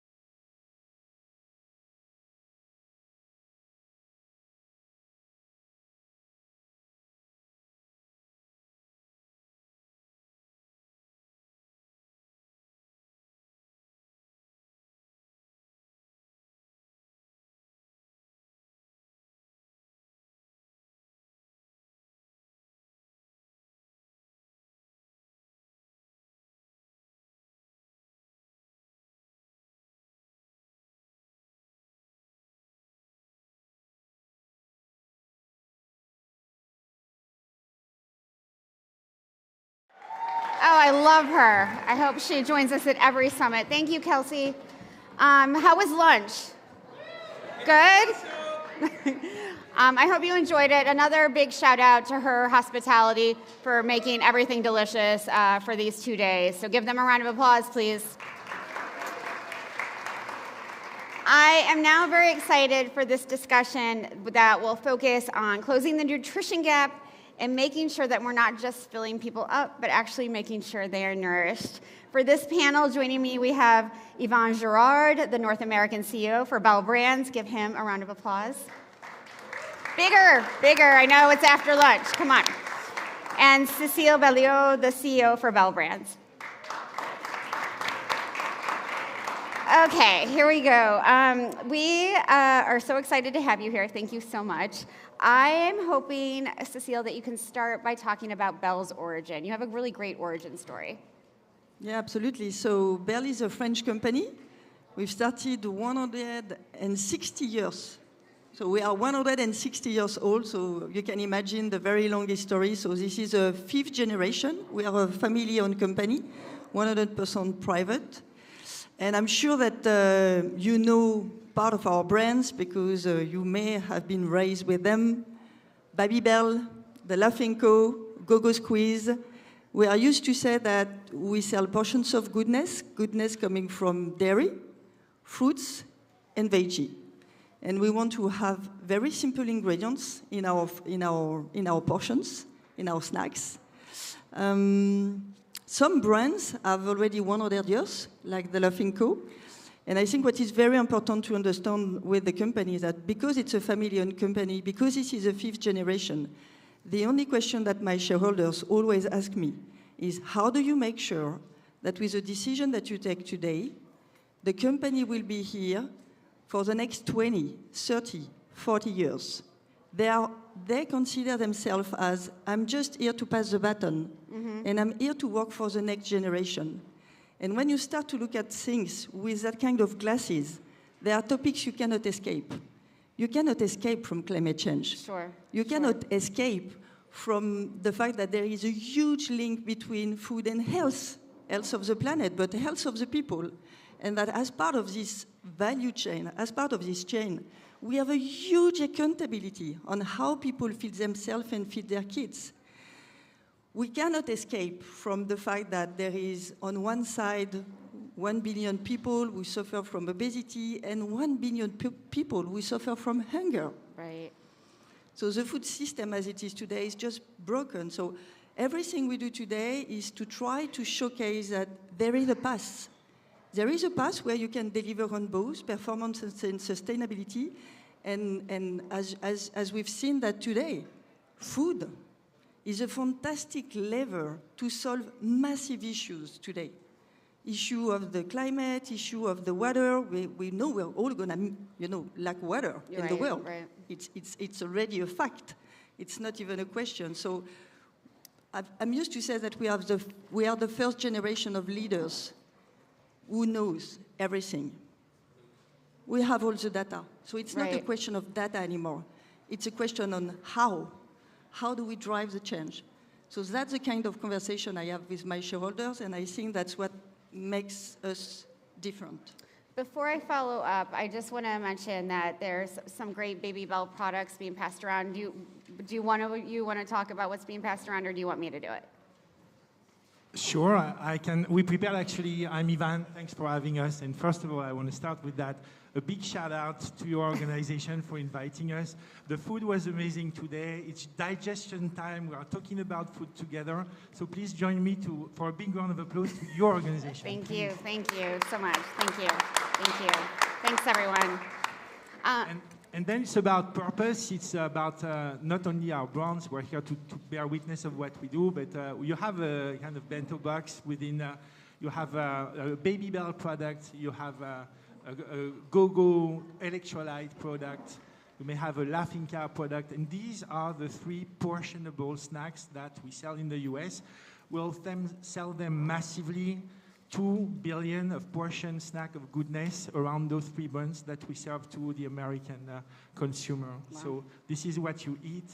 We'll talk later about our plant-based version of cheese as well. But basically, our goal is just to join the movement of goodness with you all and to testify on what we do.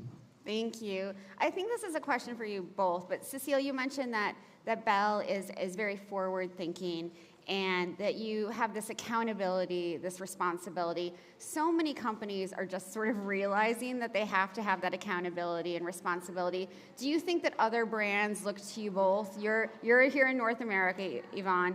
You're the global CEO. Are other companies coming to you and sort of learning from you? Yeah, I'm sure we are part of a lot of coalitions because we share a lot what we do. By the way, there is no way to change the food value chain if we don't go for partnership and coalition. I need my retailers. If I want to have an impact, I keep on telling to the retailers of the world, you cannot tell me that you do not have an impact on how people feed themselves. You promote, you merchandise, you decide price.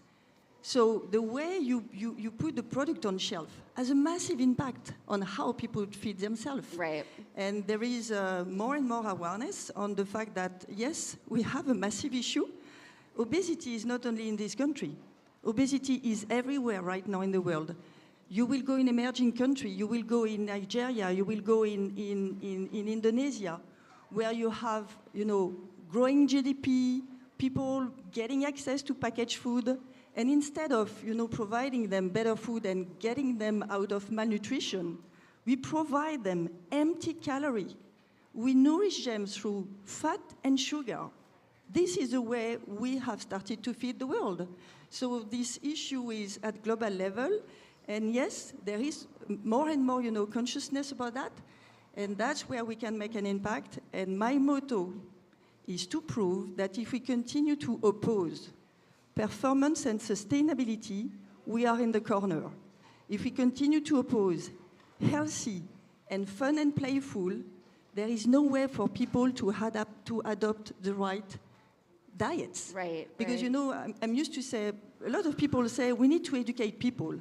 But nobody wants to be educated. I don't want to be educated. People want to, you have to appeal them. You have to make it fun for your kids, right. So that they want to try, they want to discover the real taste of food and fruits and even veggie. So I'm trying to convince that at Bell, we can make an end in everything we do. We do performance and sustainability. We do health and playful. We are global and truly local with the way we approach the food. Right. And I see a lot of people that start to look at us in a different way and come to us because they try to learn. Because again, we are a living proof that there is a way. There is a way. Yvonne, if I can turn to you, you have been instrumental in making sure that the company's journey in the United States and all over North America is a successful one. And, Cecile was talking about how the food system transformation, she didn't say it quite like this, but this is what I gained from it, has to be delicious. So can you talk about some of the ways that you're appealing to consumers in the United States? You mentioned the vegan cheese, and sometimes people sort of ruffle their feathers at vegan cheese, but you've learned to make it delicious. First of all, to your original question, it's a real call of action to action for everybody here in this room, individually, collectively, with the farmers and the growers, towards our supply chain, the manufacturers, the retailers, and we're working a lot with the retailers on that. So it's definitely a joint effort and a mission that is beyond business, I wanted to specify. Then, we guys in the room, we have a problem. This is the numbers. So the numbers are this. 90% of us in the United States snack 3 times a day. 25 is the average, 25% of calorie intake that we take, average, comes from the snacking. It goes up to 40%, especially on kids. So at the same time, so it's big market, we snack, we love snack, everybody loves to snack, right? At the same time, we're only 10% of us, 1 in 10, that meets the dietary needs in fruit, vegetables, and dairy.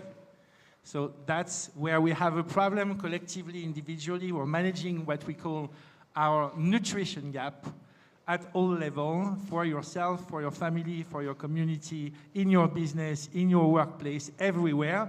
There is this possibility, this opportunity to close this gap. And that's what we're trying to do here. And to close this gap, we have three levers that are encapsulated in what we call the purposeful snacking movement. That is the snacking full of purpose. And what is a snacking full of purpose? It's three things. First of all, you have to be nutritious.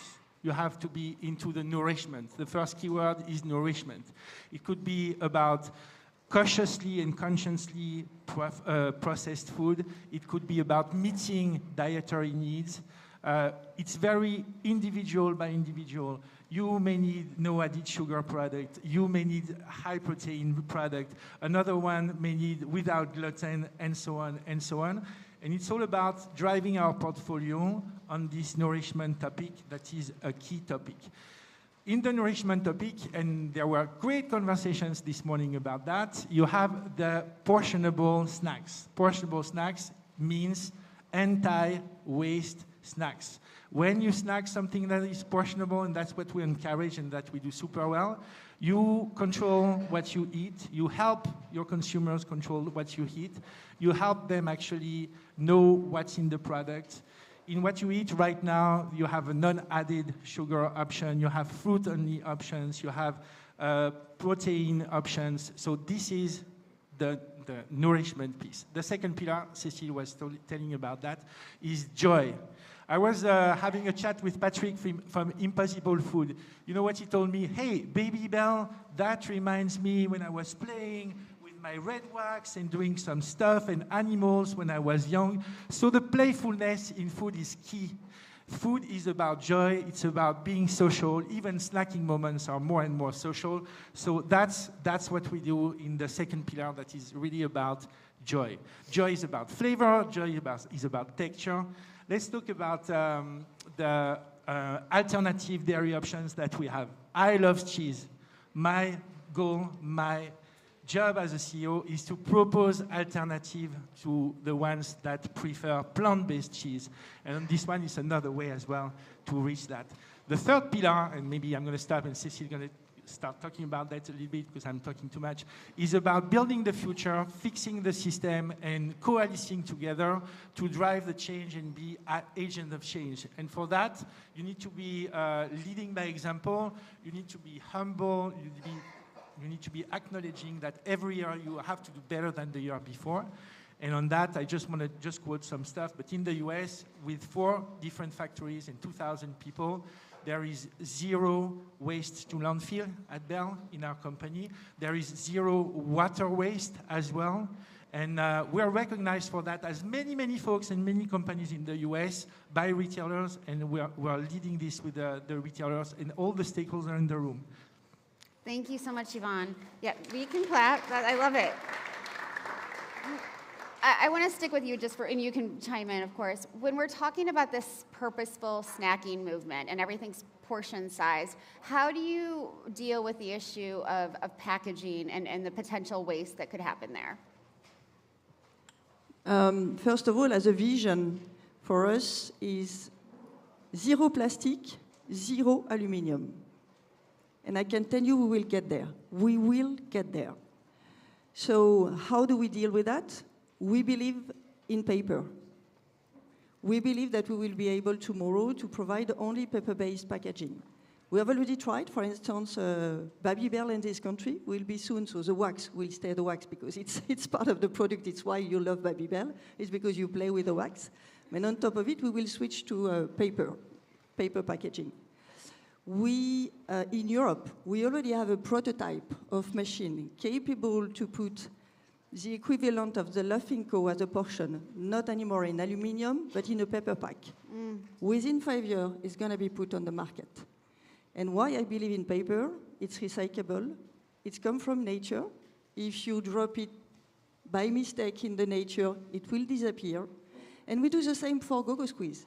We are already working on a Go-Go Squeeze paper pouch. So it takes time, it's a lot of research, it's a lot of investments, but we will get there. And by then, what I wanted also to share with you is a fact that nobody really perceived. When you look at portion control, so we believe in portion control because it's the right size, the right calorie amount, like nutrition, and no waste. But we believe also in this because from a carbon footprint point of view, if you benchmark, for instance, a box of Fluffing Co. portions, so individually wrapped in an aluminum foil, and you put the same quantity of Fluffing Co. processed cheese into the bulk option, which is the plastic tub you're going to find, in the stores here. And we have studied with a very precise analysis, a life cycle analysis. We have studied the impact coming from the packaging on the Fluffing Co. portion box and the tub option. Because we are capable, after so many years of producing Fluffing Co., to have a very, very, very thin aluminum foil, so the weight of the packaging is extremely light in the version in portion, and because then it's just a round box made of paper to compare with the plastic option, the reality is that the portion control packaging is as a CO2 footprint impact, which is 25% less important than the bulk option. So sometimes you feel you're making the right choice, moving to the bulk option, but when you look at the data in a very precise way, and I'm not talking about the waste, because when you open, of course, a tub, if you don't eat it all after 1 week, it's not exactly the same, you throw it away. You never ever throw away a Go-Go Squeeze pouch or a Fluffing Co. portion. Because the product is protected. Sure. The integrity is protected. Absolutely. So even if you think in terms of carbon footprint, today, the option of the portion is better, and tomorrow, it's a commitment, we will have the paper portion. Right, right. Yeah, that evolution has to happen, and it's a lot of experimentation. All of that has to happen. Sadly, we are running out of time. This conversation went very fast. I want to give you both a chance to give a call to action to this audience based on all of your expertise. So I'll start with you, Cecile. I think that what is beautiful with food is that every day you make choice. You choose what you put on your plate. And every day you can advocate. I don't know any other field where you could have a much bigger impact than into food. And the good thing is that health of the planet and health of the people is directly connected. So put more veggie and fruits in your plate every day. Half of it, I really mean it, half of it should come from fruit and veggie. Good for your health, good for the planet. And the other thing that I would like all of us to advocate is the value of food. The reason why the system does not evolve fast enough, if you compare with the impact we could have, is because the profit pool at the beginning of the chain, meaning the farmers, the people who feed the world, who feed us in this room, they do not get enough fair revenues for what they do. And because they don't have the fair revenues, they are not capable to transform themselves, because if you don't know what you're going to earn at the end of the month, I can tell you that I can talk about the end of the planet, you will not move. So it starts by, and that's the way we have transitioned towards regenerative agriculture everywhere we operate. We have started by providing to the farmers and dairy farmers, especially here but also in Europe, a fair revenue that was not based on the price of the milk today, not on the market price, but on their cost of production. And then we have put incentives so that there is a benefit for them to move towards regenerative agriculture. So we need to change the narrative behind food. I know there is inflation. I know we need to support the people who are in food insecurity. And at the same time, we need to valorize more food because we need to re-put profit pool at the beginning of the chain. Absolutely. It doesn't have to be either or. Thank you for that. Yvonne, you get the final word.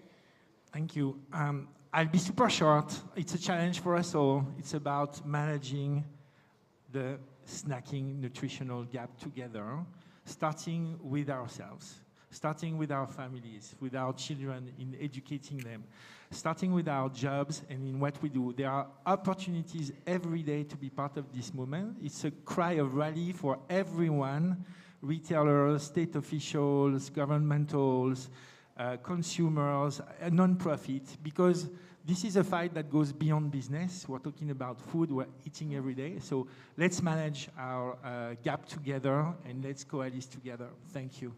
Absolutely. Thank you both so much. The collaboration is what it's all about. Thank you. Thanks for your partnership. Thank you. Round of applause as they exit, please. Thank you. In these next few sessions, we're going to look at how we can help all eaters of all ages lead healthier lives while building vibrant, resilient communities. For the first of these discussions, I get to sit down with Lindsay Waugh, the Executive Director of the Sprouts Healthy Communities Foundation. Please give her a big round of applause. So nice to see you. It's good to see you too. So, Lindsay, throughout these 2 days of this summit, we are going to have a chance to hear about some exciting projects that really help kids connect to hands-on experiences that teach them about our food and agriculture systems. And you have called this kind of education really a vehicle that allows us to deliver so much more than gardening skills. What are kids learning? Can you talk more about that? What are they learning beyond how to plant something? Sure. Well, first I'll start by saying that Sprouts Farmers Market is a purpose-driven company. And so what that means is that we have a goal of helping people live and eat better. And so we do that through the product in our stores, the way our team members show up at work every day, and then also through our foundation, through the work that we do out in the community.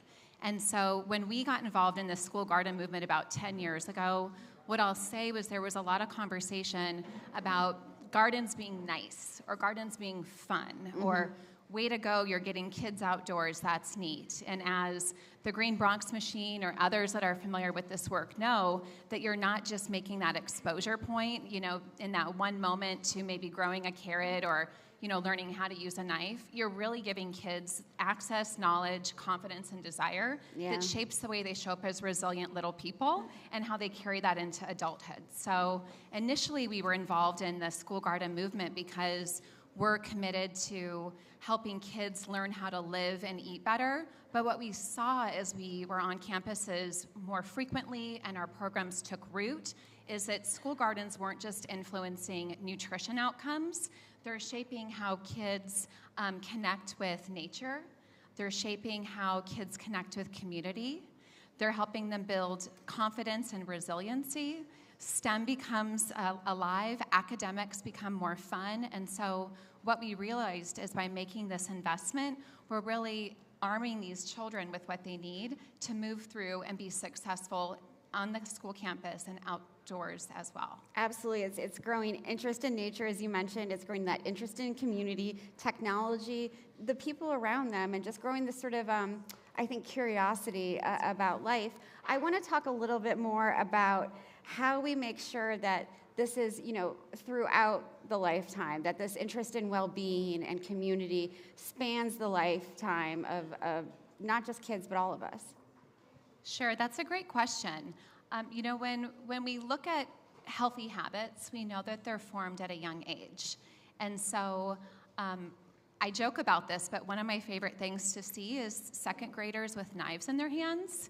Because once those kids learn how to chop their own vegetable and make their own snack, I'll tell you when they become teenagers or they go off to college, they're going to have more of that confidence to be continuing to connect and create that relationship with food. Yeah, I've seen it in my own life with my oldest stepson who had a garden at his school, but now as a high schooler is taking all of these cooking classes and really understanding that. Do you think that there's more of an opportunity for schools to be doing that with the help of foundations like yours? How can we make it sort of that it's not just these little programs in small cities, but much wider? Yeah, that's a great question. And there's several familiar faces, I think, in this audience who are kind of arm in arm with us in this work already. But what we've found is by looking at schools as hubs for community, and then how that connects out to the neighborhood that the schools are in, and then how you connect those various neighborhoods or those nonprofit organizations that really are the experts in this school garden work so that there's an ecosystem. And what I've found, especially in a moment right now where there's a lot of uncertainty that we're seeing with funding for nonprofits or issues that we're maybe, all feeling worried about, when you have that vibrant ecosystem, that's where you get the sustainability, and it becomes bigger than one student or teacher pet project. It becomes something that truly is transformative. I'm interested in Lindsay, hearing from you some personal stories of what you've seen. You've been, part of this foundation for a decade, right? And really learned from the people who are your fundees, your grantees. Are there any sort of particular stories you want to share? Well, there's a lot of really good stories, because I think that when you do this work, it becomes personal for each child. The goal is to have them make a lasting connection so that they see themselves in the work that they're doing. And so one of my favorite stories, and you're going to start to hear more from our foundation about the work that we're doing to lift up youth voices, and that's something we're going to be working on with Food Tank in the year ahead. But there was a young man, and he's in Birmingham, Alabama. He started out in one of the 8th grade after-school programs that we helped to fund. Very shy, lived with his grandmother. His name is Cedric. He'd be okay with me sharing his story. But when the pandemic hit, he was really isolated, and he was really worried about his grandmother. Sure. And, not having all the safety net resources to connect his family. And so the organization that he worked with is called Jones Valley Teaching Farm, and they operate farmland on school campuses. They teach kids, career development. They have food that goes back into the food system. And at that time, they ran a youth-led farmers market that was at their Saturday market in the neighborhood. And their funding source was that they would sell the food. Right. And Cedric went to the nonprofit leader, Amanda, who's a good friend of mine, and he said, here we are in the middle of a pandemic where we should be more creative and come up with ways that we can fund our work as a nonprofit, because there are people in our neighborhood who can't get to the grocery store. Sure. And so he took that, I think, passion and that strength that he had to have a brave conversation, and what that transformed is the entire way that they operate as an organization. Wow. So today they have a free farm stand open to anybody that can come in from the neighborhood. They partner with a senior citizen or a senior living community across the street and help make that food available. And what I'm most proud of is that Cedric has grown to become an advocate. He's a director now at the program. Nice. He's in his early 20s. He's joined us as a lead speaker in other events that we've done. And I think when you see that power shift into the hands of the next generation and you feel it, right, that's the piece I think that makes it so memorable. Yeah, kids teaching adults is so cool to me, and I'm all for second graders with knives for sure. That empowerment piece is what's key to all of this, though. It's again, you're not just growing food, you're not just growing the education aspect of this, you're growing empowerment and community building. Lindsay, not every retailer has a foundation that is sort of as active as yours. What's your advice for other retailers or other companies who want to get into the philanthropy sort of side of all of this? We're really fortunate at Sprouts that we are able to have a dedicated nonprofit arm to do this work. But anybody that's in this room or who's tuning in to study and follow Food Tank knows that any moment is an opportunity to make a connection for something that you're passionate about.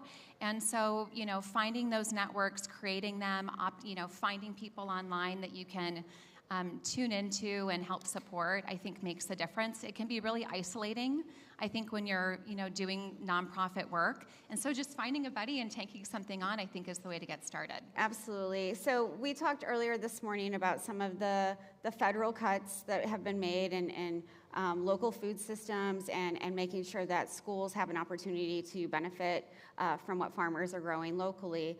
Do you expect, because of these recent changes, that philanthropic organizations like yours will get more attention because of the need that will be out there? We're in a moment where the way that I view it is that we have to slow down, pause, and connect to understand what's important.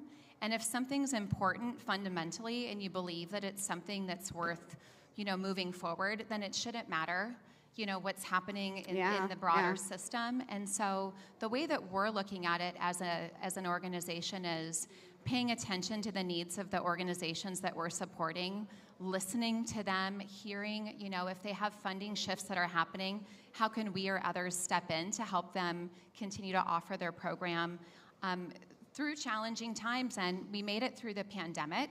And I will tell you, when the pandemic hit, school garden funding was one of the first things to get cut, and students were not on school campuses. So all those gardens went to weeds, and there was this major moment where we didn't know what would happen, but we got through it by working with our network, continuing to stay connected and focus on what's important, which is the kids that we're trying to help support. Yeah, I really like the Sprouts sort of model of really listening to communities, working very closely with them. That's been very important to you over the years, hasn't it? Just really getting to know your grantees. Yes, I say people either really like working with me or they don't. Because I have a tendency with my team, we view ourselves as a true partner in the work. And so what we want to do is be boots on the ground, leverage our stores. We have over 430 stores with team members that go out and volunteer. We have the awareness that we can create by telling stories through our channels. And so I think that having a partnership that becomes bigger than a donation and it becomes like a commitment to the work that you're trying to advance is what makes it feel really lasting. Yeah, and it is lasting, and you've done an amazing job, and it's been inspiring to hear about all the work you're doing. As we sort of sum up, I've been asking almost every panel today, what's your call to action? What do you want people to do? You have retailers, you have eaters, you have farmers, you have chefs. This is a very diverse audience. What do you want these folks to take away from, learning about the work that you do? Something that's really, really important is paying attention to your role in a moment in the movement and what's happening. And we talk a lot about youth and what it means to the next generation to have a better food system, or to pay attention to how we're caring for our planet, because these little kids are growing up. And what I would challenge everyone to do is spend time talking to a kid. If you have children in your life or children in your family or in your community, ask that second grader, what do you think about this? Tell me why. What gets you excited? How do you spark joy? Really getting them to feel that connection, because there's a lot of things that could have you feel weighted down, and kids feel it just as much as we do as adults. And so one of the things that we're leaning into as a foundation is saying, how do we have intentional ways to lift up youth voice? So we're not just saying this program's good for a child and putting them in it, we're really giving them an opportunity to share feedback and help us shape how we think about the programs that we have for them. I love that feedback loop with kids. That's so great. Lindsay, thank you for all of the work that you do. Thank you for being here today. Thank you for this collaboration. It means a lot to me. Thank you. Bigger round of applause. She's doing incredible work during difficult times. In this next session, while we're getting set up, and I'm going to get up for a second, we're going to continue talking about how we can cultivate positive food experiences for young eaters. And I have to say that some of my favorite people are on this panel. The work they are doing is truly inspiring. Give them a round of applause, please. All right, so joining us, we have Linda Novick O'Keefe, the co-founder and CEO of Common Threads. Round of applause. Jessica Gudmundson, the executive director of the National Farm to School Network. Round of applause. Chef Adrienne Lipscomb, the founder of the 40 Acres Project. Big round of applause for her. She's local. She's local, y'all. And Ashley Rouse, the executive director of the Edible Schoolyard Project. Big round of applause. I am so excited to see all of these folks. This is a really powerful group of women that I admire, and I'm just so glad to be on stage with, so thank you. Adrienne, I got to start with you, as always. Hi, everybody. You are deeply, deeply embedded in the food movement, especially here in Austin, but also elsewhere. You've done a lot of culinary diplomacy. But you're also really thinking about food and nutrition issues as a mom. And you shared a story with me last week that I kind of found confusing and disturbing, and I'm wondering if you are open to sharing it with the audience. Yeah, sure. It still is confusing to me too. So I have 4 kids, and 3 of them are in elementary. I have 1 in pre-K 4, 1 in 1st grade, and 1 in 2nd grade. I do not recommend it. But I received an email from each one of their teachers saying the same thing, and it pretty much states that they are no longer allowed to hold back the children from getting unhealthy snacks, which they were doing a little bit when they go to the cafeteria. Snacks range from 75 cents to $3.15. That's my first perplex, is like, how is a snack more than what the school lunch is, right? And that what they were concerned about was that children were now buying the unhealthy snacks and that they were not eating their lunch. And their excuse is that they are under contract and that they still need to be able to get as many calories for their calorie intake. So they were forewarning us to let us know that if you saw an increase in the account, in your child's account, this was probably the reason why. And so for me, this is coming from a pre-K 4. So they're allowing kids to get their unhealthy snacks and eat them first before even attempting to eat their lunch. And so a lot of kids were not eating their lunch. And before they have the education to know, I mean, they're getting it from you at home, but like when you're around kids, it's a very different story. Yeah, it's very different. So my children were pretty much raised, and they still are raised in gardens.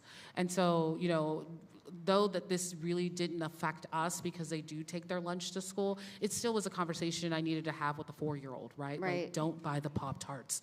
Do not look them in the eye, you know, like it's just, you know, like I have to make this, you know, conversation, and then, you know, the middle kid is like, I'm not doing it, but he's the one that gets the most, right? Like he's the one that will choose something. So, you know, it left me thinking about other parents and their choices, and, you know, and parents that are on the free lunch program, but still put money in their children's account, but having the free will that now that they can choose unhealthy snacks. And it also made me question the school district going, why aren't you choosing healthier snacks from the vendors, or having conversations with the vendors to provide a healthier snack option for kids? Right. So many problems intrinsic in all of what you just described. It's a lot. I'm still dealing with it. Yeah, I know. I'll be interested to hear what happens. Jessica, if I can turn to you. Obviously, schools can be incredibly important places to shape young eaters' relationship with food, but procurement practices also offer opportunities to support the broader food system and local economies, and I'm hoping you can talk about that. Yeah, happy to talk about farm to school all day long.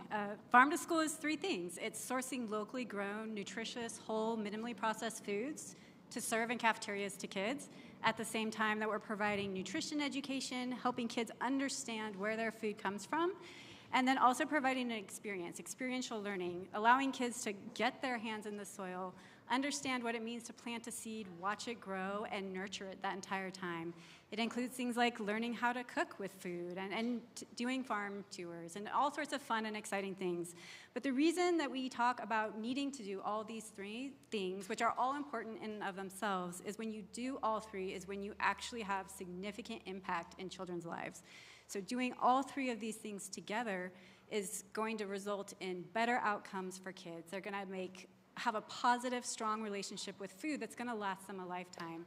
And if we're doing all 3 of these things, then kids are engaged. They're eating what's coming down the cafeteria line. It's not going in the trash, because that might be the case if the kid doesn't have a chance to develop a relationship and understand that food. So when we're creating this positive space in school, we're also helping our farmers. Farmers absolutely need good, strong, stable markets that they can count on for all their hard work and all of their growing, their raising. It's so important to create opportunities for farmers to build and grow and develop and make sure that we have access to food as a country. It's so common sense, right? And I wonder, when, it works in the work that you're doing, right? Because you have a supportive community. Why doesn't it work elsewhere? Why don't people understand it? There are significant, it's the most natural thing on the planet. You would think, oh, here's a farm, here's a school, let's connect the 2. But there's so many barriers along the way. And there's a million different things. People who grow food, people who raise food need to understand child nutrition programs. They're very complicated. They have strict rules and guidelines about what can go on the plate and how much they can reimburse for it. So if the farmer doesn't understand what a school needs to buy, they're not growing the right things. They don't have the right quantities. They're not able to make, maybe they're growing the right things and they have the right quantities, but they're not able to make a profit. All of these things require a farmer and a school to get together to talk and understand each other. Yeah. Then there's another, that's just one part of it. You know, maybe the farmer has no way to get their produce to the school. Maybe they don't have access to a refrigerated truck. Maybe the school doesn't have equipment to cut up the sweet potatoes, and they need the farmer to chop them first before they send them along. So there's just so many little things along the way that can prevent these programs from getting off the ground in the first place. I remember there was a farmer in California growing watermelons and, you know, right down the street from a school, within half a mile, and for years and years and years wanted to sell his watermelons to that school. And then at some point, he finally was able to make it happen and was literally crying tears of joy. Yeah, you can overcome these obstacles. Thank you. I'm going to cry during this panel. I'm just warning everyone. Linda, you recently told me that during the pandemic, you saw a lot of donors, and we've heard this today from Lindsay and others, shift away from school gardens. And just a few days ago, USDA's decision to cut $660 million from the Local Food for Schools cooperative program will likely result in the same thing. You're not going to see a lot of funding for procurement. You're not going to see a lot of funding for school gardens. What's this going to mean? I'm sweating. I mean, I'm sweating because I'm hot right now, but I'm definitely sweating just potential cuts. Our programs that fund Common Threads and so many organizations like ours sit right next to those programs that were just cut. And to put that, to just make this really real for everyone, 60% of all of the dollars for Common Threads are coming from government sources. We're a SNAP-Ed implementing agency in multiple states. We receive a lot of specialty crop block grants in multiple states, farm-to-school grants. And so, you know, for example, in the state of New York, they're notoriously late in execution of contracts and reimbursement times. Last year, it took them 8.5 months to actually execute a contract and start reambusing us. So that was, we're a $4 million organization with no reserve. Most small organizations don't have that float. That was like $1 million that we had to float, and it rocked us for the next year. And right now, they're 6 months late on executing our contract. So you take that they're late, and then attorneys making, you know, our attorneys represent USAID, so they're really nervous because, potentially, if our program were to get cut, we wouldn't receive any reimbursement for programs that we have started after January, after those executive orders. So a lot of organizations were, and we were just talking about it, we all as nonprofits have to figure out how we're gonna partner together if we wanna make it. Yeah, I think that's probably the only way so many of us are going to make it. I mean, we're going to start seeing organizations shutter and sunset. We're seeing it already. Yeah, we should all be sweating over this, and I think that's the thing here. For me, food and agriculture have always been a nonpartisan issue. I don't want this to turn into a partisan fight, and I'm really afraid that we're already in it. And I wonder if there's a way, maybe you can all think about this before I turn to Ashley, how can we convince our lawmakers not to make this partisan? But Ashley, I want to turn to you and see, you know, if you can talk about how you're teaching nutrition in a way that can help connect the dots between eating healthy and a resilient food system. I'm getting emotional, I'm sorry. A resilient food system that nourishes people, animals, the planet, you know, all of us. Yeah, Yeah, can you hear me okay? Yeah. Okay, so the way that we think about teaching kids at the Edible Schoolyard Project is really through providing them with experiential learning and joyful experiences. It's not just about the food, it's not just about gardening or cooking with the food, it's really about the connections and really understanding how you can show up in the world, how you show up in the world, and how to understand your value, the value of the food that you're eating, the value of others, and being in community with each other. And so I think that a lot of times, there's this focus on nutrition or being healthy, and we don't think about that. We think about how do we help kids understand their relationship to each other, their relationship to the land, and how that teaches them essentially how to be. And the important piece of that is how we're all connected and related. And Linda and Jessica and I have spent some time this afternoon talking about all of these cuts. I'm not trying to go off the record here, but it is truly important right now because all of us have a deep passion for this work, and we have really beautiful programs doing amazing things. And so in my mind, what we're going to have to do is be more intentional about our relationships with each other and come together and look at the shared resources that we have so that we can lean on each other. Maybe we become one unit to keep making sure that these programs last. At the end of the day, we're talking about children and we're talking about farmers, and those two groups of people are extremely important.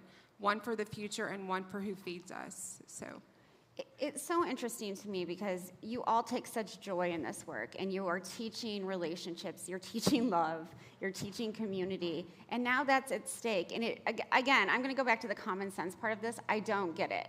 And I wonder how, Food Tank is a storytelling organization. There are so many storytellers in this audience. What is your advice on how we communicate this in a way that gets across to lawmakers or just normal folks who are like, I don't care about school gardens? Whoever wants to jump in. I'll jump in and say, come and spend the day in the garden. You will find that it is every child's happy place, not just every child, but every adult. Right now, post-pandemic, one of the things that the educators told us and the school that we partner with is we want kids to reconnect. They have been so isolated and so behind screens, they just want additional time with each other and additional play. And so when we think about the work that we do, we activate the senses, right? We want to provoke awe and wonder and create these places where kids forget about what's going on in life. And if you think about it, at the end of the day, that's so interconnected with any science or lesson that we would do with humanities in the kitchen or science lessons in the garden, because we're all a part of this larger ecosystem. And it's important to understand our connection to that. Thank you. Jessica, do you want to chime in? Yeah, happy to follow up. I agree with everything Ashley said, and I think we take a deep breath, we remind ourselves that we know how to move this work forward, and we have power connected and with each other. I think one of the most important things is building awareness, making sure people know these things are happening, they impact our daily lives, and they have real life consequences when we do things like take funding out of programs and away from farmers. So I do think there's just a need to share this message publicly. Hey, we need to make sure there is no bad investment in farmers or kids. There is absolutely no bad investment. And it's important that we continue to make this investment because we care about our future. We want there to be a better future. We want to move forward and have the things that we didn't have when we were kids. So let's share this message, let's repeat this message, and then let's come together and talk about solutions. Think about how we're collectively filling in gaps and working with each other, just like Ashley said. National Farm to School Network is a network of nonprofit organizations and individuals all across the U.S. Join us. We will provide you information. We will tell you, hey, now's the time to advocate. Call your legislature. School food is potentially going to be cut. Let's work together. Let's share the message. Let's make sure people know, and let's make sure people repeat it. Right on. Thank you so much. Adrienne, you're one of the most outspoken people I've ever met. Really? Yes. And you have an amazing platform because of your social media, because of the work that you do, being a chef, being an architect.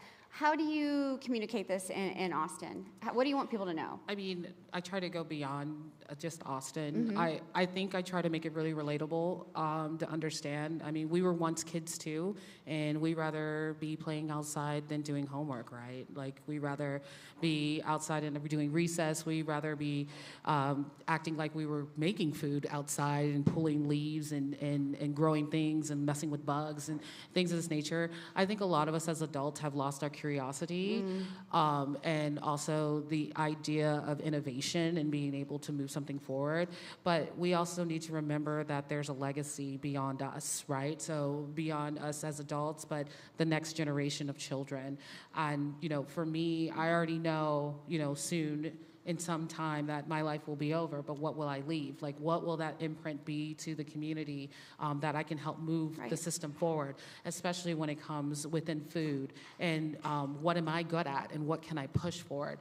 And it seems to be I am funny, and I smell like barbecue right now, if y'all saw me outside. Smells great. It's a Texas perfume right now.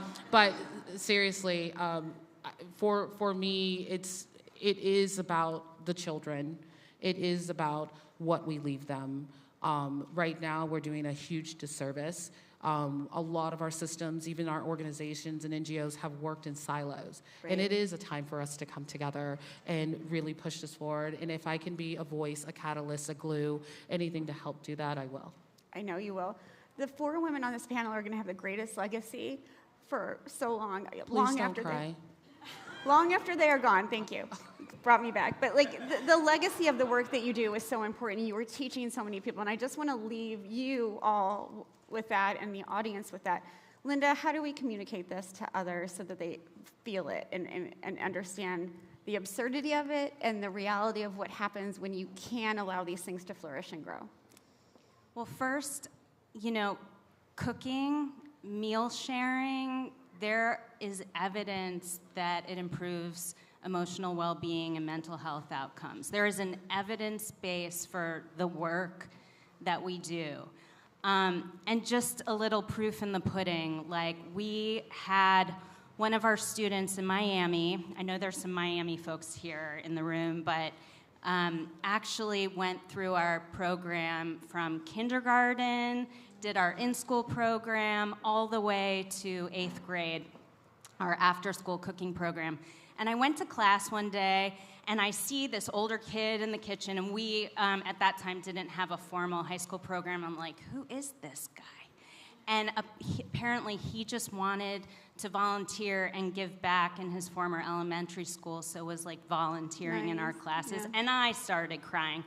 And it just so happens that his best friend also went through the program and now opened up a soup kitchen in Miami. So, like, the program works. We have a new high school program that I told you about that takes up a lot of real estate in my heart.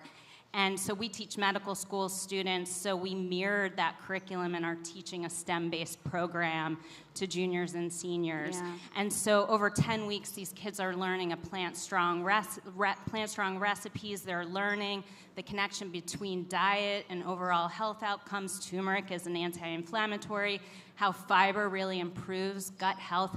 They heard from a psychiatrist about how, you know, gut health really is related to mental health. They had a doula come in and talk about reproductive health and diet, which blew them away. And then at the end of the day, we give them paid internships, and they go into their former elementary and middle schools and teach alongside our chef instructors. So it's a real whole child, whole school, whole community approach. It really is. And we actually did a post-survey with University of California, Davis, and 67% of those kids now want to pursue a career in healthcare. Nice. So, like, it, again, like, there's the stories, and then about these actual kids that are improving their relationship with food, which is so powerful. But, you know, legislators want to hear the evidence, too. So I think it's a perfect combo of communicating both. Absolutely. You need that data, you need the evidence, you need these examples. Quick call to action, because I'm trying to do that. People feel a little bit powerless. What do you want them to do? All of you. I'm just going to put a bug a bee in everyone's bonnet about just, I see a lot of messaging on LinkedIn from the foundation community that they are indeed mobilizing. We need the foundation and philanthropic community now. Like, as I said, there's a lot of, we saw this in COVID, and the food banks are under a lot of stress.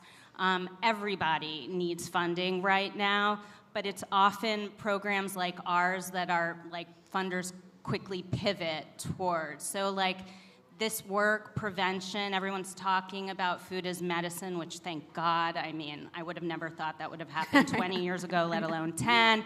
But right now, can we talk about flipping the food pyramid and talking about children and prevention and reversing a trend of generations of non-cookers? So that would be my suggestion. Thank you. Ashley. I would say pick up the phone and call your legislators and talk to them about the cuts that are being made, because it's going to directly impact children and farmers. And every child needs to eat every single day, sometimes 3 meals a day at school, and it's the only meal that they get. So I encourage every single one of you to not make this a partisan issue, to pick up the phone and call and have your voice heard. And this really matters because those legislators, their staff has to count all those. They use that. It influences them very much. Jessica. I don't know if I have more than that to add, because those are the two most important things. I can't underscore enough the need for funders to step up in this moment and fund, getting people to food, but fund the work that ultimately, is the systems change work. It's so critical that we have funding that's dedicated towards making sure we're not 20 years from now still funneling money into food banks. We want to get away from that. We want to change and we want to evolve. So that funding is so critical. If you're a funder, how much of your portfolio is dedicated to systems change? Think about increasing it in this moment.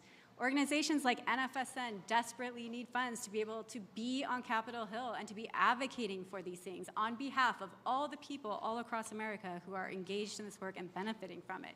I agree with Ashley. Call your legislators. If you've never called your legislator, we can help you. We have talking points. We can tell you what to expect. And it might be scary the first time, but trust me, it's really easy and so needed and so valuable. If you are a parent and you don't know if there's farm to school or programs like this in your community, go to your school and ask. Do you have a farm to school program? Do you want one? Can I help you? What can I do?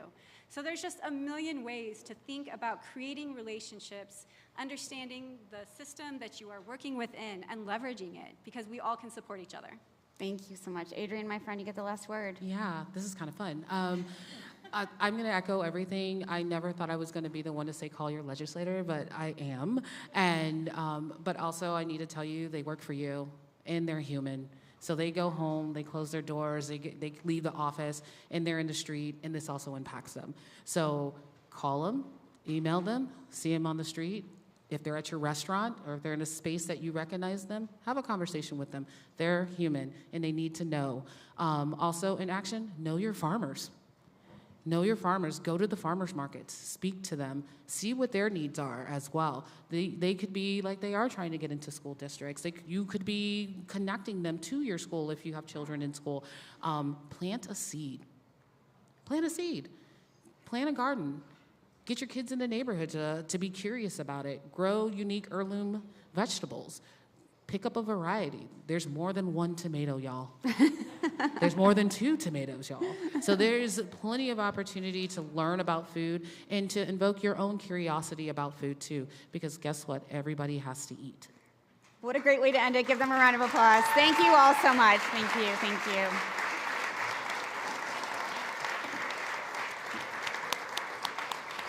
Most powerful women I know. Thank you. Thank you so much. Our next conversation will again be about the power of food for healing, wellness, and deliciousness.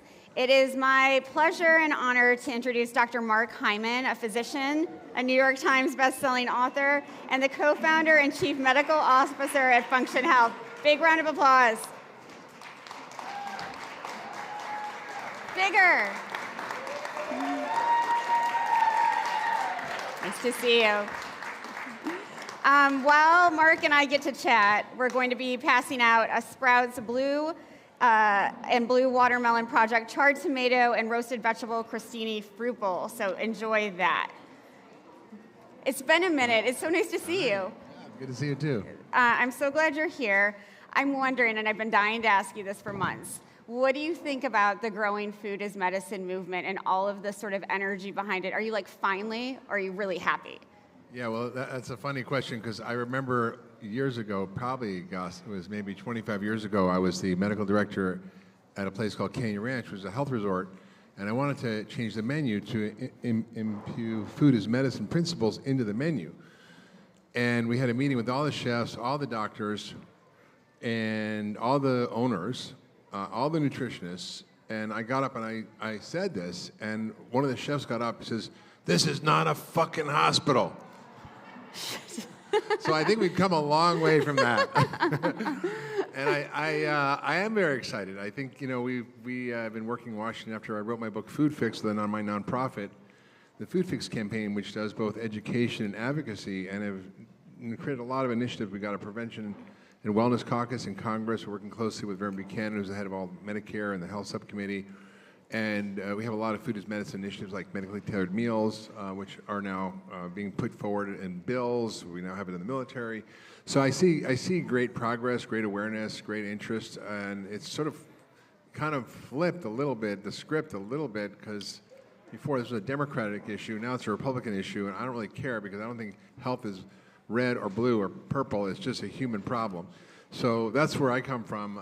I'm really focused on how do we leverage this moment where America's woken up to the fact that, God, we're not so healthy, and we better do something about it. And part of the solution, a big part of the solution, is fixing our food system from field to fork. Mark, you're somebody who goes to the Hill a lot. You have a lot of relationships with a lot of different lawmakers. You know, how do you make these connections for them so they see that it's a nonpartisan issue, that it's an issue for all of us? Do they get it? Do they understand? I mean, it's not hard. I mean, the data is there, right? 75% of Americans are overweight, 93% are metabolic and healthy. We're 48th in life expectancy, and we spend twice as much as anybody else. We have 40% of our entire federal, entire healthcare budget, which is almost $5 trillion, being now paid for by the government. It's 1 in 3 tax dollars. I mean, it's just become untenable, and I think there's this growing awareness within Congress. And when we started, to be honest, it was a very low awareness level, like the awareness among members of Congress and Senate about these issues, except for a few key people like Shelley Pingree, who's here, and people like Cory Booker and McGovern from Massachusetts. There's a few people who are really pushing this forward, but it wasn't kind of a widespread consciousness shift. And I think there's been this big consciousness shift with the MAHA movement, for better or worse, and I think it's this crack in the edifice of food and food systems where we're starting to see something really shift. Like right now, I would not have ever believed it. There's in West Virginia, which is the most overweight state in the nation, the governor is going to probably sign the bill in the next day or two, a bill that kind of bans all food dyes, which is pretty amazing, and it'll be historic. And then I think it's just a domino effect. And I see this. I mean, Utah just passed a bill, whether it'll be able to implement or not, to get rid of SNAP for soda. Just like you can't buy alcohol or cigarettes or other things. So I think there's bills in 20, 30 states that are now in process that are MAHA basically bills in one way or another, whether it's creating food as medicine programs, whether it's getting the chemicals out of our food, or whether it's supporting physical education in school. That was a bill passed in the Senate. I testified a couple of weeks ago, and there was a bill that just passed yesterday called SB 25 or Senate Bill 25 that was designed to create an advisory task force on chronic disease to get all the chemicals out of school foods, get PE back in school, not a punishment if you can't go to recess or PE if you're bad, which is dumb because that's what the kids need more of.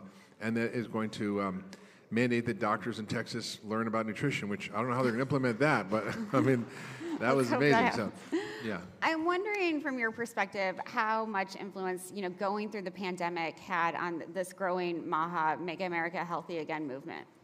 Great question. I think what happened during COVID was there was a big crisis in the public trust around science and medicine. And we were told things that turned out to be not true. We were told to trust the government's advice and the scientists' advice.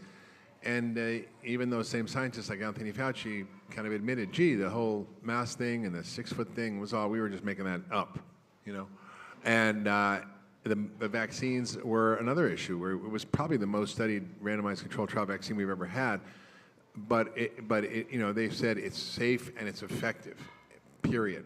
And you couldn't question that. And like any drug or any medical intervention, even getting your blood drawn, there's a risk of infection or a risk of bleeding or a risk of something. And so to say it's perfectly safe and totally effective it kind of didn't give credit to the American public to understand the nuances of who it would be best for and what it meant. And we know, for example, that it's that it has no ability to prevent the disease, but it prevents the severity of the infection. So it doesn't, like measles, if you get a measles vaccine, you're never going to get measles. But COVID, you have to keep getting it and getting it, and they never told us that. And then that kind of created a big, like, what's going on? And then we had, the issue of not only efficacy, but safety. There's a lot of consequences now we're learning about people who got the vaccine and post-vaccine syndrome and post-COVID syndrome. So it sort of shook America up a little bit and started to question the establishment and to question the influence, as Bobby Kennedy calls it, the corporate kleptocracy, which is or corporate capture of our agencies and government by industry. And I see it. I mean, it's so obvious. I was privy to some inside information from a big food lobby group. And they're basically creating a war plan, and they're going to have meetings with Secretary Kennedy, and they're going to try to pull up one over on him. But I think it's not going to work, and I think they're starting to realize that their gig is up, and they have to start changing. Do you really think they think that their gig is up? That these lobbyists with all of this power? power? I mean, there was an article in the New York Times. I think the Consumer Brands Association met with Bobby Kennedy on Monday of this week, and immediately issued a letter that was intercepted somehow by the New York Times to all the members, like, the big food companies who are members of this association, and basically said, kind of gigs up, change is imminent, get ready. Like, we're kind of on our heels a little bit. And, they go in with their talking points and their fake science and their fake grassroots lobbying and their co-opting of science and grassroots groups and academic institutions and front groups. And they have a whole kind of war plan on how they do this, which I outline in my book, Food Fix. But it's, I think it may not work this time. I think, Brooke Rollins is still trying to get her feet on the ground, who's the Secretary of Ag. But I think her and Robert F. Kennedy Jr. are actually working together, which is extraordinary. I mean, I think the USDA causes us to be sick, and the HHS, or the Health and Human Services Department, kind of cleans up the mess with Medicare, Medicaid, and all their health programs. So there's got to be an alliance, and I see that happening. I know they're meeting. I know this conversation's happening. So it remains to be seen. It's a moment that's fraught with danger, but full of possibility. So let's see what happens. Yeah, we'll see what happens. You mentioned the need for nuance before, and you have written extensively about healthy eating and its link to increasing not only our lifespans, but also our health spans. Can you sort of explain what the difference is between those terms? Yeah, I mean, it's pretty intuitive. Your health span is how many years you're healthy, and your lifespan is how many years you're alive. And for the average American, the last 20% of their life is not healthy. So they only have 80% of their life having health span and 20% not. And that means, you're not functional, you can't do what you want, you can't engage in your social activities, your family activities, work activities, things that give meaning to life and purpose, you're kind of cut out. And so we want to kind of close that gap. There's something called compression to morbidity, which means you basically kind of live healthy and then just die, right? You've all heard the stories of, my 100-year-old grandpa was like having dinner with us and had a nice time, said goodbye, he's heading out to bed, and he fell asleep, and that was the end. And the same day he was walking 5 miles. So you hear those stories. That's when your health span and lifespan are just about the same. You don't spend the last decade or more of your life in poor health. I mean, 5% of the Medicare population accounts for 50% of the cost of Medicare, which is over $500 billion. Mm-hmm. And that's something that can be addressed through food as medicine. And we're seeing this now with food as medicine programs. There are pilots and studies that show that you can, by providing medically tailored meals, meaning if you're a diabetic or a heart failure patient or a kidney patient or you have something serious, we can provide the food for you, and it's not only going to be helping you health-wise, but it's going to save up to $12,000 per patient. This was just a study from Cleveland Clinic. There's a lot of that kind of data, which to me is very encouraging, and hopefully be able to be used by the Secretary to actually move forward with Dr. Oz and change some of the Medicare policies around reimbursement. Because right now there's no reimbursement. And I think one of the things we're working on is actually trying to get nutrition as a paid-for service within healthcare. Right now, it's not, unless you're diabetic or have kidney failure. And it's basically, if food is medicine, it is a drug. And I think I should maybe define what food is medicine is, because I'm not sure if people really get it. It sounds like, oh, it's great, food is good, it makes you healthy and so forth, or it can make you sick. We get it. It's the biggest poison. It's the biggest healer. But what does that actually mean? Well, food is basically molecules. And those molecules modify your biology in real time. They change gene expression, they change your epigenome, they modify hormones, they regulate inflammation, your immune system, they change your gut microbiome, they change your brain chemistry, literally with every single bite. And so depending on what, just like general pharmacology, which is, you're not giving one drug for every disease. There's not one food or diet or approach to every problem. If you have an autoimmune disease, it's maybe one approach. If you have diabetes, maybe another approach. If you have kidney failure, it's another approach. If you have, depression, it might be another approach, or bipolar disease or schizophrenia. So there's a remarkable nuance and actually specificity. Just like, with drugs, there's the dose, the drug, the dose, the frequency, the duration. It's exactly like that. And we can literally reverse most chronic diseases that are thought to be irreversible, like diabetes or heart failure or autoimmune diseases or other chronic issues like chronic mental health issues, by using food as medicine. And it's not like a theory. This is well backed up by research. Sure. Mark, when we're talking about sort of personalizing medicine and using food as medicine in the way that you've just described, what kind of logistics are necessary? What kind of infrastructure is necessary to put this into practice in a wide-scale way? You mean delivering medically tailored meals, or just the framework of food as medicine? I think all of it. Medically tailored meals are certainly one part of it, but looking at, the way doctors interact with patients now, there's some change needed there, right? That it's not just prescribing drugs, it's prescribing food. I mean, that's going to take a minute, and I think there's some big levers to pull around how we shift healthcare to be more focused on nutrition. One is something that I proposed to Bobby Kennedy, which is to ask all medical schools that receive federal funding to provide evidence of their nutrition curriculum. And according to the National Academy of Sciences, you should have 20, I think it's, you should have at least 10% of your curriculum be nutrition. And I think only 20% of schools meet that. And of the nutrition they use, it's not probably the right nutrition, like what I learned in medical school.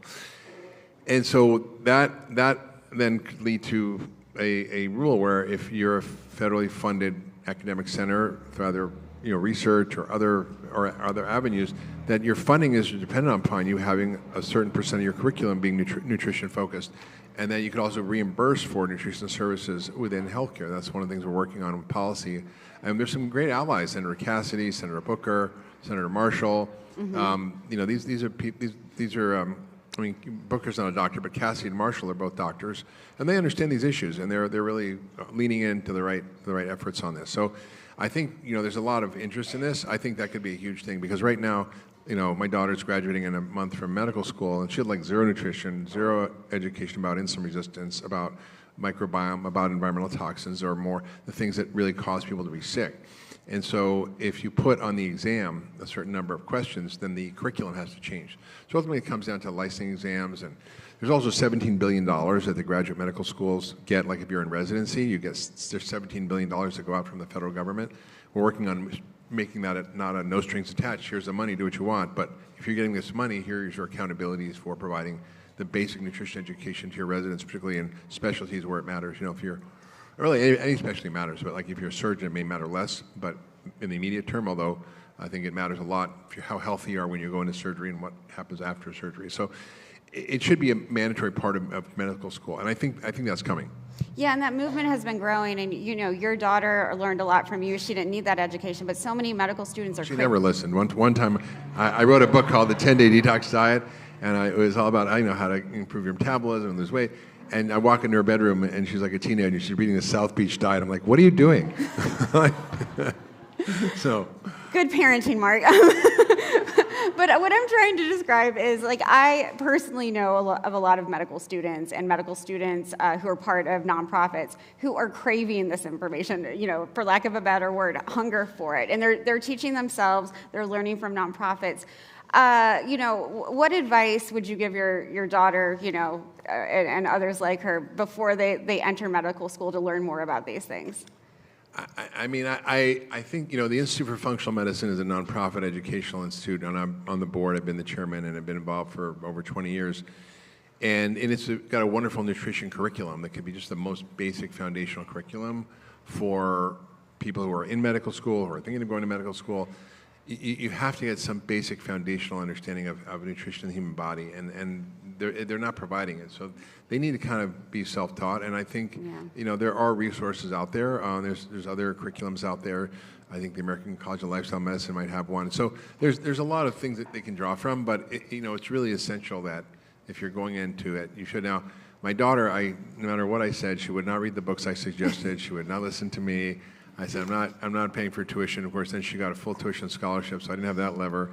She didn't read this book, so, you know, what are you going to do? The self-teaching aspect is not only good for medical students, right? It's good for people in this audience. And you've written so extensively on these issues. Is there particular advice you want folks to take away from this discussion about, you know, how they can get started? If you know, they haven't really understood food as medicine or medically tailored meals or some of the things that are now becoming popular because of the MAHA movement, what advice do you give them?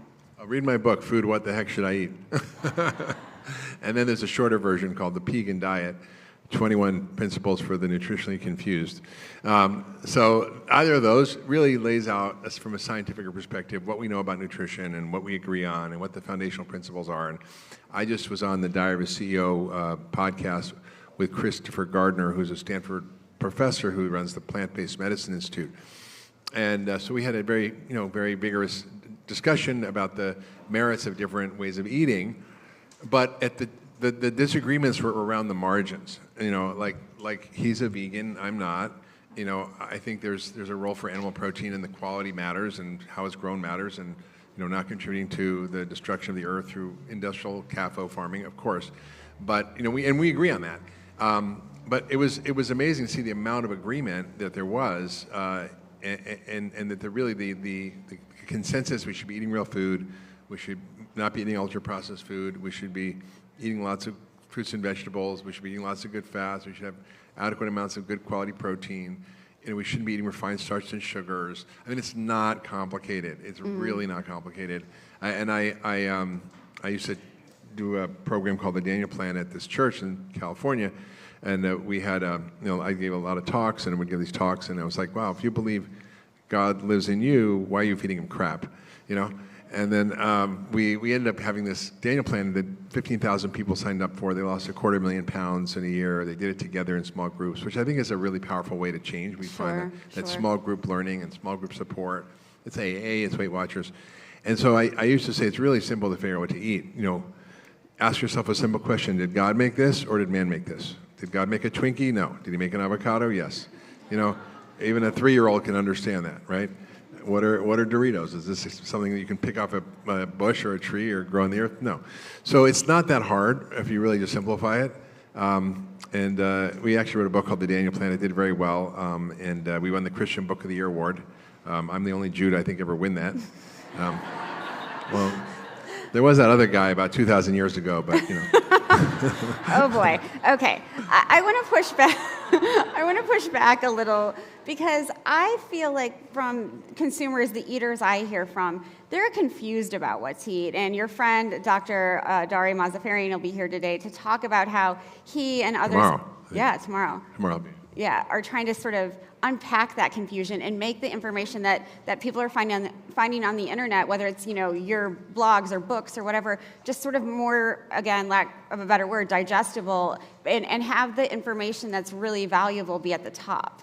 Yeah, it's really challenging because, as I mentioned, you know, the food industry is very focused, very organized, very strategic, and has infiltrated every aspect of our society, from the media to academic institutions, to professional societies like the American Heart Association, to social groups. Like, I went through the list.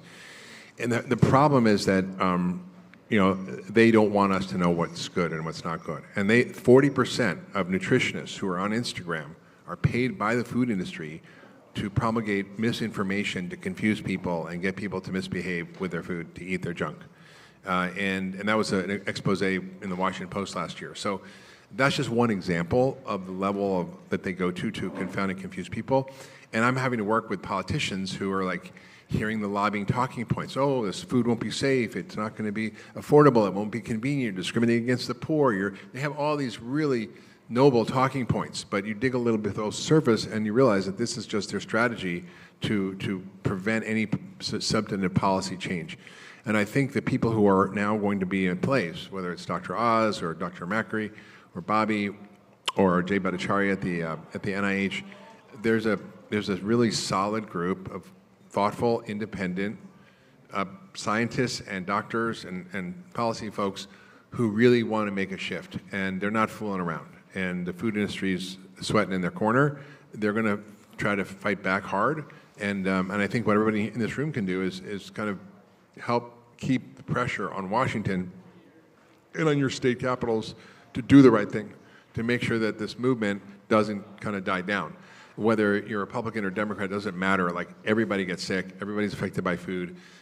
The changes that have to happen regardless of what your political beliefs are. So it's not a partisan issue. It could be made one easily, but it's not. And I think just being out there and pushing your legislators to do the right thing is a big deal. And actually sharing content on social media and using your platforms and talking about it and talking to your friends. I mean, having dinners to talk about this. How can you help and participate? Like, we had a dinner at our house with a bunch of local folks who are influential about how do we focus on amplifying this movement to create health in America. And then we had a meeting with a bunch of senators to, in our house, to have a dinner to talk about how we support them to do the change they want. So it's not like one little thing. It's got to be just like an army of us out there day after day. And it gets tiring, but I think it's really important because this moment. We have like 4 years or maybe 2 years. I don't know how it goes, but this is that moment when things could shift. Just like, and we've seen this before. We saw segregation, and then boom, it was over. We had civil rights, or we had. I mean, it wasn't exactly over, but at least legally it was over. And we have women's rights, gay marriage. I mean, these things were not things that were acceptable, and then they happened. And it's kind of odd. We had Johnson, who was a pretty big bigot, send the civil rights bill. We had Reagan, who was basically the most staunch anti-communist in the Cold War. And then maybe the McDonald's eating, soda drinking president will help fix the food system. Who knows? I think that's a good point to end on. Thank you so much for being here, Dr. My Hyman. pleasure, Always a Danny. pleasure to talk to you. Thank you so much. Thanks.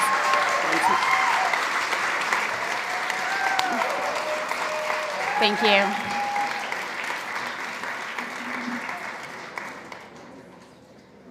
Mark Hyman, read his books. They're very interesting. Provocative guy, always happy to listen to him.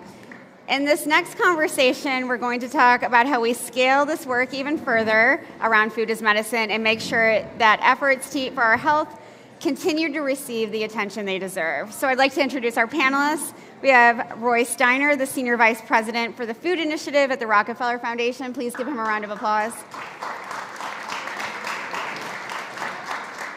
Joy Chevalier is the chair of the Austin Travis County Food Policy Board and the founder and CEO of The Cook's Nook. She needs no introduction here in Austin. And Brandon Lombardi is the Chief Sustainability Officer for Sprouts Farmers Markets. We love Sprouts.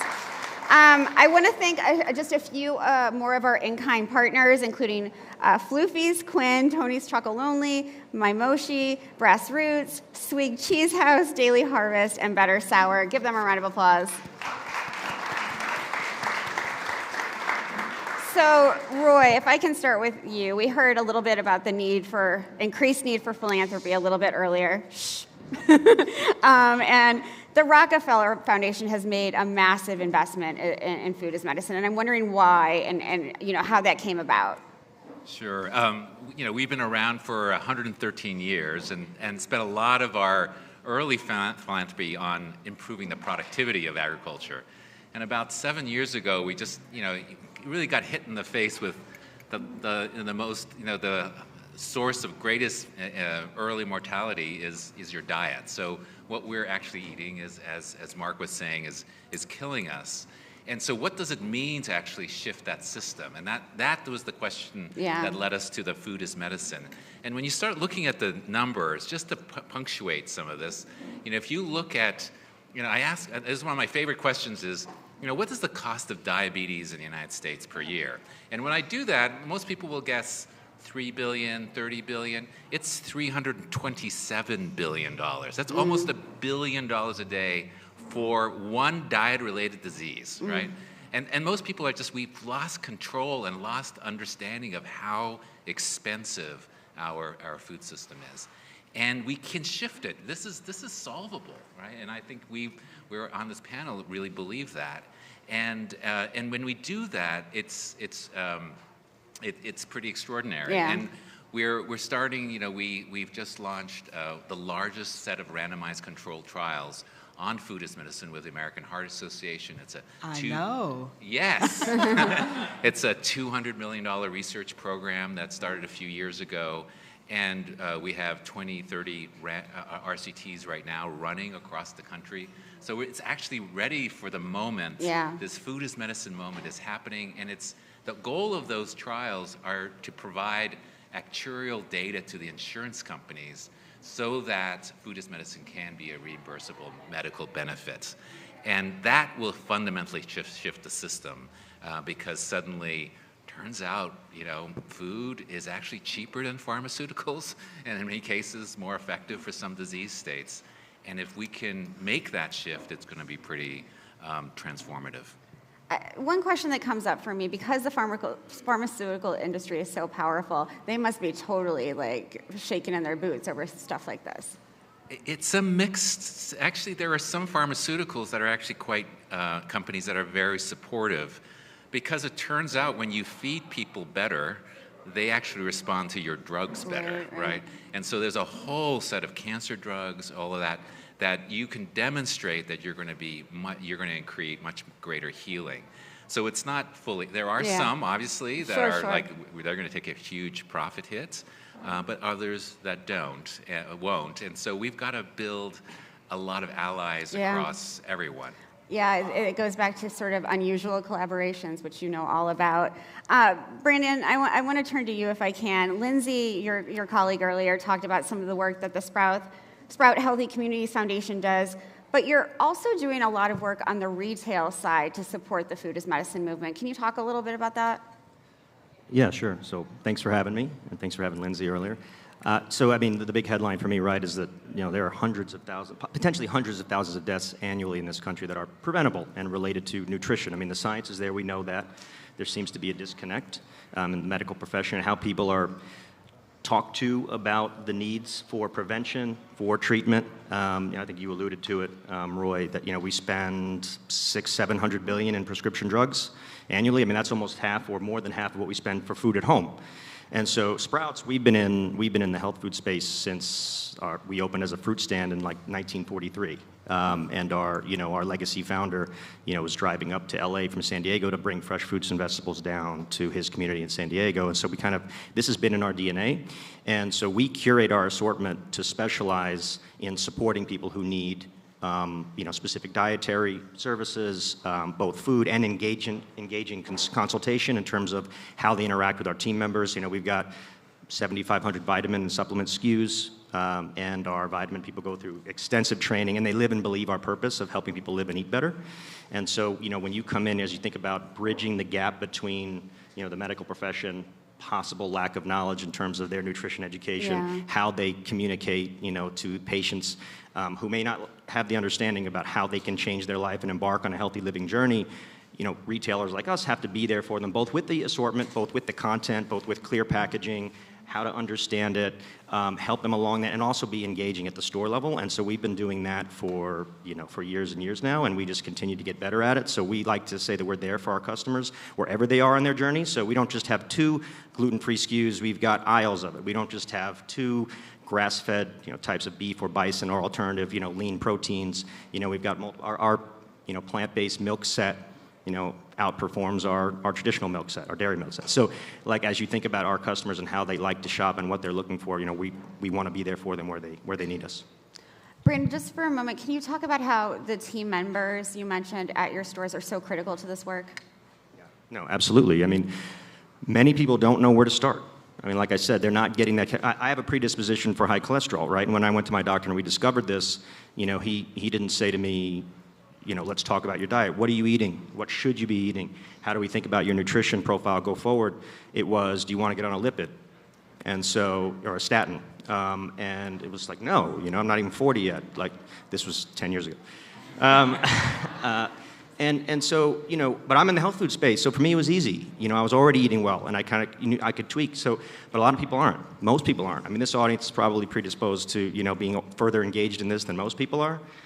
So talking to the choir here, but most people need that assistance. They need that gap bridged for them, and so you can't just do that by having the right product, having the right content on the label, getting the right media content out to them. You have to be there for them when they arrive at the store as well. Now we've got a great e-commerce business, so we help people through that. So again, finding them where they are, being there for them where they need us, omni-channel, but being at the store, many people need that consultative engagement.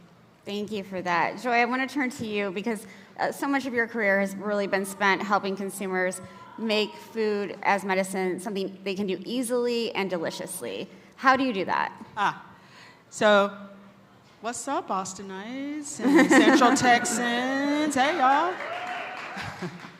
So some of you guys may not know, but the Cook's Nook is actually a nutrition solutions and interventions company. So we are actually working with those in city, county governments, healthcare, insurers, and other benefits platforms companies who are actually trying to execute on these interventions. Typically, they're in Medicaid and Medicare, but they don't necessarily have to be, right? And so what we do is we create nutrition, our general wellness meals, renal, diabetes, and heart health meals. And also we have a maternal health program as well that's actually quite targeted. So my background before this was actually I was a global product strategist and person who focused on targeting. How do you meet people in communities where they actually are to get them involved? And then I moved to food. So to your question, what we are attempting to do is to basically in the spaces that these two have just talked about, how do people actually reach that? How do they access that? Your cities and counties ask because it affects what happens in their county health hospital systems, right? Your healthcare systems ask the same thing. They see them at the door, they see those renal patients again, and the ER, way more expensive to have dialysis than it would have been to have fed them for a year, appropriate renal meals, right? And then you have those who do have the opportunity to be on a store floor and try to make choices. I think we're going to be in a state very quickly where we're talking about what does self-directed care look like? What does that mean? When you no longer have access to things that you maybe have had access to before, Medicare, Medicaid, reduced dollars in your own homes, whatever that looks like. That how do you make those choices, where do you make those choices becomes incredibly important in making sure that the program, the mechanism is there, the nutrition is there, the program is there, the education is there, and whatever that looks like. Yeah, thank you for all of that. So many things to unpack there, but I now want to turn, something that's been brought up is there's so much research that's needed to make all the things that the three of you do work. And Roy, we had Selena Ahmed, your friend, our mutual friend, talk about the Periodic Table of Food initiative. How does that fit into the food as medicine world? Sure. So if people don't know, there's an initiative we are calling the Periodic Table of Food initiative, and it really came out of this question of what is quality? What do we know about our food? And I've been in food all my life, and I didn't realize that most food composition tables measure anywhere between 25 and 150 molecules in a particular food. An average human diet has 20,000 plus. We measure and understand less than 1% of the molecules we put into our body. That's pretty extraordinary. And it's like we've been looking at the night sky with our eyes, and suddenly now with mass spectrometry and bioinformatics, we have the Hubble telescope. And we're going, oh man, there's galaxies that we had no idea existed, and that's what we're finding out in our food. So the periodic table of food is this network of mass spec labs all over the world for the very first time analyzing our food in its full diversity. And we're finding all kinds of amazing things that I talk to food scientists, and they've been studying this for 50 years, and they go, really? And so we were at the cusp of an incredible nutrition revolution. Yeah. What that means now is we can actually start asking questions, what is the difference between organic and regeneratively grown food and conventional food? Turns out there's a big molecular difference. Whether it makes a difference in health, we still have to figure out. But people say, oh, it's the same thing. No, it's not the same thing. And we have now real hardcore data to show that. And the way you grow food matters to the nutritional density of that food, and we're getting better and better and better at being able to do that.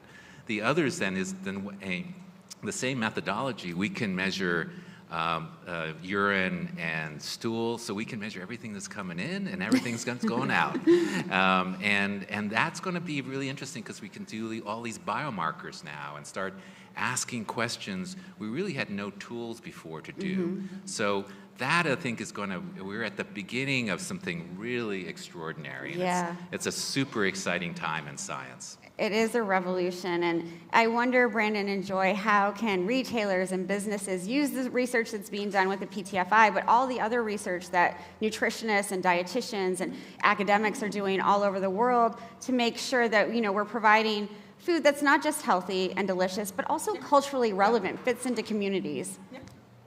Brandon, do you want to go first? Sure, I'll jump in quick and then pass it over. But so we, again, as I talked about, as being in the health food space for a long time, we work a lot with small farmers, small producers, small growers to really focus on driving organic. So 20% of our business is produce. Half of that last year was organic. And you have to really nurture those relationships with farmers. Regenerative is another piece. We know, as you mentioned, that research is starting to come out, less so on regenerative, but more on organic, but it's starting to come on regenerative as well, that there's higher vitamin content. It's better nutrition for you. But how do you tell that story to the customer? Organic's been out for decades now, and people are just starting to understand. For a long time, there was controversy about it. Is it better? Is it not? Misinformation. I think we're getting to a better place where we can, so a retailer like us, we continue to drive that. We work with farmers. Our customer wants it. We want to bring that along. We want to help them scale because there is not a lot of regenerative or organic farmland compared to what we need. And so, it's retailers like us, like Whole Foods, like others, that work with local farmers, work with organic farmers, work with regenerative farmers to help bring that to scale and help get that word out. So that's where we fit into some of those things. Yeah. And again, back to what I mentioned on, how we think about, grass-fed, how we think about line-caught seafood, how we think about pushing wild-caught. You have to drive it to the customer and sometimes help bring the customer along on the benefits of these attribute-based foods in order to drive demand and then bring scale. And so it's this kind of chicken and egg thing, but we're pretty good at it. No, you are pretty good at it, and I appreciate you mentioned relationships. You have to build those relationships and have them in place to work. Joy knows that very well. Oh, that's where we get to spend all of our time. So despite the fact that, we focus B2B, so we're typically behind the scenes building these kinds of nutrition products that eventually go out, dealing with the metrics, the distribution, how that organization wants to make sure that folks are receiving that nutrition. We spend a lot of time on two parts. One is, what is the food? What are the requirements, whether it's the Heart Association, Diabetes Association, et cetera. Now a lot of GI meal requests as well.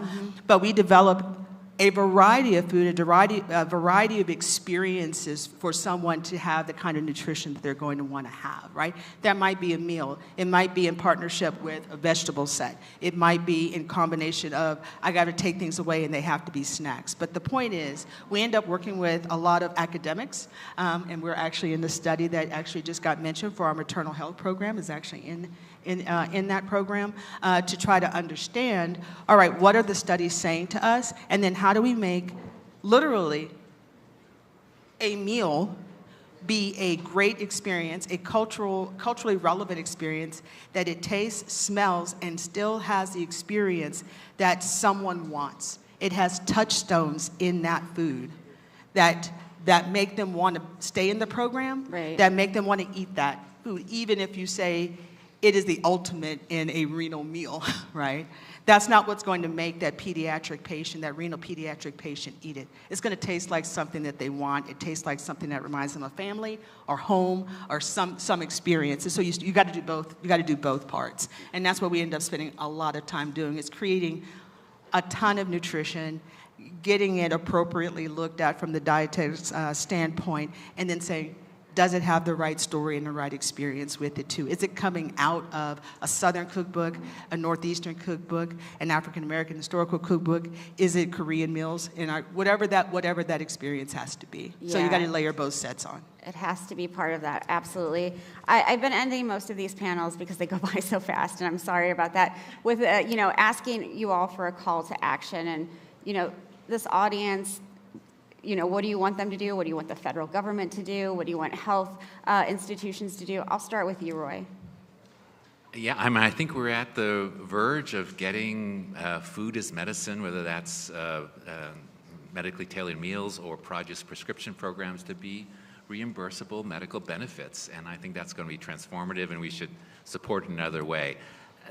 And then the other thing is, I think we need also a whole dose of humility and curiosity. I think there's, in a social media landscape where there's a whole bunch of bullies and know-it-alls, right. I think we need to just be kind to each other, and there is not one way and one body and one diet. We have to be curious. And in my Baha'i community, we talk about a humble posture of learning. And I think we all need a humble posture of learning. I love it. Joy. I'm going to come back to the idea of self-directed care. I'm going to be that person that's going to tell you $1 billion cut this past week in programs that directly bring food from farms into the marketplace, where we can actually access them and transform them into the things that people use and eat and consume. And so if we're talking about those who will no longer have access to that, what does it look like to do self-directed care, even more so than in the past? And how do we have to be in the exact place at the right time with the right nutrition and help them along in this process? How are we going to be able to do that? It comes back to being in those communities very directly. Thank you. Buy local. Go ahead. No, go ahead. Buy local. Go ahead. Jump in. Go ahead. No, that was it. Buy local. This is a big. The health trend, the declining health trend, is a big issue. I started with mentioning, disease, heart disease, diabetes, cancer, et cetera, all these things that are related to nutrition. But it's not only food, right? There's environmental factors, there's poverty, there's time. Many people work 2 jobs. They don't know how to cook. This is big. It's bigger than us, and it's going to take a holistic approach. So all I can say to you all, who are, again, already my target audience, you're already hostage to this thought. So I would just say, do what you can. I'm not as much of a believer anymore in emailing your congressman or congressperson. Years ago when Ralph Nader was making change, it took 3%, to do that. I don't think that's the case any longer. So I would just say, do what you can. If you have money, support nonprofits that are advocating for this stuff, or that are bringing, nutrition to kids in schools and getting them to, reverse a, increasing obesity epidemic in children. If you have money, support. If you don't, if you have a social media platform, use that, advocate that way, educate people, bring them along on the journey, drive more demand in the health food space so that we can scale, as I alluded to earlier. So do what you can in your given space, and that's what I would say. Thank you so much. I really love that throughout the day, the ideas that you've all mentioned this, but Roy said it in a concise way. Humility, curiosity, kindness, these are all things that will take us forward in ways that I don't think we've seen for a long time. And hopefully, in this time of uncertainty, we can remember those sort of tenets of inspiration. So thank you all. Give them a round of applause, please.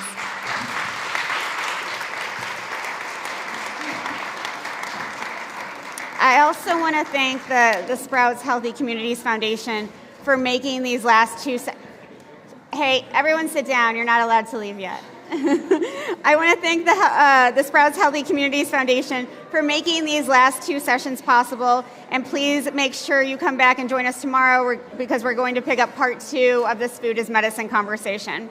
I'm going to thank a few more of our in-kind partners before we continue. Best Day Brewing, Bonapac, Daily Crunch, Dr. Bronner's, Fairhaven Orchards, Oddbirds, Saffron Road, and Traditional Medicinals. Give them a round of applause, please.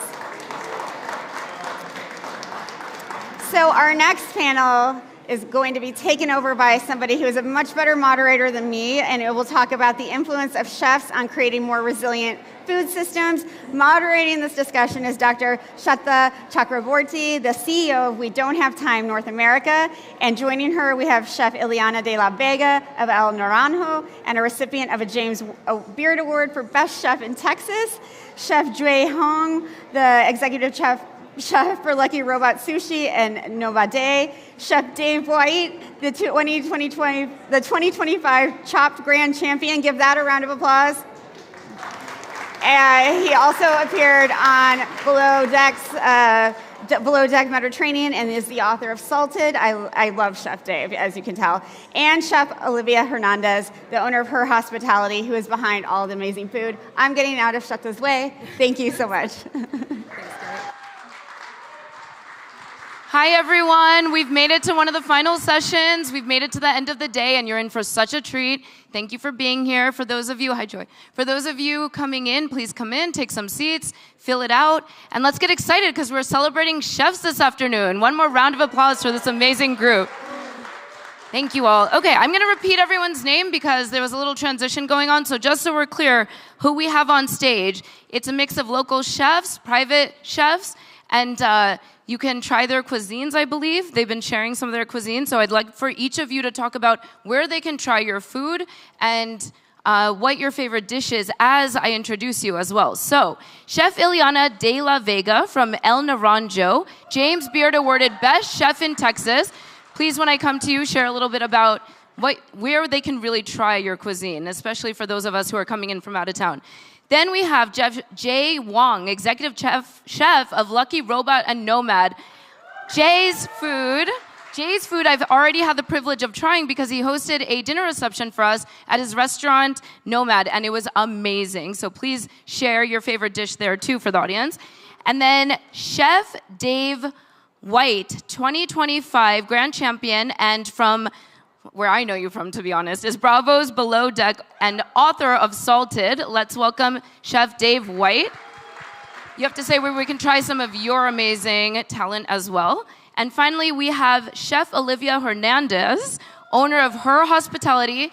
And Chef Hernandez, I have been trying your food for the last few years here. So I am so thrilled to have each and every one of these chefs on stage today. Let's just go down in the same order and tell us about yourself. Tell us what got you into food, where we can try your food, and what your favorite dish is. I can repeat those if you forget. Let's start with you, Ileana. Okay, thank you. Is it sound? Yeah. Okay, sorry about that. Ileana de la Vega here. I'm chef owner of El Naranjo restaurant here in Austin, Texas. I have been in this business for over 30 years. I started my first restaurant in Mexico, where I was born, and there was a social turmoil, so we moved to the States, and we opened it 14 years ago, a truck, and then a restaurant. We have it for almost 13 years now. My favorite dish, El Naranjo, I think is the one it takes the most time to make, which is the mole negro.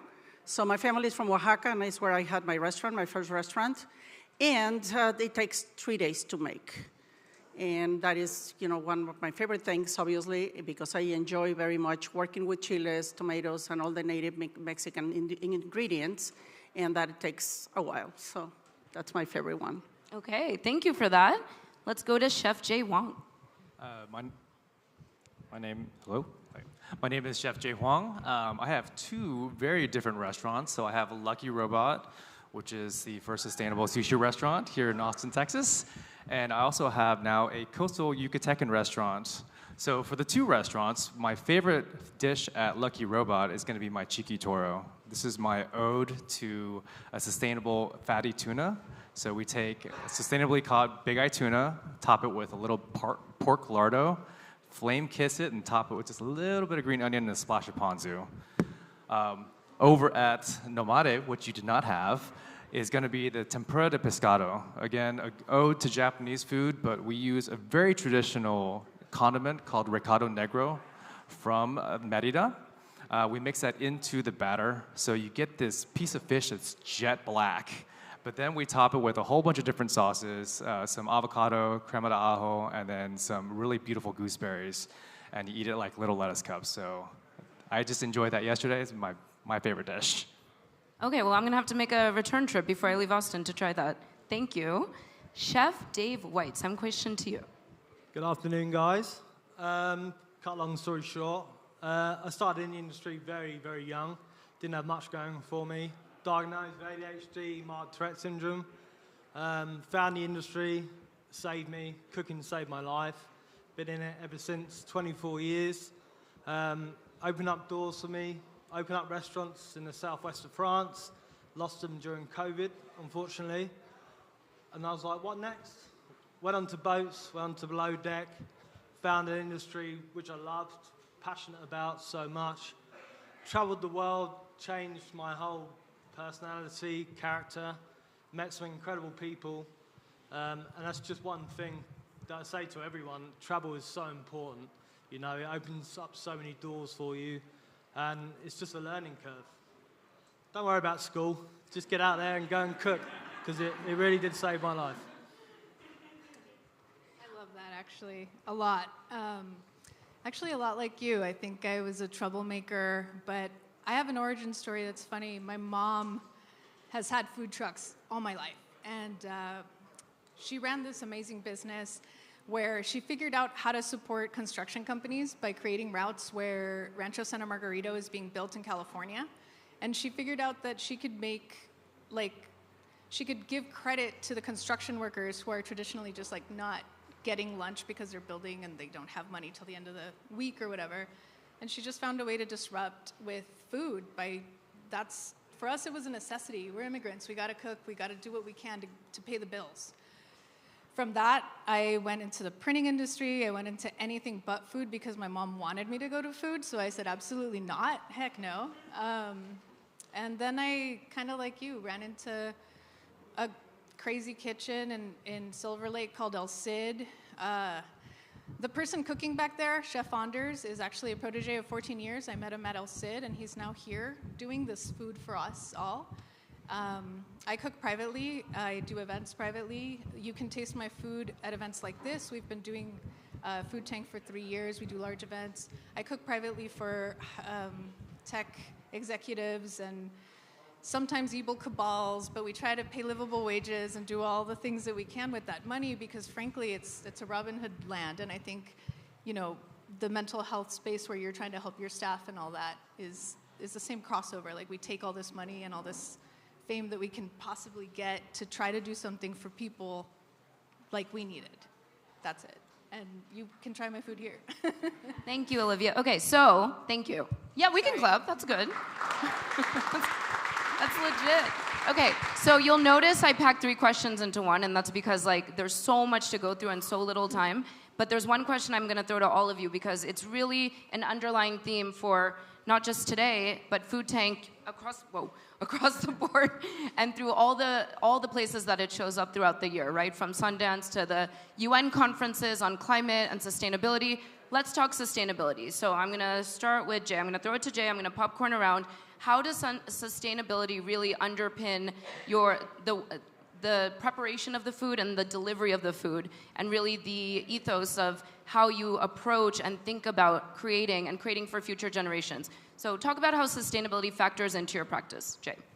So I think when I first started in sustainability, this was probably 2016, 17 for Lucky Robot, I was thinking about it just X's and O's. Can I check all the boxes?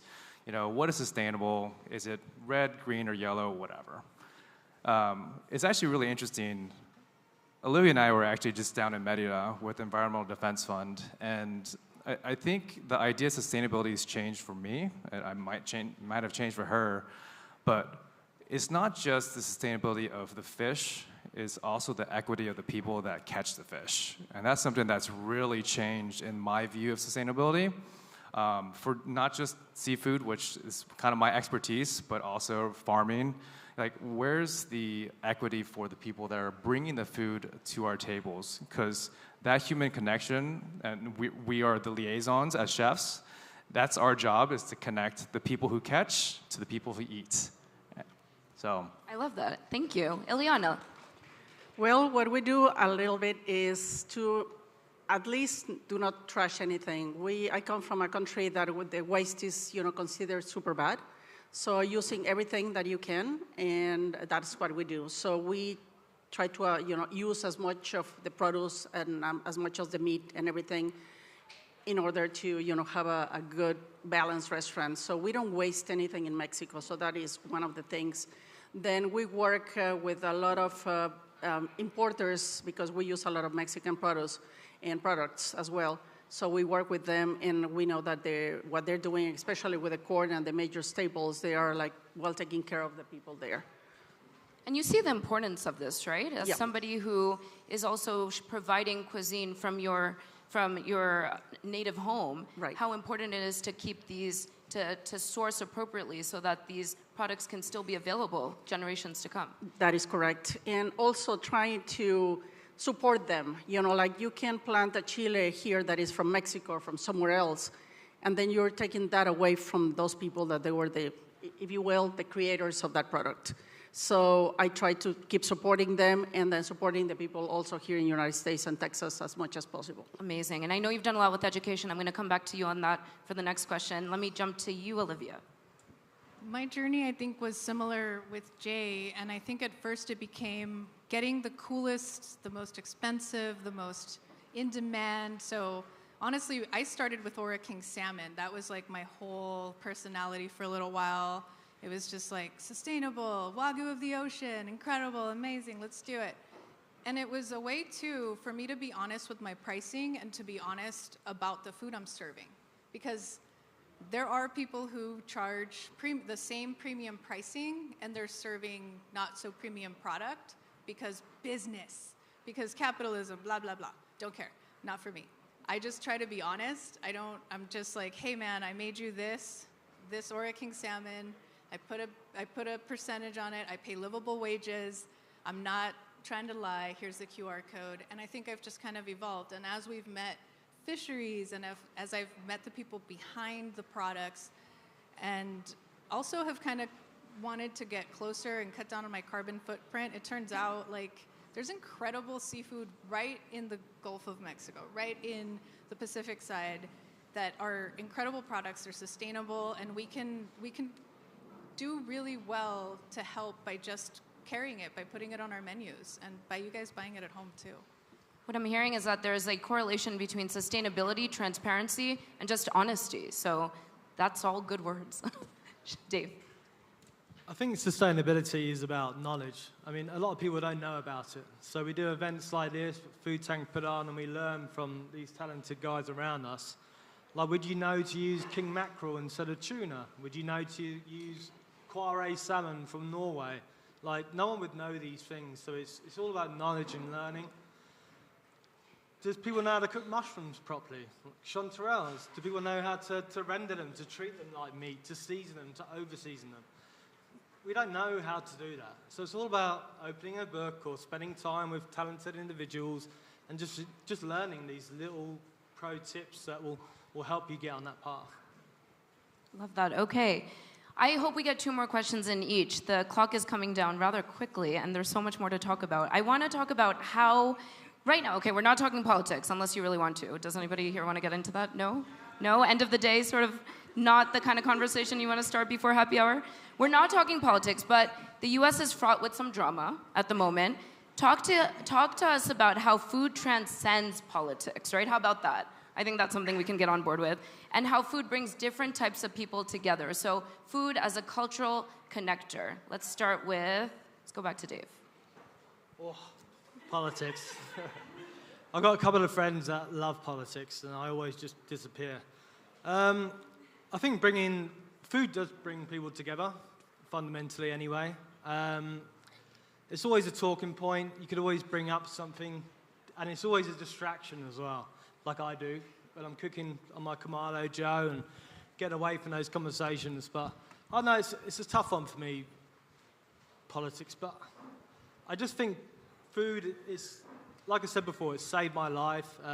I've dealt with mental issues before, and I'm very open about it. I had a breakdown. I'm below deck if people don't know about it. And the camera crew were like, do you want us to show this? I'm like, well, what's the point in doing it? The thing with media is they have a choice to show it or not to show it. You don't really have a choice, but they choose to create the drama, and I guess that is the same with politics, right? Food is a savior and it's a blessing, and it's the only real thing I feel like we have now. You can be, doesn't matter who you are, where you come from, what you do, anyone can always get into food. It doesn't matter, it's a savior, so. Dave, I love that. We'll take your reality TV drama over real-world political drama any day. So thank you. Please keep doing it, because that's what honestly draws audiences in and connects us as humans. So, Ileana, talk to us about same thing and also the role of education for you. Yep. So I think, I get into this business, start cooking and everything to share, sharing. That was my main important thing to do, like sharing with others my passion and the things I like to do. And we have something very important in Mexico, in some countries in Latin America, and also Spain. It's called la sobremesa, and I think that part is very essential, to kind of break into the politics or any dissent that we can have with others, because you can talk about it. You can't just talk about the things. Just like hiding under the table, that is not the solution. We need to talk about it and try to find solutions that work for us. So. Is also make it part of your meal, talking about things, talking about the problems you have or the problems they are outside, and then try to come with a solution at least that works in the inner circle or, bigger one. So that will be my take on that. And education, that is the other part. I also got into this in a purpose, especially when we moved to the States and opened the restaurant. I thought the Mexican food in the United States is kind of very confusing. To say the least, I will say. And so it was a little bit of my idea to try to, in a nicer way, to educate what is regional Mexican. And don't take me wrong, I'm okay with Tex-Mex, Cal-Mex, Chicago-Mex, New York-Mex, either one. I think it's a regional cuisine of Mexico too, because in Mexico we don't have only one cuisine, we have many. So just to share all that I have been studying for so long, and it's just to be open to the changes, of course, but also kind of respect the history of our food and connections there. Incredible. Okay, so we just need to feed politicians a little bit better. We need to bring them to your restaurant, and then we'll solve some of those. That'll be lovely.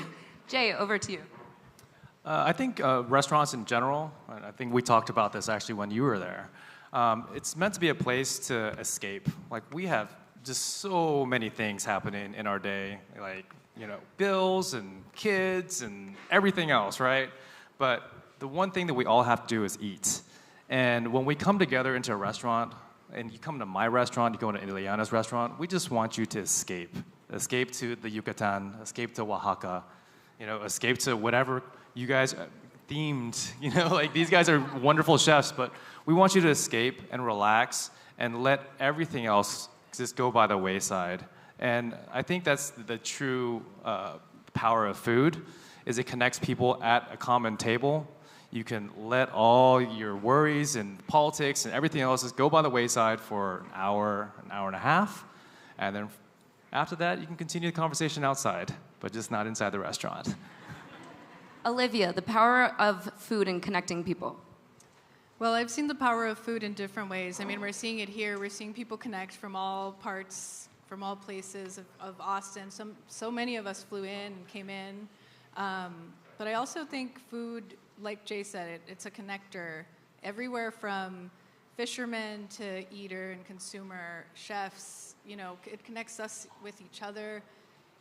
It brings us solace. For me, food is like my escape. Also, when I'm making food, it's just that thing that I have to do. And I'm usually not putting politics into the food. I'm just like, come sit at my table, let me nourish you, let me feed you.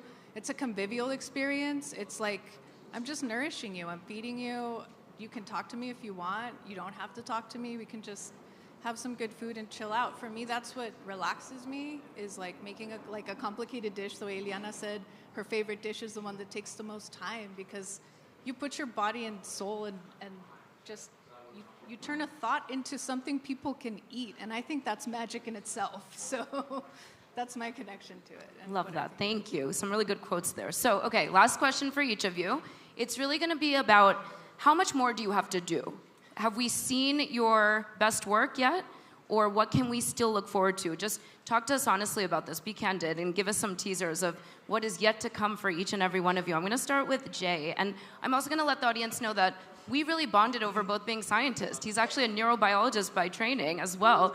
So science meets food intersection much. I love that. So Jay, talk to us a little bit about what's still in store for you.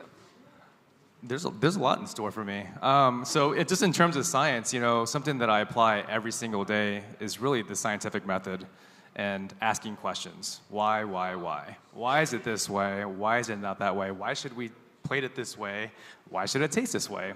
Who wants to eat this? Who doesn't want to eat this? So a lot of questions that I ask. We're working on a taco tasting at Nomade, and it's like, why do a taco tasting? Who wants to eat tacos? Who wants to pay $45, $85, $100, $110 for a taco tasting? I don't know.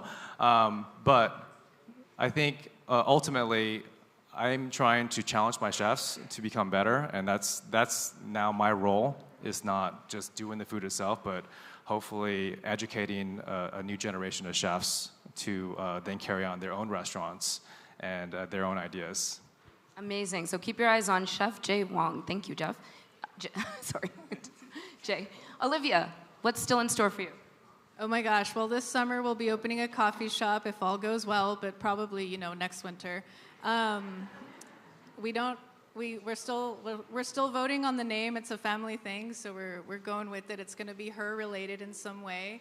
Maybe we're looking at Her Brews and Bites. So I'm excited to invite you all to finally have a place to come and hang out, because I feel like you see the social media, you see the party you can't go to, and you get to come to this one, but then all the other stuff that we post and we show, and that actually helps keep the doors open so that my staff can come and spend these big, long weeks here. That's just what's in store. What's in store is more. Awesome. More reason to come back to Austin. Ileana, can I come to you next? Sure. Well, even I'm getting older, and the restaurant business is a little bit tough on you physically, mentally, and everything, because it's day long. Your day never ends. I still love it. Even my daughter is in charge, basically, of the restaurant now. I'm still in charge of, checking with her every single thing that comes out, or the new things on the menu and such. The other thing I do is, the culinary trips. So I do that, and I love it as well, to show Mexico through my eyes, and especially through the food. And we're expanding to other countries as well. Amazing. Okay, so keep your eyes on these chefs. And Chef Dave, last word to you. Now, audiences know you from television. Is there some TV? I know legally you might not be able to divulge too much, but where can we see you anywhere coming up? Or what's in store? So I just did another Food Network show, which I can't say, but it went well, so to speak. I just had a baby girl, my beautiful wife, little Juliet. So a lot of my time's going into that, 16 hours a day, and then coming home and trying my best to be a good dad. I want to open a restaurant. That's the goal in Florida. But the big thing is I want to do the highest ever dinner party on Mount Everest. That's the goal. 7,500 meters. To raise awareness for mental health, just to put it out there in the limelight, because it's more and more public knowledge now, but a lot of people don't like to talk about it. So I feel like putting my life on the line, it might help. But yeah, we're talking about it, and it's an expensive mission, and it's not very quite possible. But a guy called Nims from 14 Peaks, he's interested in doing it. So fingers crossed it comes together in the next few years. So that's the goal. All right, amazing. Well, audience, thank you for staying engaged through the session. Please join me in a round of applause for our amazing chefs, Chef Olivia, Chef Dave, Chef Jay, Chef Ileana. And you can follow them on their socials, check out their food, and please enjoy the rest of your South by Southwest experience. Thank you. Thank you.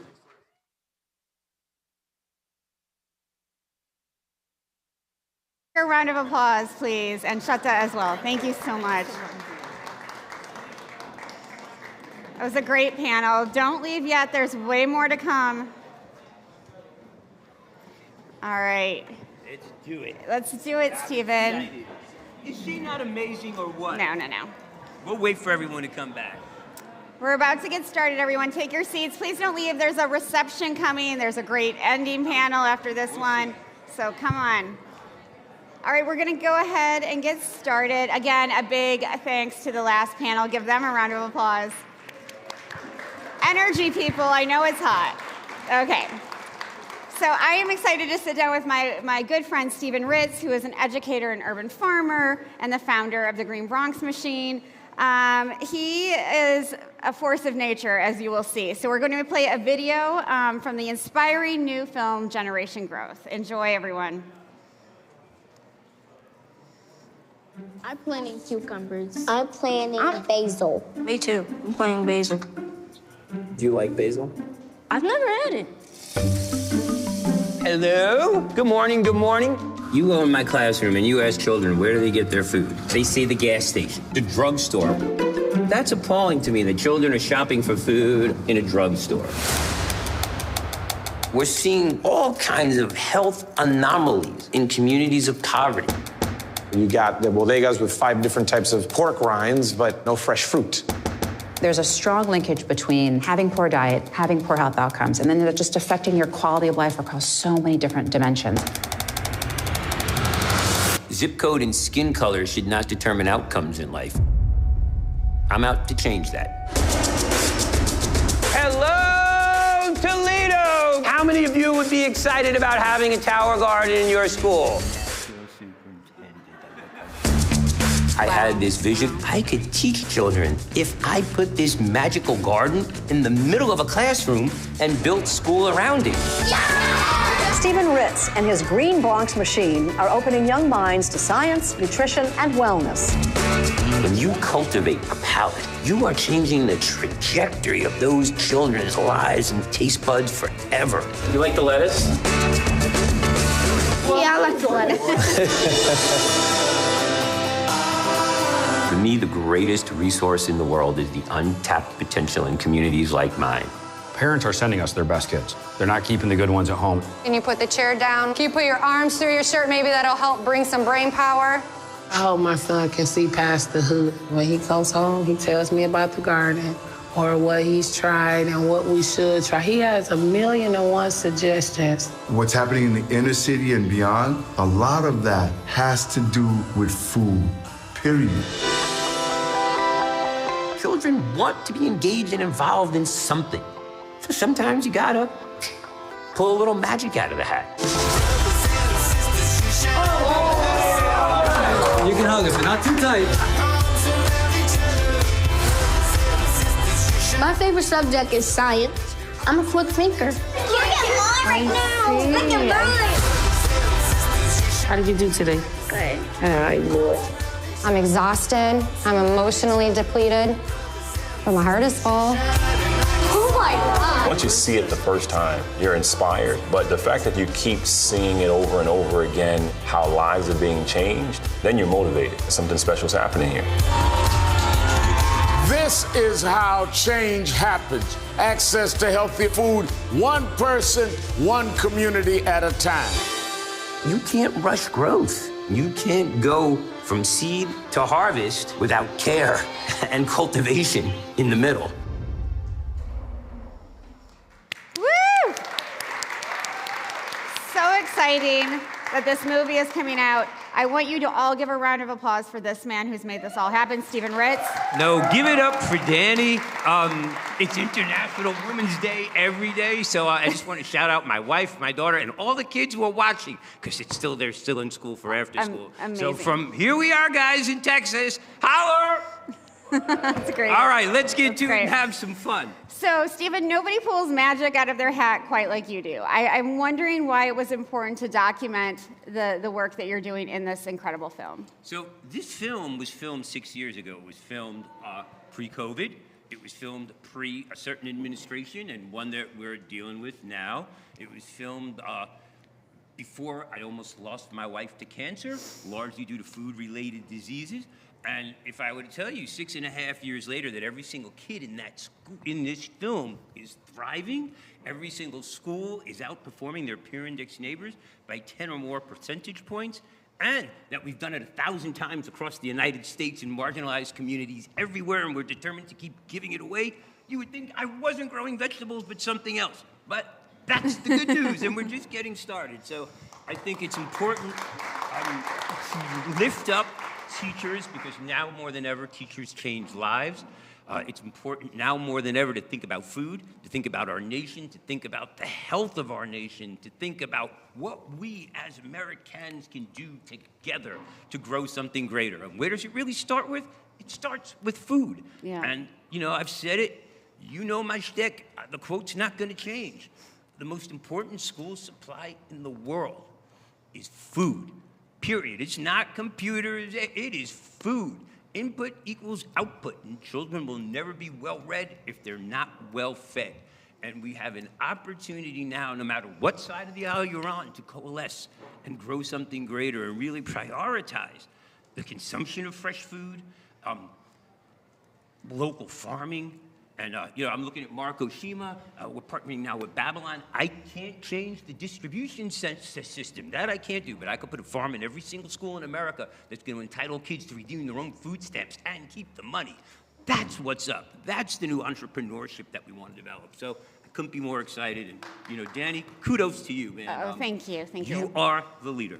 No, you bring us together, you know? I mean, it's my pleasure and honor to bring everyone together along with my colleagues. You know, one of the teachers in the film, and teachers are really at the top of mind for me right now because of everything that, you know, you mentioned happening. She said to her, she said she's exhausted, but her heart is full. And I am afraid right now that teachers are just going to be exhausted.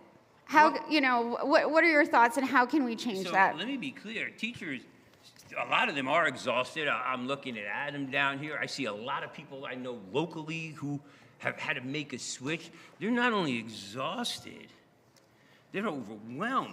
And then you know what else they've done? They've quit. We have gotten the largest teacher exodus in the history of this nation this summer. So even in your beloved hometown, you know, look, we had programs, we had funding. We couldn't find live teachers to give programs to because they were warehousing kids in auditoriums. You're talking about Baltimore. I'm talking about Baltimore.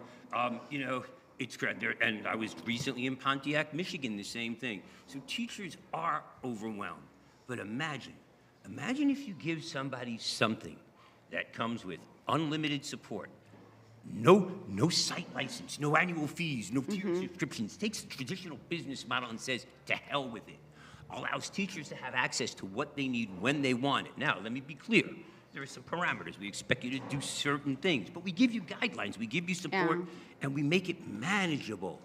And then we get the hell out of the way and let you have fun, but give you real-time data and analytics that you can access, not at the principal's choosing, you're choosing in real time. And what do we find, thanks to our friends at Google? That most active time for teachers is 9 o'clock at night to 6 o'clock in the morning after they put their own kids to bed. And if you give them something that they can use and utilize and access that makes sense, they're going to use it. Yeah. No one wakes up to fail. No one, you know, I'd rather fail here than succeed here. And nobody rises to low expectations. But let's give them the support they need. Let's not overwhelm them. And let's make sure schools are performing and kids show up. Can you talk a little bit about how the program can scale to meet students' needs sort of at any level? Sure. So, you know, let me be clear. People think I'm the cheese hat guy, I'm the farm guy, I'm the salad guy. No, I'm an educator. And I believe the greatest way to end poverty in this nation is through public education, now more than ever. The greatest way that we're going to safeguard whatever rights we have left, and I'll leave it there, is through an educated and engaged constituency. And that starts with children who are literate, financially literate, and independent. And that comes through meaningful employment. But no one's going to hire a kid who can't read, who can't be engaged. So as much as I love food, and let me be clear, you know, I was looking at Karen, and I wish she was here so I could give her the props she deserves for really leading this. And Karen knows from where I come, and from where I come is a place you got to really want to be at, because you can't get there unless you choose to, or unless you're stuck there or born there. So the ability to move children. I mean, we've looked at 4 generations of failed policy, increasing health disparities. Look, I'm the only guy on the Knicks, I'm still available, but I'm the only guy on my basketball team that's walking upright. And that's the reality of my community, whereas 2.5 miles away, the average life expectancy is 15 years greater. There are big disparities there. But what do? We made this a program that makes it fun for kids to come to school and standardizes the process, not around growing vegetables. It's project-based learning. So ideally, you will grow a lot of food, and we use low-cost replicable technology. I don't want to spend 2 years waiting for a greenhouse that's never going to come, that's going to leak, or some kind of technology I can't understand. I want something that kids can get into each and every day that I can keep in my classroom that's safe. Listen, I'm looking at Bill. I was on the phone with Bill, and my car got shot up 2 weeks ago, driving home. So by the grace of, I can't put kids outside in my neighborhood sometimes, seasonal things. So the garden lives in the classroom. The kids get excited about what they're growing, but if you see the film, they're reading, they're writing, they're doing math. And the cool thing is every 30 days, you get a hell of a lot of crap to eat. And then you can scale it up. You can do amazing things. So, I'm a lot older than I look, and I'm aging well, I like to say, largely because of what I eat. But Mark, you can hold up my shirt. It was when I met, I think the year before I met you, I was 350 pounds. That was me. Eating myself to death and disease, largely because of what's available in my community. And the bottom line is that kale is the new normal in the South Bronx in my community. Kale is the new normal. We got kids boycotting Wendy's because they found out that they don't pay the farmers who look like them a penny more per pound, and the kids started activating. You're getting nuts about it. And these are kids who they're going to be the next Karens. They're going to be the next Sandra Sotomayors, the next Barack Obamas. Listen, at your event, by the way, Aaron's making a film for you. Little Aaron, who you had last year, we're going to be in the film. Yeah. He's got a buddy. We had a mom who heard her son talk for the first time in our school, thanks to Danny, and then we celebrated him at the Food Waste Work or something. Thanks to me. So, it's amazing stuff. You cry, I cry. We're sending kids to college. I got immigrants who came through this program, medical school, and they're eating their way to good health. So the whole thing was really to do something that was never been done before. I don't want to beg for money, and I'm not, so don't worry. I wanted to do something that gave teachers tools, and a lot of it started here with Whole Foods, because when I saw $3,000 as a teacher, many, many years, I was like, that's a chunk of money. Senor, good to see you. And, you could do something with that. And imagine if the solutions didn't require big amounts of money, but huge lifts of capital and people. So you put that $3,000 to good use, and you do it again and again. And that's how we started scaling. Principals got on board because teachers got on board because we could measure it. And then there's free stuff out there. Like, listen, remember my AOL? I had an AOL account for years, in a VCR that said 12 o'clock. People said you should learn about Google. I did, and we got Google Analytics, and away we went. Free, in real time. I didn't want to sell things to people. I wanted to empower people. And that's what this and you and Food Tank and we are all about. And that's what we need to celebrate. The power of us, the power of now, and the power of people doing amazing things. And the power of business done right. Because let's be clear, business has gotten us into this problem. Bad business. But I believe good business has a benefit for everybody. And we cannot, now more than ever, nonprofit our way into prosperity. So imagine creating great relationships, customers, market share. We have 2,100 jobs out of our school. Yeah. And those kids, they shop at Whole Foods now instead of sitting around, and going to the Bulletproof Bodega. They want me to get Seth Goldman's iced tea down to the community now so they go buy it. These are good problems to have in the hood. With kids who want to grow up and be something epic instead of, like I did, thinking I was going to be a basketball player or a raps. I will share with you this. On Halloween, we don't call it Halloween, we call it Character Day. We had the best Character Day in the history of our school. And I'm in an elementary school where more than half the girls in public housing came to school dressed as Kamala Harris. And to understand what that meant when 5 years ago, they were coming to school dressed like Missy Elliott. And I love Missy Elliott, but a lot more kids can aspire to be Kamala Harris than they can be Missy Elliott because you can get close. The second most popular costume was my wife, Mrs. Ritz, and they all came dressed as her, and they came here to clean up my desk and behave myself. And it was an amazing day. Yeah. You know, and then the election happened, and we're still going forward. Yeah. And the kids are going to be okay. We as adults have to be okay. We have to stop name calling, we have to stop playing the blame game, and we have to look how we can set an example.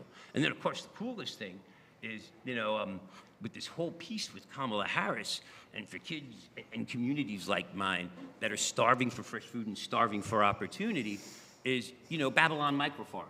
Because Kamala Harris gave a great speech in front of it, and then to have this technology that's accessible in our classroom, where children of color can see this and say, wow, we can address the wrongs of slavery. We can address the wrongs of migrant labor by creating equitable systems that are fun, that are handheld, you know, that you can do amazing things, that you could be technicians on. And, you know, I don't have to worry about parents complaining their kids are getting dirty when they don't have one pair of clothes. Their precious sneakers aren't going to get hurt. And the other thing is, then we get out in the community, we do amazing things. I'm telling you, Hopi Mike, he hunted me down, he saw me in Arizona. Hopi Mike gave me seeds at the last event. That's awesome. We planted seeds in front of every liquor store in the South Bronx with Native American corn with senior citizens. And, you know, people were like, what the hell is he doing? It was me, grandparents, and kids, and these seeds grew to be epic corn plants. And we put them in drug locations, we put them in front of crack spots, and the kids took care of them, the seeds grew. Nice. And that was, you know, these are my children of the corn, food advocates, you know, kids who are gonna really take over the world, one good meal at a time. Absolutely. You know, the film has been being shown across cities. What's the most sort of special reaction you've heard from a community? Well, so, you know, there are so many little, this clip, you know, Miss Poland, we're going to have a Miss Poland Day, and she's now on her 6th generation of kids who are actually doing this program, coming back and teaching it. The foster care farm in Appalachia is now 100% sufficient, you know, in a community where you could make $6.25 an hour. These young men have homes. We're creating add-value products. I got a plan with you and me. We're going to talk to a couple people. We're going to grow some ingredients and put this in add-value products. And wouldn't you pay $1 more for a product that was grown by a kid who didn't wind up dead of fentanyl in the middle of Appalachia? I think so, and I believe there's enough of us out there to do that. Thank you. So there's that piece. Yeah, I get little kids going to college and going to land-grant colleges for free instead of, you know, someone's prison, because, you know, we've got opportunity to do things with technology, with food, with community and advocacy. So, you know, I believe that high-performing, if good schools equal property value, in the worst communities, we should focus, and worst meaning, you know, most marginalized, we should really focus more on schools. It makes good sense to me. Yeah. And that's what I'm going to keep doing. This is where I'm putting my stake in the ground, and I'm willing to drop dead there doing it. But, you know, no one's killing me anytime soon. No, they aren't. I got a lot of energy, and I'm eating my vegetables. And Stephen, I've known you for 10 years now, and I've seen how incredible the inspiration you give people, you know, it activates them in a way I have never seen. I wonder for this audience, you know, as we you know, wrap up with another panel today, what do you want them to do? What do you want them to do? As we've been saying all day, it's an uncertain time. What do you want them to do? So I tell children, there are a couple of things I want to do, but number one, be kind. Be kind to yourself. Be kind to each other. Be kind to the planet. Call your parents if they're still alive. That's what I want you to do as an immediate. You know, it would be really cool if everyone got out of here and gave each other a hug. That's something actionable that we can do today. I'm not writing, you know, I do have 3 masters and a PhD. I'm the notorious PhD, I like to say. But I'm not doing another white paper. I want to do stuff that you can do today that someone else can do tomorrow. And that's why, you know, I'm so grateful for your support about the film. We started a campaign that was, 1, can you share the film? That's pretty easy. Number 2, can you advocate for healthy food in your school and your community? That's pretty cool. I didn't take on certain food niches that certain people might expect me to do. I'm leaving that for a later date. Number 3, can you eat seasonally? Can you eat locally? And can you prioritize the consumption of fresh fruits and vegetables? Yeah. Can you think about reducing food waste? And kids get really excited about that. Yeah. Let me tell you, compost is cool, and kids really love learning about worms and bugs and the microbiome. I have a kid trying to name every single bacteria living in my stomach. It's a big list. They're learning to count to 1 billion. And then lastly, be kind to yourself, be kind to each other, and be kind to the planet. But in terms of action, as we sit here and we get ready to break, man, you want to change the world, I don't give a damn what car you drive. Think about what you're eating, because you do it 3 times a day. Where'd it come from? Where was it sourced? I'm looking right at you, Raj, man. A big shout out to Raj. I mean, like, oh, where would we be without guys? Like, there are so many amazing teachers in this room. So just eat seasonably, eat locally, eat responsibly, and be a good role model and a good citizen. And, hold the door for a stranger. Pick up a tab at Starbucks. You won't go broke. No one will go broke giving love. And now more than ever, this nation needs to love itself and each other and our neighbors. Please, dear God. So we can do this. We can do this. We can do this. No one's going to go broke giving love. Give it up for Stephen Ritz, everyone. And I came, Danny, with a quote for you. So because I did my homework. And, Danny cries, and sometimes I do too. And I tell kids it's okay to cry. And, sometimes these days can make us feel a little broken. So I found a quote, and the beautiful thing is that this quote is anonymous. And it starts, because it's easy to feel broken right about now. And this is for the kids who are watching, wherever, because we got a lot of cities tuned in. When life breaks you, it's because you're ready to be put back together differently. And all of us are. Every piece of you that feels shattered is a piece that can find a new place, a new purpose, and a new meaning. And trust the cracks that where they are, light can get in. And sometimes in our brokenness, we can find the greatest wholeness. So find the courage to rebuild, to reimagine, redefine what it means to be strong. We are not broken. You are not broken. We're just breaking through. And with that, the degree to which we resist any injustice is the degree to which we are all free. So let's celebrate, give each other a hug, and a Thank you, Stephen. See you in Baltimore. Thank you. And see the film. Oh, see the film. www.generationgrowthfilm.com, or see me and I'll come do a screening with you. And Raj, I want you to review it. So I came just to pick your nose about that. See you later, everybody. Thank you. Thank you, Stephen. Holler. Thank you. Hold on. Take a selfie with the kids. They can't believe I get to do these things. Everybody wave. Thank you. Look at me, Another round of applause for the great Stephen Ritz. All right, our last panel is coming up in just a moment. Do not leave. There is so much food, so much drink, so much fun to be had. This is going to be a great panel. So, there's going to be a sky tour. It's going to be great. NASA's here, musical performances. It's, just stay here. Now we have a chance to learn about mission-driven brands and how they are changing business as usual, which includes another tasting experience that I think some of you are eating right now. So joining us, we have Sorella Harada, the co-founder and co-CEO of Simply. Nope. We don't have Sorella. I didn't look before. She's going to join us in a minute. We have Karuna Rawal, the Chief Marketing Officer for Nature's Find, and Dusan Vujovic, who is the head of North America at Tony's Chocolonely, and Joe O'Connor, the president of Applegate. Give them a big round of applause, please. And hopefully Sorella will join us when she can. So I want to thank a few more in-kind partners, including Meaty, Ceremony, La Belle Patrimoine, ButcherBox, Riverence, Tyndall, Maker's Mark, and Vista Brewing. Give them a round of applause. So did everyone get what's being passed around for this panel? Nope. Is it being passed around? Elena, I'm going to look at you. Okay. Okay, great. Sorry. All right, I'm going to start talking to y'all. And thank you so much for being here. We're grateful to all of you. You are all huge supporters of Food Tank. It means the world to us. And so thank you, thank you, thank you. Dusan, I'm going to start with you. And I want to get this straight because this is what you said to me. You said you are a mission-driven brand that produces chocolate, not a chocolate company that tries to be mission-driven. What does that mean? Well, I mean, first of all, I wish I could take credit for that tagline, but it's not my tagline, unfortunately. I think it goes back to how we originated as a company, and it's something that we keep in mind both for business and for the purpose of the Tony's Chocolonely company, which is we started way back with the need to talk about the issue in cocoa supply. Most brands usually come with the need state of what's the gap in the market, what's going to be the brand positioning.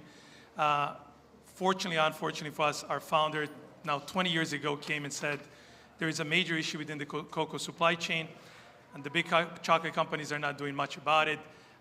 People need to hear about it. We need to create noise, and we need to create this issue awareness. So chocolate to us was just a medium to talk about the issue, which is very different than what most brands, especially back then, but even now, do. So we were, let's make chocolate to create conversation that there is an issue. Let's get people to know about it, and maybe we can address it. This evolved over time because, again, somebody way more creative than me created this very tasty chocolate, which helped us say, maybe there's a viable business. So if the chocolate tastes great, if there is a brand, maybe instead of talking just about the issue, we could essentially come into the playfield and address the problem ourselves, meaning, why don't we participate, why don't we lead by example, and show people that this can be done. So that was a big mental shift of how we're going to go about it. Hence, this great tasting chocolate is now across the world. People can taste it, and we're leading a way in how to address this issue. We're a long way to go, but we're making big strides that it's possible, and if we can do it, we're taking all the excuses off the table for everybody else to say, why don't you do it too? Right, it's so true. If you can do it as a chocolate company who, is fairly new in this space, because a lot of these other chocolate companies have been around a long time and doing the wrong thing, if you can start out doing the right thing, which you have done, they can do it too. Well, that's the mindset, and I think I take a lot of pride being now at Tony's 3 years, and the brand has been here about 8 years in the market, is we hear a lot of challenges about Tony's. Are you guys premium? What do you stand for? Why are you so loud? Why are you so weirdly shaped? What's about the wrapper? They'll find a lot of excuses, but if you think about it, I like to think of us as this small niche brand from Netherlands that was creating a lot of noise, like I said, looking and feeling different. Fast forward 20 years ago, we're the fastest premium brand globally in 30+ countries, 5th biggest BARR brand in the country. So all of a sudden, the narrative changed. So we are now really being disliked or not appreciated for different reasons. One was challenging what we're doing. Now it's eating somebody's lunch. So now people are like taking notice. They're like, well, these guys are here to stay. These guys are proving you can be well at heart, well at taste, and well all around. Sure. So we like these conversations. We admire our competition. We admire everything they do. I don't take anything away from them. But again, to me, the only way to end exploitation within the industry, which is our ultimate goal, is to get the farmers out of the poverty. And to do it, you need to pay them fairly. You need to do the hard work. And if you do that, the whole industry would be better. Absolutely. Thank you so much. We have some great chocolate that's available to the audience. Do you want to talk about it? Yeah, I mean, you guys all got, I think, the dark almond sea salt bar. We are mostly known for our milk chocolate. We have a lot of SKUs that are very tasty. But we also have very tasty dark bars. This is our best-selling bar.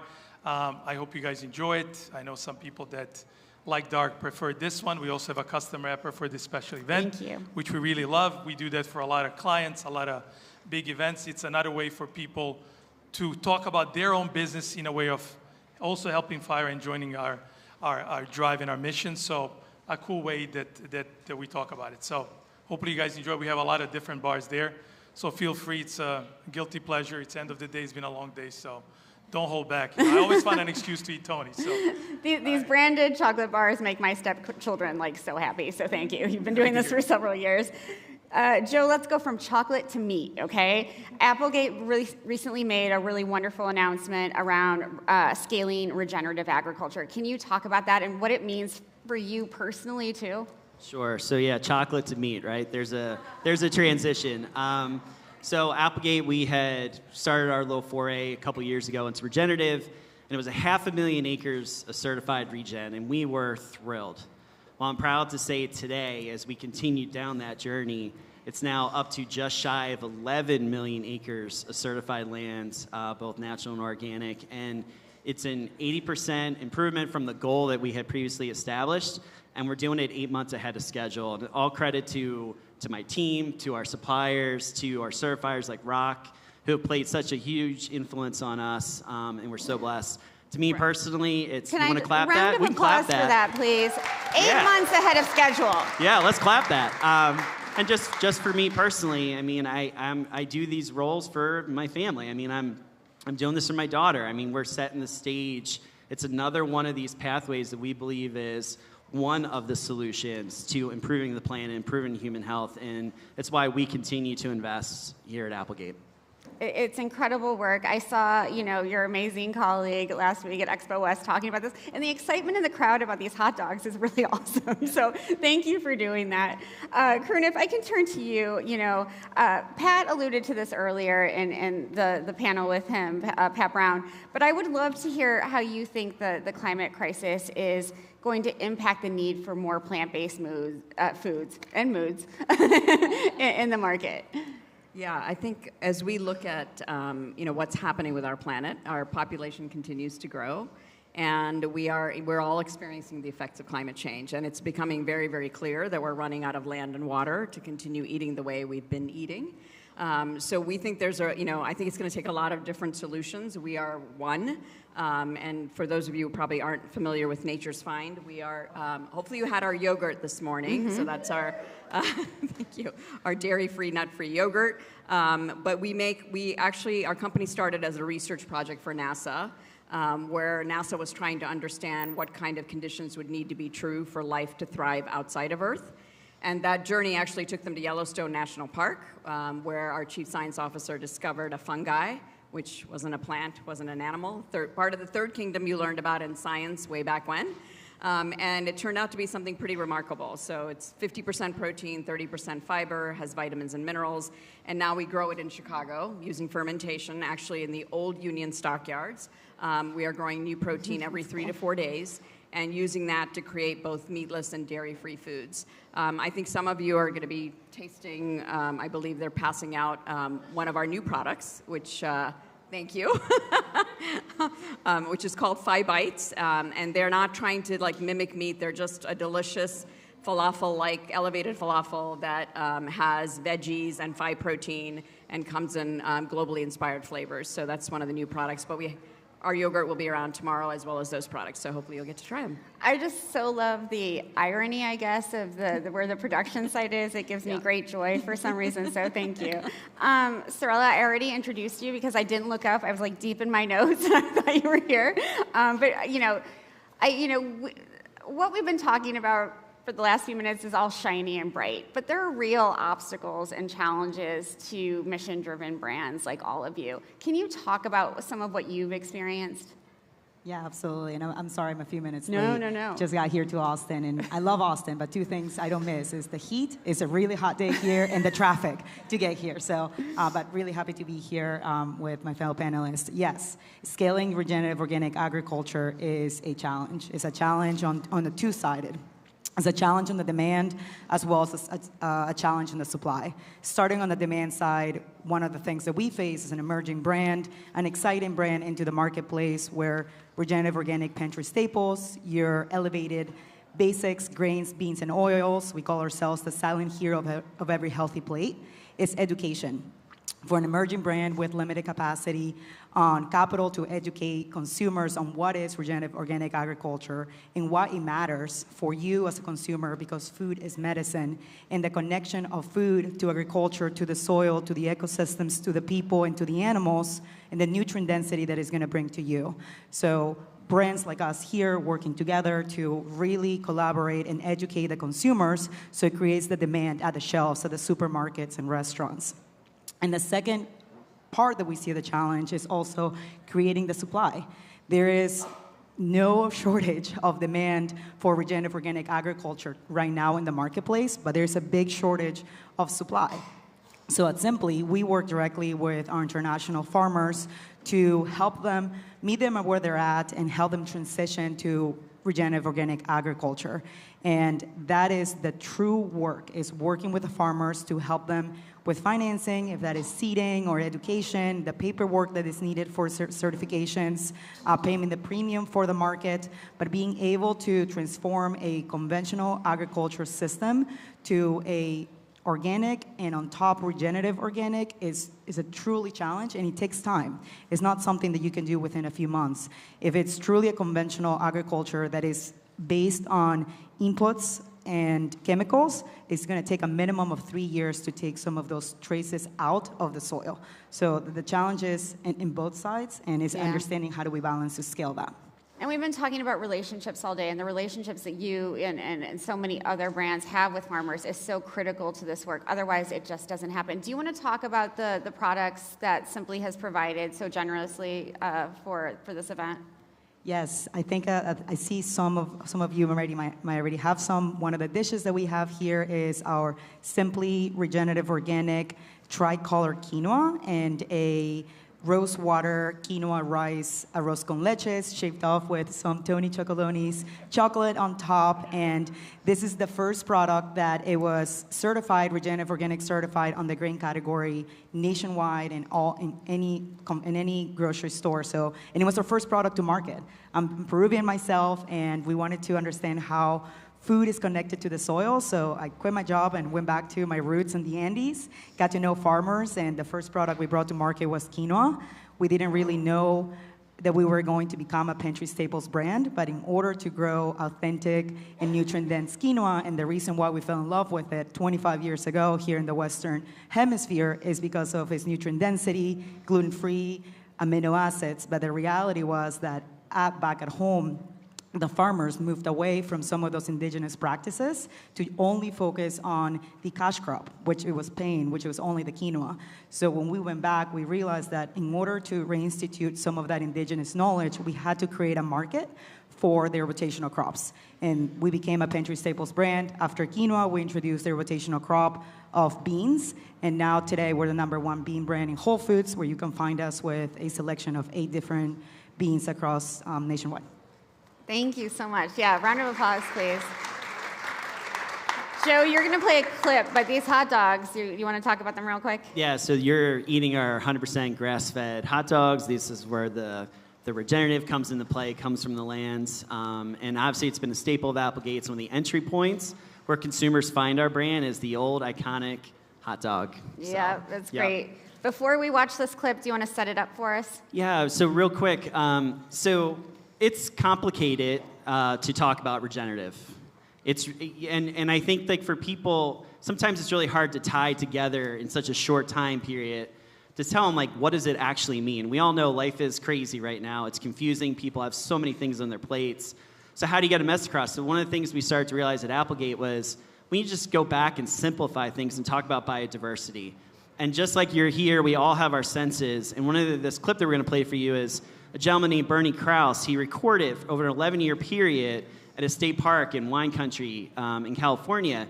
And he was a former musician in the 60s. He toured with the Beach Boys and the Doors. I mean, incredible background. He got fascinated with nature. And so he would go to this spot and he would record every year the sounds that the forest was producing. And so we'll play a 1-minute clip and just listen, close your eyes. Whatever you need to do, it's in 4 segments. And just listen to the change and what's going on in our environment. Thank you.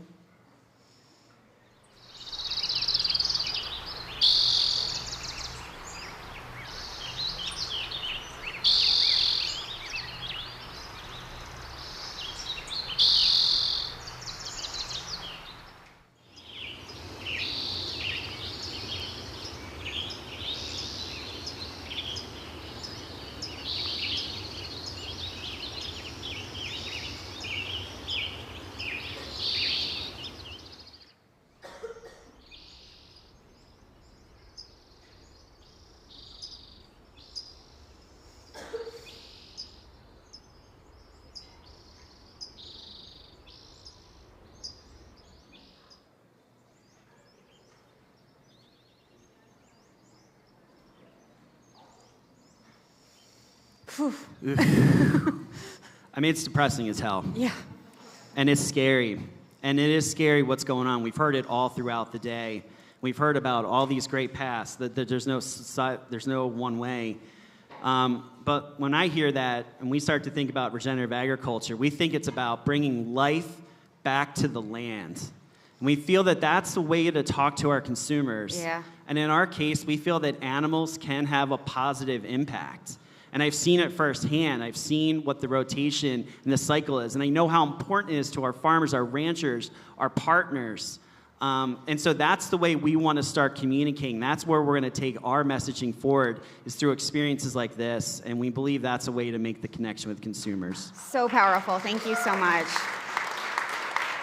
This is for all of you. You know, Joe talks about bringing life back to the land. What kind of messaging do you think is most effective for eaters, for consumers right now? And Karuna, I'd like you to go first. Sure. I think, you know, what I've been in the food industry a really long time, and I think the thing we keep learning again and again is that taste is what's really, really important. You know, people really do not want to sacrifice all that much. Some people do, but most people aren't willing to sacrifice in order to do better for themselves in terms of health or the planet. So we really are focused on creating delicious food, and hopefully those of you who tried our 5 bites right now, that was the spicy Indian version, they're great. I mean, they're not trying to be something they're not, they're just delicious food. And so we try to, I mean, it's very similar to, I think, what you were saying earlier. We try to lead with that and then engage people in a deeper conversation about their health and the health of our planet. And we know that's the reason we're here. I mean, our mission is about that, but I think we find over and over again when we lead with delicious food, you get people engaged, and they're, you know, and food brings joy, right? Yeah. So we need to remember that and always lead with that. And then I think you have the opportunity to engage with people about some of the deeper conversations. But it's for us especially, we have a complicated story to tell. So while I can sit here, if I could talk to every single consumer and tell them the cool story, you know, people really lean in. But I'm not going to be able to do that when I'm standing at a shelf competing with every other yogurt or every other frozen product. So we lead with taste, we get people excited about what they're eating, and then they're curious to learn more. And that's when we can give them the, you know, message about our deeper mission and what we're trying to do. And our goal is very much to nourish people and nurture the planet. And that's what we're here to do. And we're trying to do it in a way that is gentler on the planet.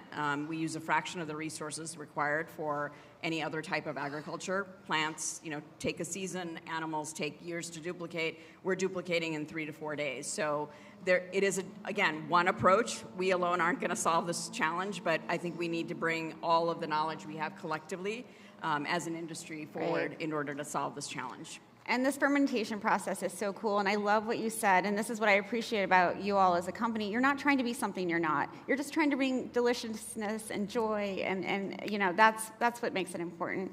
Dusan, you know, you've talked about the need to think about these things in terms of binaries. How does Tony think of, you know, messaging in terms of that binary? Yeah, to us, binary is very important. I think if you run any kind of business, especially mission-driven, impactful businesses, the more it can be yes and no's and less maybes, the easier it is to run the business. Because I think it can be yes, no, and yes, but not now. Because if you start with maybes, that's usually an excuse to do shortcuts, you know, do things that you don't want to do, and I think it's a slippery slope. So once you start going into that direction, you start making decisions that you're going to regret. You start creating a brand that you don't want to create. So that's very important. I can give you a few examples. Like we source only our chocolate, our cocoa beans from West Africa. There's a crisis in industry today. We could have easily sourced our beans from South America. We said, no, this is the way we decided. It's tougher. It's more expensive. We're going to do it. We don't use paper in any of our packaging. You know, that's you know, kind of something that people love to hear. For bars, that's one thing. But pouches, to do paper pouches is extremely difficult. We go to a lot of producers, they look at us like, paper pouch? I've never even heard that exists. But that's the right thing to do. And to do it, it costs money, time, and everything. And it's even funnier because the bigger you become, those decisions are tougher because the savings are greater than it would be initially. So making the tougher choices. So to me, the less maybe is the better for the business. And I can personally say that those paper you know, pouches last a long time. They're not easily destructible because I have children and they've not ripped them apart yet. So thank you. Sorella, simply, you know, as Dusan said, doesn't do shortcuts either. And I'm wondering if you can talk about how you explain that messaging to your consumers. Yeah, and I think as Karuna mentioned, it really starts with leading with quality, the nutrient density, the attributes of what the product is versus the why, of why the product is the way that it is. For us, it really be able to tell someone that in the categories that are originally commoditized, your grains, beans, and oils, that our product is better and you're going to be able to taste the difference is a very difficult challenge. But we've been able to prove that there is a market that it was mainly dominated by private label, 365, Nature's Promise, where Simply as a brand can create a premium for retailers, but also is a better product from a nutrient density and a quality perspective. And if you're able to taste their products or extra virgin olive oil, you're gonna notice that it has a higher antioxidant level and the flavors are just richer. Our beans are going to be more nutty and they're gonna be more buttery and they're gonna be fresher. Our grains are gonna be fluffier. They're not gonna create those coagulations or a little bit of balls that you find with grains that sit for years at storage. So you're gonna see the freshness matters in the dry goods categories as well. So for us, we lead with quality, we lead with nutrient density, we lead with the packaging. In a retail space, packaging, innovation of packaging is key. If you look at our grains and beans categories, we have this beautiful, iconic, paper bag that is sewed on top. That is a very simply iconic signature, and you see that billboard effect on the shelves. And similarly with our oils, you see it on a tin that really represents the century-old cultures that you find in the Mediterranean for oil. So packaging is really key, and you see that with other brands where you really are able to captivate the story of the product through packaging. It's incredible. We're out of time, and I've been asking each of the panelists to give a call to action. My call to action for all of you is to try out these brands. They are mission-driven, they are delicious, they bring joy, and they are doing the right thing in all the right ways. So give yourselves a round of applause. Thank you. Thank you all so much. Holy shit, what a day. This has been great. I'm sorry for the kids who are watching, but people curse.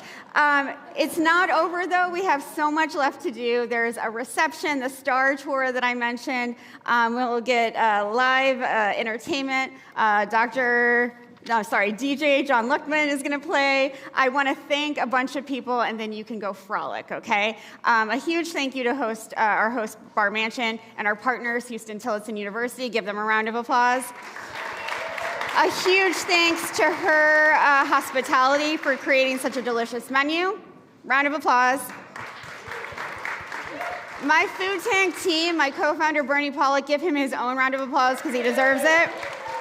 Elena Seeley, our content director. Kenzie Wade, who runs our events and makes them special. Annie Rubin, who does our social media. Jessica Levy, who's both a lawyer and a great writer and researcher. And Sarah Sherborne, who is our fellow. They are all volunteering behind the scenes, and I love them all. Give them a round of applause.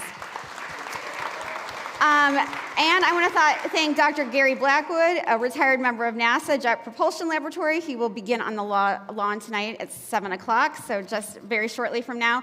And finally, thank you to Mode in the back, and especially Andre Martinez, who just does so much to make this event run flawlessly. I can't thank them enough. And thanks to all of you who have been joining in person and online. I love you all. I'm so happy to be here at South by Southwest, and we will see you tomorrow. Thank you.